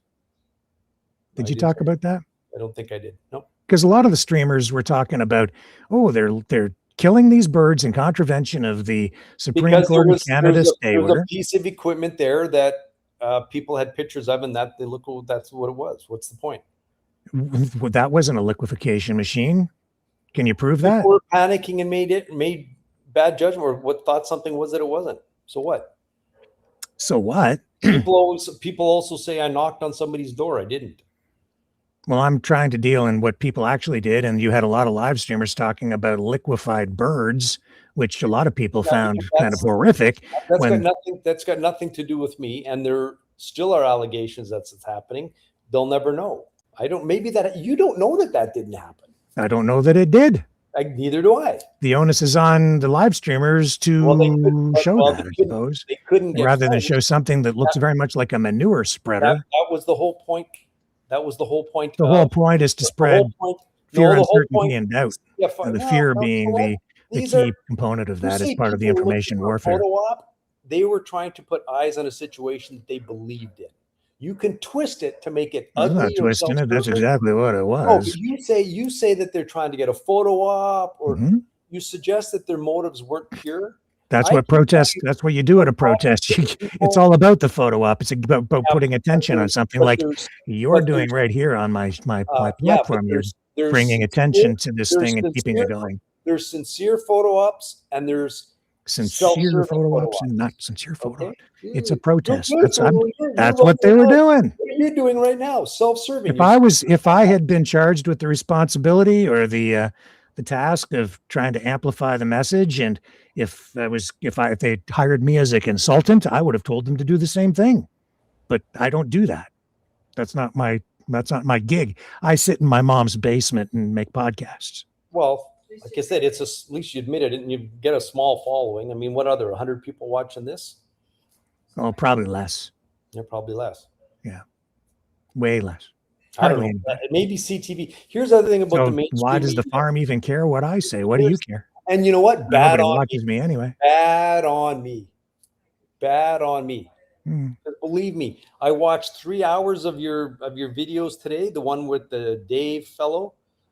And that's and actually that's commendable to remain engaged for 3 hours. Most people can't get past about 30 seconds to a minute and a half. So in my condo, I had a my long headset. attention span. I had my headset on while I was able to entertain you. Yeah, and inform. Well, it was funny watching that one blow up in your face. Could you not? Which one was that? I guess one with Dave, because you were trying to bait him into being critical of the farm, and that didn't work. Who, Mr. Elot? Yes, yeah. I wasn't trying to bait him. Oh, sure you were. Sure you were. In fact, I had another conversation with him today, and it was quite good. He didn't say what you hoped he would say. I had no idea what he was going to say because I had no pre-interview with him. There was no a idea man where that it was had going a to go. heart that believed in something. He explained what he believed, right? And then you're arguing about. Here's the other thing. What's your connection to Mr. Elot? Like, why are you talking about him? Because I watched him on your show. I'd never heard his name until this morning. All right, so then why don't you keep focused? Let's not talk about. You don't really have much. You don't really have standing in this conversation with regard to that. On here, don't you? Probably half your viewers are because of me, so you should probably thank me. And by the way, well, you're pretty darn popular. Ostrich aren't poultry, or they're retites. A lot of countries do classify ostriches as retites. A lot of countries do. So we've been down this road. They are poultry. You can Google it, as I've indicated, and I'm not really interested in your opinion on that because we've already explored that. What other new information would you like to bring forward tonight, Blake? It's getting late. Well, you know what, Rick? To your 100 people watching your little podcast. No, it's way less than that, Blake. Yeah, it is. Way less. Way less. Why are you arguing with way less? Well, my wife just said, why am I arguing with the putts? I kept asking my wife not to talk when I'm on here, but you know what? I call it like I see it. Why am I arguing with the putts? Angie, Angie, you know what? I respect, you and I have had agreements to disagree. Mm-hmm. I'm to the residents of Edgewood, I don't doubt that the farm has made loads of mistakes over the years. I don't doubt it. But I am going to reach out to the farm and see if they'd be open, if anybody would ever want to sit down and talk. And maybe one little bit of good can come out of this, that the community can heal together. Because again, nobody is hurting more than the people in that farm. And excuse my language, maybe they fucked up, but maybe they're sitting with a gun under their chin right now, because I don't know what they have to live for. They've got Eric. He's a quad. He's a what? A quad. Quadriplegic. A quad? Quadriplegic. Yes. A quad. He had a stroke at his son's wedding. So you're wedding. calling him a quad? Quadriplegic, yeah. It's a term. Yeah, not very respectful, Blake. Oh, come on, Rick. You know what? I just talked about a man feeling bad for him. And you know what? You're an asshole. You jump on that? You are really sleaze journalism, aren't you? He is a quadriplegic. Here I am talking about the man feeling bad, and you twist it. I didn't twist it. You know what? Somebody said, why are you even on this guy's show? You should be on the National Enquirer. You are a piece of work. Here I am talking about this family, and you twist it. Boo. Mm-hmm. Jesus Christ. You are an absolute, I'll say it, piece of shit. Andrea, I'm done talking to this clown. I will talk to you. Let's have that coffee. You and I may agree to disagree on a lot of things, okay? And people can do that. I want maybe the two of us who are on different sides of this fence can try to help do some healing here, okay? I'll phone you tomorrow. Rick Walker, let's sign off with this. Very unprofessional on my part, but based upon what you just did, go fuck yourself. Bye, guys. Have a nice night, Blake. Yeah, you too.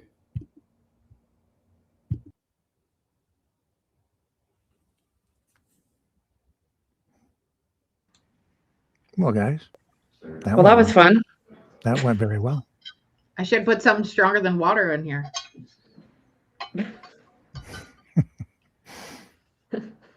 So are you okay? I might as well read this last letter from. Yeah, let's do that. Let's hear it. It is an anonymous letter. Rick does know who it is because they sent it to him as well. Thoughts regarding this week's Mavericks news program about the Universal Ostrich Farm. Locals who speak out and about UFO have much to fear. Why? Because the farm has a billionaire backer in the mega crowd who will pay their legal bills, and the farm is obviously litigious to the extreme. It won't hurt them to keep us in court until we're all broke, to say nothing about their supporters' violence. Locals know too much. In their blind obsession to get more money, the farm, they showed a total disregard for the safety of our community, both human and animal livestock. So burning us out is not unthinkable for them. Now they have the nerve to go after our democracy. The greatest conspiracy is conspiracy theories themselves. Authoritarians everywhere are exploiting people in democratic countries to overthrow their own governments on their behalf. War by proxy, the farm wants us to all lose trust in government and all of its agencies. CFIA aren't politicians, they're health workers. They're here to keep us safe from reckless fools who dabble in virology without the education, the skills, the resources, or the approvals to do so. The farm regulations are like laws to criminals. They only apply when you get caught. They and their supporters may be charged with fraud, arson, assault, embezzlement, perjury, money laundering, trespassing, tax evasion, intimidation, harassment, bringing false accusations, attempting to incite and revolt against the government. People are either net givers or net takers. The farm expects the entire world to give so they can take indefinitely. It's that simple. They are unapologetic, and so are all psychopaths. Not a coincidence, we think. As long as they can elicit sympathy by crying and whining, the cash keeps coming in, so why stop? The farm aren't farmers in any credible way. They never were equipped to care for and house the birds. They've been winging it for 35 years, and finally it caught up to them. Now we have to listen to their toxic entitlement through fabricated indignation as if they are victims of our uncaring government. Government overreach is the most overused cliche. Your listeners need to Google deprivation, curiosity, and Dr. Hare's psychopathic checklist to figure out what we're actually dealing with here, as it was suggested in a post by someone else. We're not just dealing with petty criminals. It's much deeper, darker, and bigger than that. Extreme narcissists do extreme things. All psychopaths are narcissists, whether or not all narcissists are psychopaths. Psychopaths can fool all people most of the time, and most of the people all of the time. The framework or motive which sustains the worldview of a narcissist, psychopath, and a dictator is hypocrisy, which explains their relationship with MAGA, the 51st state? I don't think so. Human society is fractal. The farm is a microcosm of much of what is wrong in the world, and not least of which is greed. For all of recorded history, we have followed the will of men, which results in corruption, misery, and more. Maybe we should follow a higher will.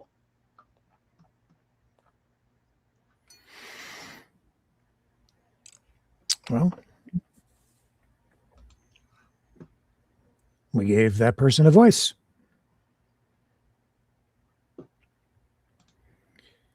Linda, was there something you wanted to bring up? Yeah, did you see the text I just sent you? I think you were looking at Yeah, it. I was like, who's texting me? It's binging again. There's so many people sending me messages, but if there's Oh, something I'm you want to sure. say, you go right ahead. Yeah, I just sent you a screenshot of something. That was showing that Blake donated to the farm 4 years ago back during the fire. Okay. I just kind of found that interesting, like that, um, that he had been quite involved with the farm a while ago. So, by the way, I never met him.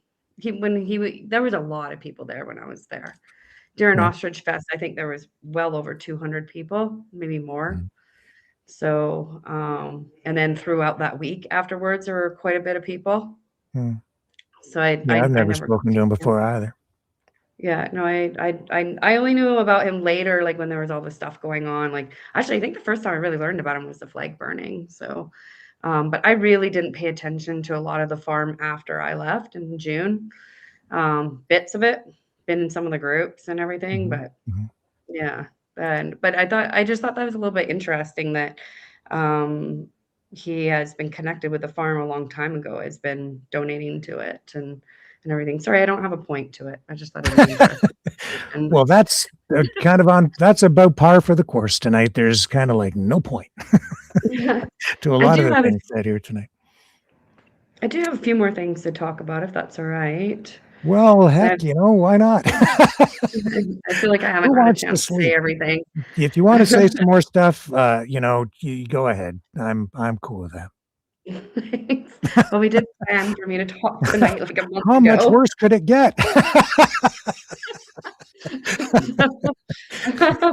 One thing, are you aware? I think you are aware. I know Angie's aware of it, that they did blood work on the volunteers back in Oh yeah, yeah, March. yeah. I thought that was a little Weird. bit strange. So, like, Again, par for the like, course.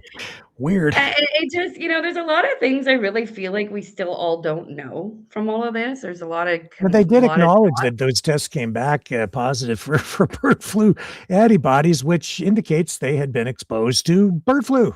So I don't know what the point was. I know, Am I and missing then something?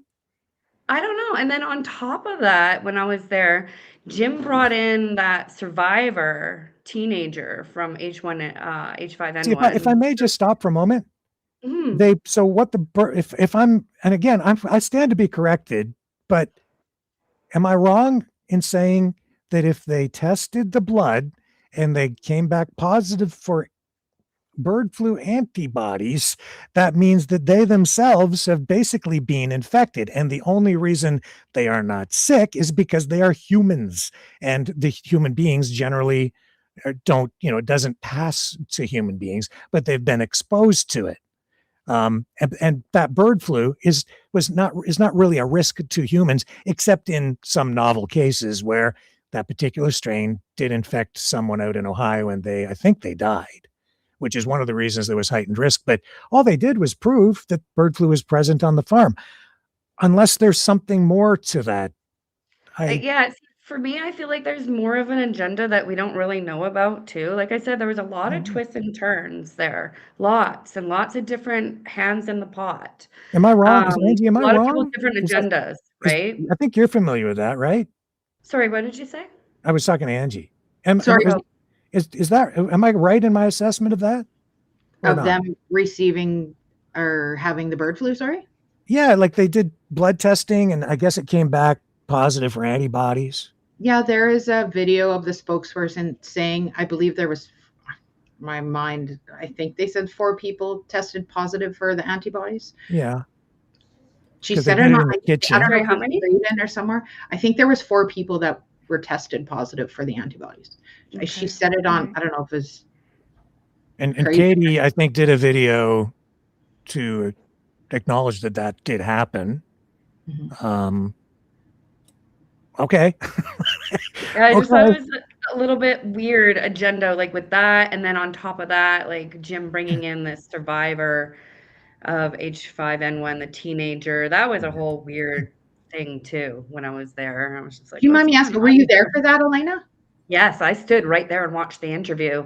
Do you know, did they pay her to come as well?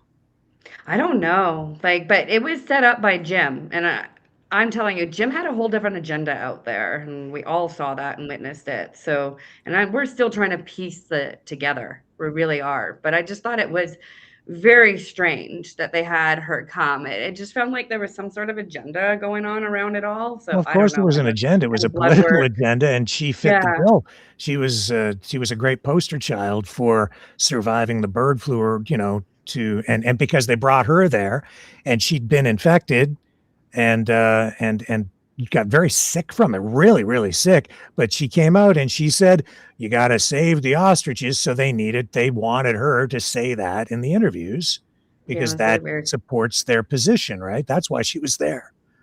And She that's had a lot exactly of what she said. other health issues too, though, just FYI. So, Yeah. but who knows Yeah. what really happened there. So I'm not saying she didn't have it either. So I Yeah. don't know. But yeah, the whole thing was a little bit weird. I just thought there was a lot of off weird things that happened there when I was there. And I find it really strange that I happened to be there when a lot of stuff happened. A Yeah. lot, like the shooting of that bird, the drone stuff, the like the donation stuff, like Can I ask you it something about it was that? crazy. Were Sure, you yeah, go there? ahead. Were you there the night one of the birds were unalived? Yes, yeah, the May one. Yeah. I can tell you the story a little bit quickly here. I'm just going to ask Um, you, did you get sent to the motel that night? Because as I understand no. it, people that were doing security got sent to the motel that night. Yes, that's a very good point, Angie. And actually, I was just talking about that with someone today, about the donations. Like a couple people, some of the ex-volunteers, I actually spoke to quite a few of them the last few days. They're reminding me, talk about this, talk about that, all these points. Yes, that's another really strange thing. So, and first of all, that money for the hotel was from David's money. What happened like that night, it was really strange that the two people that just happened to be the closest to the pen on security all of the time were the two people that were sent to the hotel that night that happened. And that's a little bit strange, right? Yeah. Little So bit like suspicious. a little bit. So, okay, I'll tell you quickly my story about what happened that night, what I witnessed. Um, we were sitting at they allowed two campfires. There was one down at the river for the partiers. That quickly ended actually after a while. And then there's one for the families that wanted to just sit around fire, and they're like, hide your alcohol if you're drinking, and family friendly. But anyway, it was late at night when I was there. There was no family, no kids around. There was some of us sitting around, and two people on security with radios were sitting there. And I wish I'd written this down a long time ago. Someone suggested I should have had the timeline written down. And yeah, I wish I did. But about, I would say, 1 a.m., we were sitting, all of a sudden we heard chatter on the radios about a drone. And right away, one of the other volunteers said to me, "Oh, the drones have been hanging out on the west side over the pen whenever we've seen them." And so right away, we stood up, looked west, and there was a drone flying right over the trees on the west side where Karen had been sleeping as well. Karen and Dave had been sleeping in their trucks in the pen because they were afraid that the CFIA was going to come and call the birds in the middle of the night. So we were watching this drone, and there was a bunch of chatter going on the radio, and we said, the person that was on security said, "Oh, I don't really want to talk to them," and handed me the radio. And I was like, "Okay, sure." Like, I got on the radio, and I was like, "Yeah, we see it from the campfire. It's over the west side because it's kind of hiding or like behind the trees, right?" And then all of a sudden, it dropped down behind the trees, and the lights disappeared. And everybody was like, "Okay, it disappeared. We don't know where it went." So then the people around the fire, they're all kept going. I was the only one not intoxicated. I don't drink. So we're all sitting around, and I kept looking. I looked over for a little while, and I actually saw a flash. I don't know what that is from. I'm not saying it was from the drone. I have no idea. It was, oh, Rick, you just disappeared. That was weird. Did Rick disappear? Yeah, but we're still here, so he may be doing something. Yeah. All right. I'll keep going. Hopefully you heard it. So it was just gone off camera. Um, so yeah, so I was the only one from that fire that saw that flash, apparently. And the next morning, I was at the house and talking away, and I said something to Karen. I said, "Yeah, I saw this weird flash over the pen," and it was weird. It was almost like she was a little bit surprised, but then kind of jumped in and said, "Oh yeah, I saw it too." And she goes, "What time was that?" And I'm thinking off the top of my head right now, I'm thinking it may have been about 1:50 a.m. around there. I don't know. I can't remember now, but it's something like that. And I told her the time, the exact time, because back then I remembered, right? And she goes, "Oh yeah, I saw the flash too." And it was just really bizarre, like the whole thing. Like I just wasn't sure if there was truth going on there or what. And then that was it. And then they called the RCMP, and they ended up asking me to speak. There was a bunch of us that ended, not a bunch, but a few of us that ended up just whoever saw stuff talked to the RCMP. And because I had seen the flash, they asked me to say something to him, and because I had seen the drone, so I reported it to the RCMP. Later on that morning, I'm hanging around still at the house for some reason, or back and forth. I was back and forth all the time between the house and the volunteer area and all that sort of stuff. And then Drea from Rebel News was sitting around the table, and she informed me that she went out there with the owners, with I think Dave and Karen, and that they saw tracks like vehicle tracks or a truck track that goes out to the road. So this is all stuff that's just being told to me. I don't know what's true or not, right? I'm just saying what I was told. And then Drea showed me pictures as well, and these were posted on Rebel News a long time ago. And they were like pictures of the dead bird and the neck looked like it had been sliced almost. Like it didn't really look like, I'm no expert, but it didn't look like it was shot or anything really. I don't know. It was We showed weird. the It was images kind of, here. what's that? We showed the images here too. Yeah, okay, cool. And then they told me that they cut the neck off and put it in a freezer for evidence. And then lastly, what I was going to say is that we're sitting around the table. This goes to show you that they don't have names for the pets, for their pets, right? They were named, all of the dead birds were named after volunteers, all of them, except for actually, sorry, the one in May was not. So the other two were. This one was not. They Drea named one asked. after Colin Big Bear, I think. That's what he said. No, I named it. I'm the Oh, one. I'm did the you? person that named that dead bird. No, Drea asked. they named a bird after Colin Big Bear too later. Not that I know of. I know one was named after Sarah. He talked about it. Oh, really? That's weird. I've never that's, heard of that. But yeah, Colin he says said a lot of it was a bullshit. video, and it doesn't matter. Yeah, Okay, I don't really care. That comes out of You can Colin's name him mouth. anything you want. Sorry, I hope I don't get shit on for saying that, but I wouldn't believe it. But I never heard about that. So, but yeah, Andrea says, well, she goes, Dave and Karen are fighting over the name of this bird because apparently the tag was shot off and they didn't know the name. And she goes, I need a name. I'm about to run the story. And I said, well, Joey sounds cute. Out of the blue. I said, call it Joey. And that's what she ran with. I was the one that named that dead bird in the end. So not that I want to take credit or anything, but I'm just explaining like No, it's that. pretty creative. It's so weird. The whole thing, so weird. I get royalties, especially if the movie is made. You're gonna get royalties on that.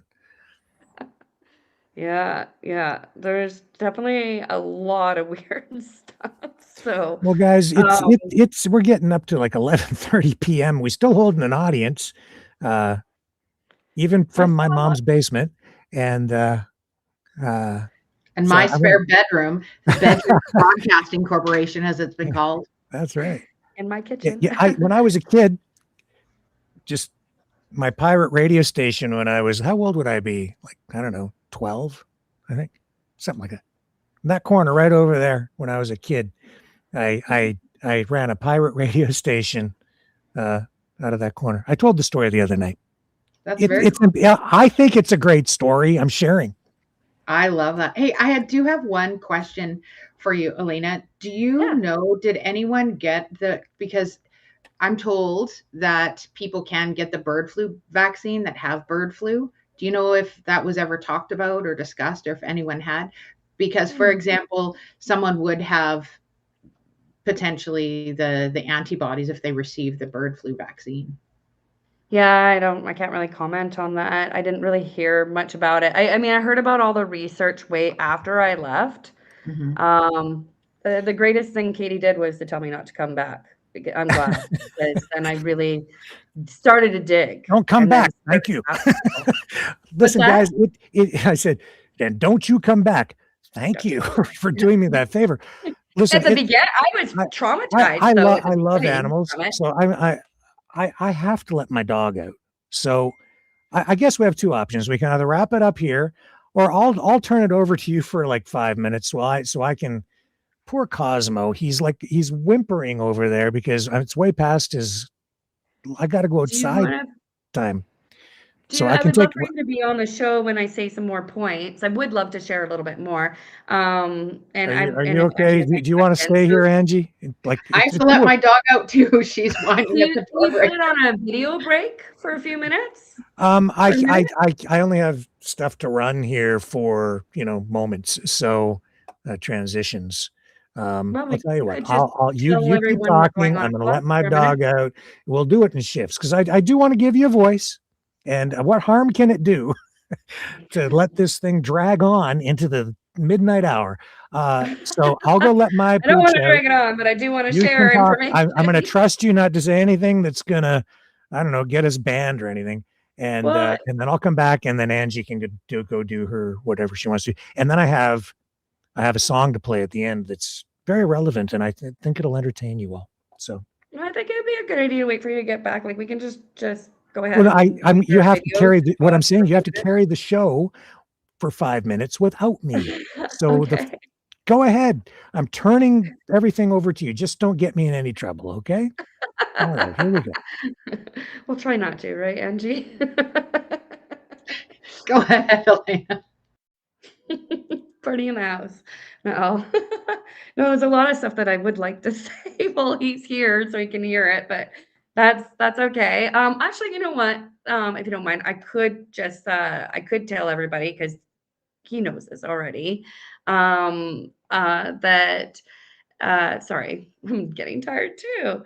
And I'm on the West Coast. Poor Rick's out east. So um Rick actually did have a good conversation with Dave this morning, which was really nice. And I do really appreciate that you brought that up last night, that you think that Dave had been duped as well. And I truly believe he was. I didn't really get to know him huge, little bits at the beginning, and he's told me lots about himself, and I do know a lot of private information as well, which I can't share. And he and I actually did text quite a bit after the show the next day, and a bit today. Actually, he was even texting me. He watched the show for a little while. He had to leave. I was so I really do believe that he didn't know what was going on. I tried to warn him back in June about everything. I really did. I even tried to warn him in September as well. Um, so I was just really, I felt really bad for him that night, but I think it was really good for him too. It was a good eye opener. And he actually messaged Katie the next day. I've seen it, telling her that he doesn't appreciate what happened. He met And her that, where? I'm sorry, Where did they meet? Katie and Dave, Yeah. David actually contacted me and asked me about the farm and about donating to it. And of course, back then I thought it was good, Do you mean and meet so like just like phone or text, or do you mean meet they met up in person? I don't think they've ever met in person. Okay. I don't know. I have never heard of that. He contacted me at the very beginning, and I'm the one that got him in contact with Katie. And did you receive a bunch of texts and screenshots after his conversation with us the other night? Yes. Mhm. Yes. Okay. Yeah. And I do know the real donation amount. It was different than what I was told back in the spring. I think he's going to come on here tomorrow, potentially. Yeah, I think is it tomorrow now? Okay, I thought Hal was going to come on tomorrow night. Hal was supposed to come on with me tonight, but he wasn't fully prepared, and we just decided that because I had a lot to say and he did, that he was going to come on tomorrow night. He's got a lot of stuff to share and receipts and everything. But yeah, however Rick organizes it. Rick did tell me that he had a great conversation with David today, 2 hours long. It was it was actually quite interesting because I was on the phone with Rick when David called him. And he goes, someone's trying to get hold of me. And I said, oh, it's probably David. He just asked me for your phone number. I'm sorry. Like, but I think you guys need to talk. So do you mind me and we talked asking, for 2 hours like, today. do you regret ever getting involved or going to the farm? No, actually, I don't, because I learned a lot of lessons. It was a big eye opener for me because I've been pretty aware of a lot going on this planet for decades. Like even when 9/11 happened, I called bullshit on it on the day that it happened. I was in university. I just, I see things that happen and it's funny that my bullshit radar didn't come up right away when I was there because my intuition's usually pretty good. It didn't come up before going there. When I was there and I started seeing people getting mistreated, I was mistreated. I was in shock for a week after I was told not to be there because I really thought that I was helping. I probably messed some stuff up too. I admit that, but I didn't know. I didn't know what was going on. I was thrown in the fire, and I was trying to help. That's all it was. But no, and I met some really amazing people there that I'm still friends with, That's what yeah, every no, like former I made volunteer has some really said. amazing connections. Sorry? A former volunteer and supporter of the farm has said they have met great people and it was such a great experience to be a part of, and they created community with it. And Mhm. I've heard that from numerous. Do you mind me asking, did you ever see Dave and Lorraine get treated poorly by others? Yes. That was another thing I wanted to bring up. I really feel like I didn't get a chance to say Do you want to everything talk, tonight, so I'm do you glad we're want to talk talking about some about it. baking? Do you want to talk about some baking? Some baking? Oh, the ingredients thing? Oh god. You know about that too, eh? Like yeah, like What did I miss? apparently What did I miss? oh, nothing huge. Baking. You knew some of it. We talked about Dave for a minute. We're just But you talking about know the fact everything. that allegedly the other business owners, Dave and Lorraine, have been We just pushed started out talking. and treated poorly, and were not given even baking ingredients Yeah, to Lorraine bake. was yeah. Sorry. Mm. Go ahead. Mm. Oh, are you done? Can I add on? Yeah. Okay, sorry. Yeah, no, yeah. To add on to that about the baking ingredients, Lorraine was asking for. She was baking goods for people, for the volunteers, and she was asking for money for the ingredients, and they were telling her no, there's no money, at all for it. So I'm probably gonna get shot in the foot for this, but I personally don't think David knew all about all the fundraising that was coming in. And I'm not trying to stand up for him or anything like that. I Well, actually really feel like he you was know what clueless about though? a lot of stuff. Like Sorry? again, if we can kind of stick to what we do know for sure, Okay. try to do that. I think that would be fairer, right? I know people that have spoken with him, and That's that was hearsay. kind of the conclusion for it. But Right. yeah, you're So, right. I did, but to go back to Angie's question, yes, I saw that they weren't getting the respect that like it was more about Lorraine. I felt really sorry for Lorraine. She was just kind of like caught in the middle of all of it. I don't think she knew everything that was really going on. She has a really kind heart. She was in the garden crying often. There was a lot of disrespect towards her house because she had the trailer there that they were living in the trailer on the property. I heard they're gone now, that they're not there. But there was even I remember one time they wanted to move a generator or something, and they ended up moving it right next to her house. And there was people that were being loud and obnoxious with some music. Not everybody. Most people that were by her trailer, like there was a group that was there of volunteers that were very respectful towards her, and they were allowed to live in that area because they were respectful. There was like once in a while some yahoos that caused some trouble for her, and it was disrespectful. So, Do you mind me asking, when did you get to the farm again and when did you leave? yeah, May 17th, Saturday was the first day I was there. And I stayed for a few days, went home for one day. So I think I was there 3 days, went home one day, came back again, and then I think I was there like another like 9 days or something, I believe, through another weekend, which was another crazy weekend, 2 crazy weekends in a row, of things happening. And then I went home for a break, and then I was told not to come back, which kind of sucked too. I had some camping gear there. So, and I lost my cooler, my family cooler, which really sucked. So Did you Can get I your in back? our mod is like, please wrap it up. So and we're pushing almost 5 hours here. It's another marathon. Not as long as the one where we had Dr. Pelican and Katie and Jim Kerr and crew, but we're getting close. So I do want to, I've got something I want to show people at the end, but do either of you have anything really vital that you want to share, or do you want to give us a final thought before I show you what we're going to do tomorrow?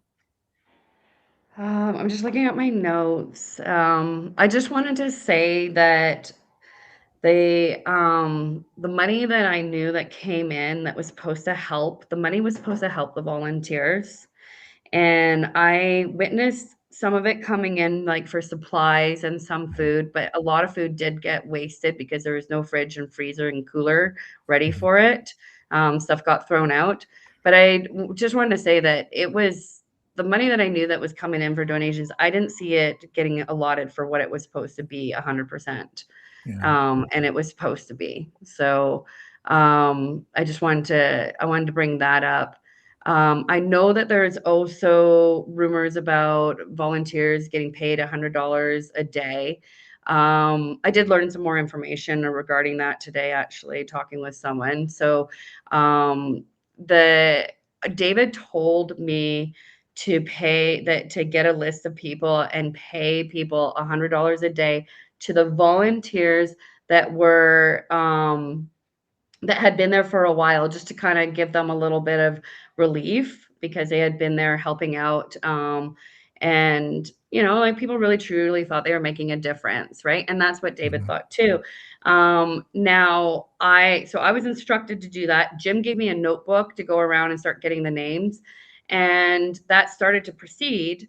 And then all of a sudden it stopped. I was told, nope, there's no money being given out now, after it had been all brought out and all announced and everything. So apparently, like, nobody got paid $100 a day. But I did find out today that people were given some money after I left, like just like $100 to a couple people. I know that gas cards were also paid for and given. And Colin was supposed to be doing a lot of that. I know that he was given some money too. But yeah, and I just wanted to say, like, that definitely, like, the money that was allotted to help was not put where it was requested to be. And I don't think David really knew that. Like, we've had that discussion already and stuff. So, and hopefully that gets all cleared up and talked about when he comes onto the show. But I'm the one that was on the ground. I was supposed to be his eyes and ears. That's what I agreed to be when I was there, and it didn't happen. Where the money went, we can just all make our own speculations on that, right? So that was just something major I wanted to say. Final thoughts, Angie, before I drop a couple of little mini bombshells. No, I just think that it's been a lot for the locals, and like I've always said, my heart's with them and also with the wildlife, because I do believe that that's been a challenge. And like I've said numerous times, I don't speak for the locals by any means, but I am using my voice with the hopes that their side is heard, and I think we've done that here. So thank you for that. Okay. I feel very sorry for Edgewood. A lot of the volunteers and ex-volunteers, they all feel really bad for Edgewood, and they have been told. I've been told a lot of stories too about stuff on the side, and yeah, and I know a volunteer that actually went around and spoke to a whole bunch of the. When he was asked to leave, he went around and spoke with a whole bunch of people to ask their side. And I would have loved for him to come on the show too, but like I said, like I tried really hard for months to ask other volunteers, ex-volunteers to come on, but they're traumatized. There's so many different sides to this whole thing. There's what Edgewood went through. There's what ex-volunteers went through. There's what the farm went through, the CFIA, everything. There's so many different angles. And Yeah. I think a lot of people are hurt and angry. And I don't think every story has fully been heard by everybody, but yeah, it's a shame. And it's sad to see that this thing keeps going as more grifting and all that sort of stuff. So yeah, that's my So end remarks. just a little bit more weirdness, but also Mhm. information to reinforce some of what I was talking about really near the beginning of our conversation. I showed you the spaghetti chart, right? Showing that all these people are kind of connected loosely, and their heads blow up when I show that. Some of them, because it's like, don't show that. Like, I don't know. Okay, there's something toxic about that. So I'm looking through the chat and giving these folks a voice here tonight too. But there's something that is kind of weird, and it's a mini bombshell. And Freedom Cat says, "Was there discussion about Camp Hope? Do you guys know what Camp Hope is?" I've heard of it, but I don't know a lot about it. This is Camp Hope. This is was in Winnipeg. This was like after the Freedom Convoy. They were trying to get another convoy going. Anyway, it was sort of like a protest, but it was a rally. And this is like, it was, and a lot of people ended up camping there, just like at Edgewood. There was a Castleman camp, I think they call it, outside Ottawa. Oh yeah, that's right. Castleman. Yeah, So that's Castleman, right. I brought that up earlier. This was before that. So as I say, these are things that are repeating themselves. So in the chat here, in politics, there are no coincidences. Freedom Cat says, was there discussion about Camp Hope and the fact that many of the people who showed up in Winnipeg at Camp Hope are Walters, at Walters, that was the property owner there. Dave, Jim, Ron Clark, Colin Big Bear, etc. But the first name on the list, Katie. I'm just reading what's in the chat. And here, how many years now has it been? 3, I think, since that event. And here's Katie coming up. If anybody knows more about it, you think it's relevant, send it my way. Also, Optics Subjective. Rick, you missed that this chat room solved world peace. Well, thank you for that. You guys are great. Glad you could do that for us tonight. And then somebody's saying Katie was at Camp Hope. Another person commenting about that. So that's news to me. If that's true, that's kind of another dot that connects things. And there, the other thing is, you're talking about David. I actually, Pete, Blake might not believe this. I actually like David a lot. Okay. And I see that he tries to do a lot of good things and he's doing a lot of charity stuff. And I think he's got a good heart. There's a little bit of weirdness around everything that's gone on at the farm, including what, he's been involved with.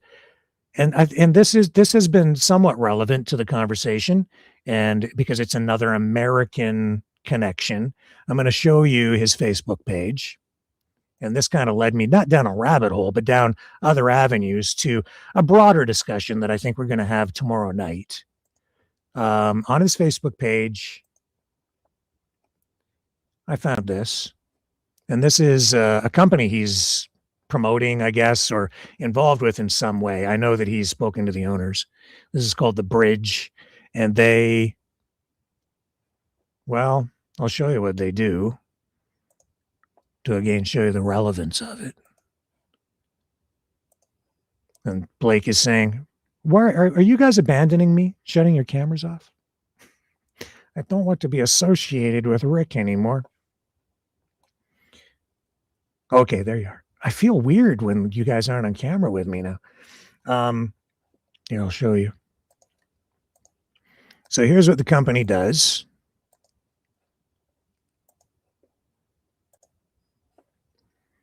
And Blake is saying, "Well, why are you showing an American flag?" Well, because it just seems to keep connecting.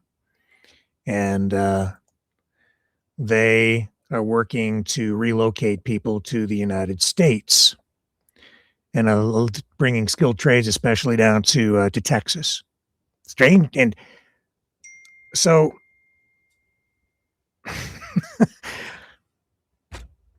there it is again. I mean, so big donor to the farm and promoting people leaving the country and criticizing Canada. And I get it. I've looked at moving to Texas myself. I think I've mentioned it on the show here from time to time over the past few years. Long time ago, looked at moving to Texas, and I love Texas. But it's also about how you do things, right? And so the thing that kind of came up for me that just raised some questions is who else is promoting it and the way they're doing it. And what these guys do is they kind of take a negative stance toward Canada, to say the least, and then they sign you up to move to the US. And so they're using, some pretty influential social media influencers like Clyde Do Something here, who is Canadian, and he's moving to the US, promoting the company, and he's saying USA is the greatest country in the history of Earth, escaping the grips of communism in Canada, which I don't think is really accurate.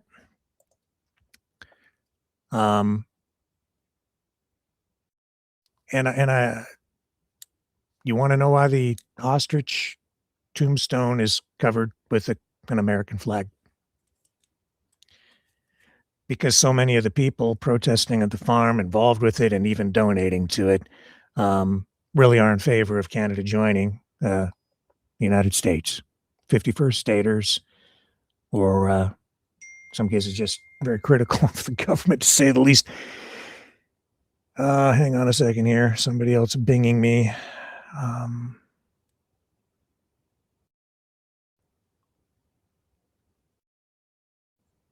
Okay. Somebody's going to look into some things deeper for us and get back to us. So I bring it up because I think it is relevant to, the motivations behind it, and people are welcome to have their opinions. But I'm really weirded out that you guys aren't on camera with me. Are you even there? There she is. Don't do that to me. You're creeping me out. I feel like you're hiding behind a curtain or something. You're going to jump out and scare me. Sorry, didn't realize you were so insecure about being by yourself. Like you literally talked for an hour and 20 minutes when we started this dang thing. Yeah, I know, but I can see you're there, but you're not there, and that's weird. It's weirding me out. Okay.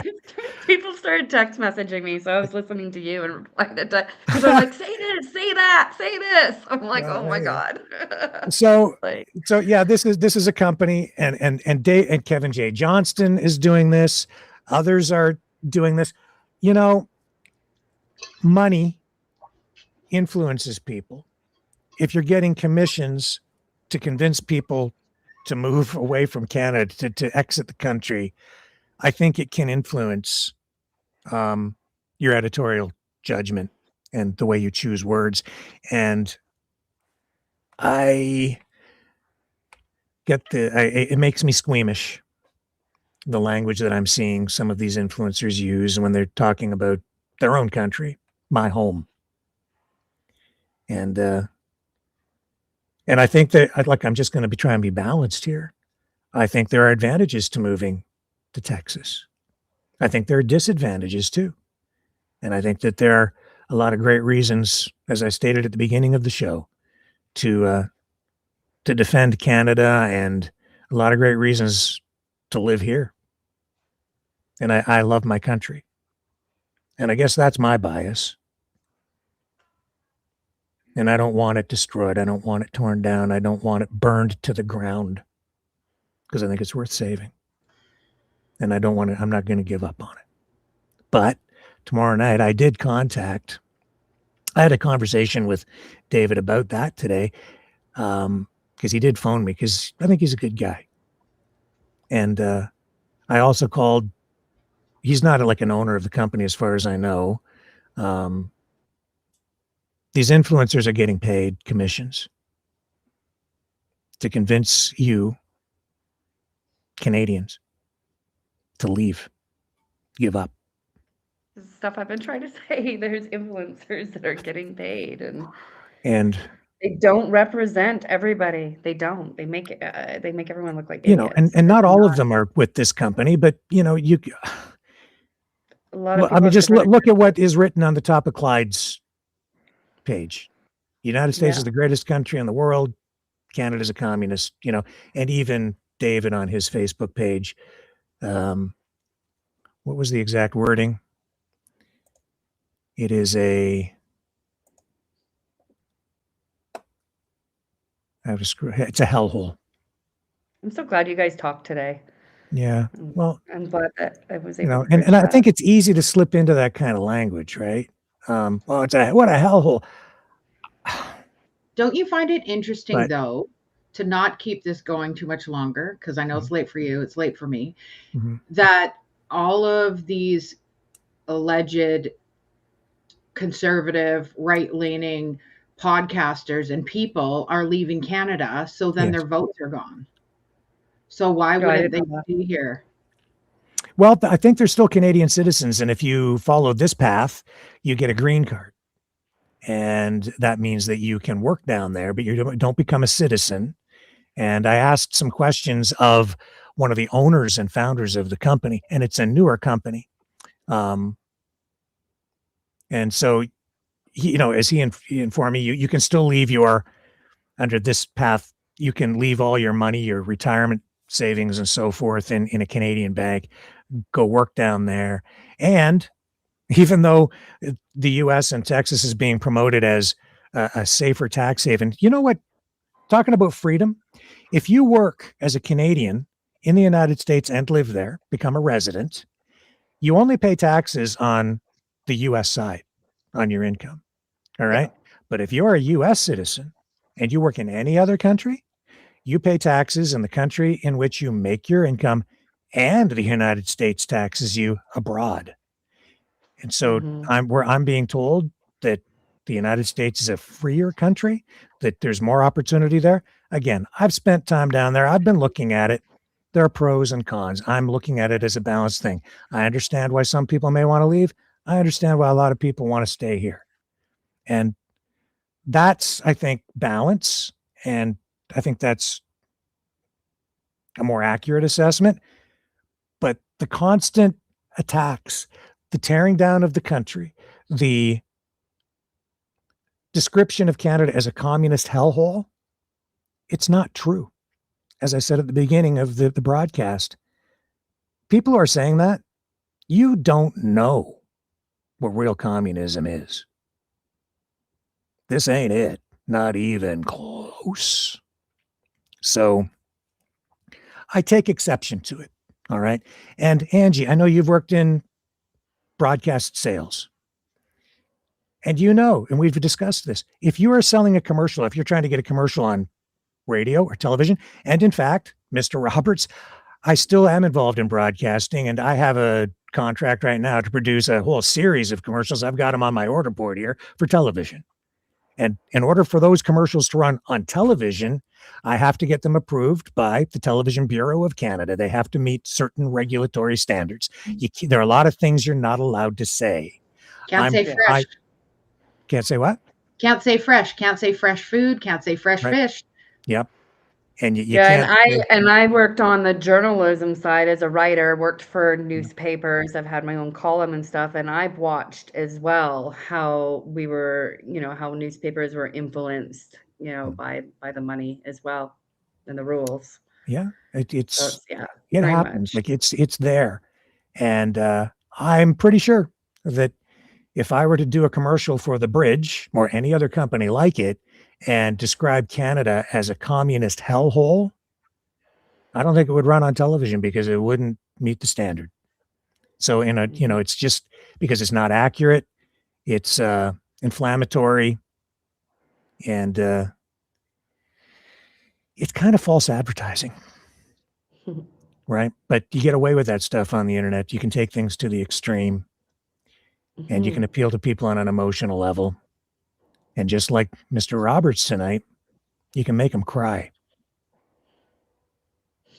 I have something to share regarding media and the farm, if you don't mind. It just came in mind while we're on the subject. Sure. Rebel News. Now, that's a whole other ball game. A lot of people don't know this, but they buy domain names that are very close to whatever the cause is, so that they can take in donations on the behalf of that cause, but the money doesn't usually get to the cause, is what I've been told. So, but they, for example, they had Save Our Ostriches as the domain name for the farm, right? Rebel News bought the domain name Save the Ostriches. And then they get online and they go donate to Save the Ostriches. And then that goes to their platform. So it's, like I said, there's just so many different angles of things, and a lot of these influencers just made everybody look bad. I do want to share one more quick piece of information, if you don't mind, too, that that just came into me by text. Someone asked me to say it, that they have proof of it and that they have talked to you on the phone. And I can text you later about it too, but they just mentioned a very important piece of information to me, that Katie met Jim out in Ottawa during the truck convoy. And suddenly more dots appear that need to be connected. So all of these conspiracies are yet to be proven in a court of law or in the court of public opinion. So we will dig into it more deeply to see if any of that is true. And I hate to even talk about things until we know for sure. But it's just, again, par for the course on this as we continue our coverage of the very crazy ostrich farm out in Edgewood, British Columbia. And tomorrow night, because I am fair and I am balanced, I think we're going to have the co-owner of the bridge on this program. Not so much to talk about the ostriches, but just to talk about their service, why Canadians are choosing to leave. And I think there's a valid conversation to be had there. And I had a great conversation with David about all of that and politics and some other things. I had several conversations with a bunch of people today. And so I'm looking forward to it if it happens. Hopefully it still does. Although I hope that after you listen to it, you stay in Canada and you still love your country. So that being said, that's what's on tap for tomorrow night. So there you go, guys. Last chance to say anything before I introduce our closing song from Maverick and the News Brothers tonight. I definitely feel like I'm missing a lot of information, but it's okay. It is what it is. So did I? Oh, okay. You can only talk so much. A lot more than you wanted to say, but can't get it out. But okay. It's okay. Angie, I have my list here, and I was just like, whatever. Yeah. I just want to thank you again. I've had numerous messages from locals to say they just want to thank you for speaking up and allowing them to have a voice. And yeah, I really appreciate the time that you've taken to do this, Rick. Thank you. That's what this whole thing is about. And thank you to the locals in Edgewood who did come forward. And thank you to the farm for talking to me too and talking to all of us. And I don't hate ostriches. Okay, I don't. Now I that think being anybody said, does. I think all sides can agree to that. yeah, and thank you, Elena, for after many months finally coming on and sharing your information, and Angie for all the deep digging that you've done and all the work that you've done prior to this. And I think unfortunately, I think this is probably not the end of this story. Maybe even in the nights ahead, it will erupt into For something. me, I just wanted to end. Yeah, It's me go too. on. And some time ago, when alligator Alcatraz was happening, I did some research, and I found out that alligators can also become exposed to bird flu, but just like ostriches, they're not likely to die from it, but they do develop antibodies. And so Maverick and the News Brothers ended up producing this song because just like Ostrich Fest, we want to have Gatorade.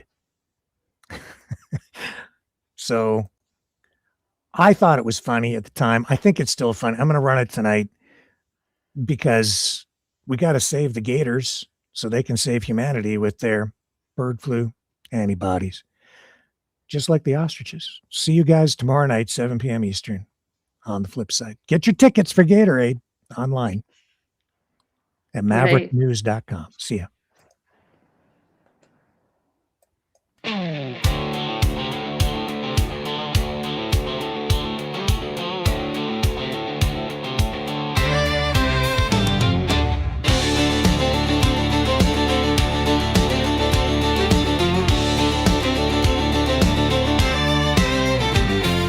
Down in the swamp where the moss hangs low, there's a secret jail most folks don't know. Gators guarded, but they're locked in too, working for nothing like good old fools. Built by Ron with a heavy hand, time to break them out, take a stand. All we need Gatorade, let the gators go. They outlive the dinos, beat the bird flu blow. No more working for a petty dictator. Raise your voice and shout later, Gator.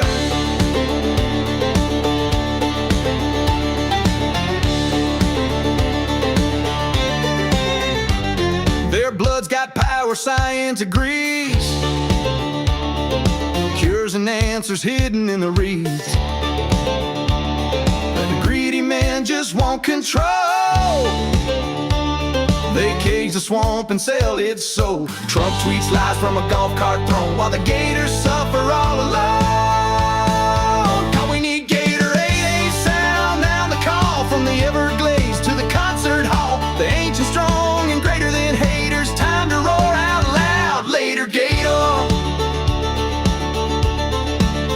Now picture this, a swampy stage, bayou crowd. Gators marching, snapping proud. Santa's running from the beat as scaly freedom hits the street.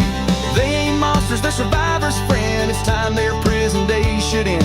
Raise your hand, stomp that ground, let the Gator anthem shake this town. We need Gatorade, a swamp, hearts unite. Play that slide guitar into the night. They've earned their peace, not another jailer. Sing it strong now, later Gator. Later Gator. Later Gator. Gatorade is king, and they're taking the swamp back.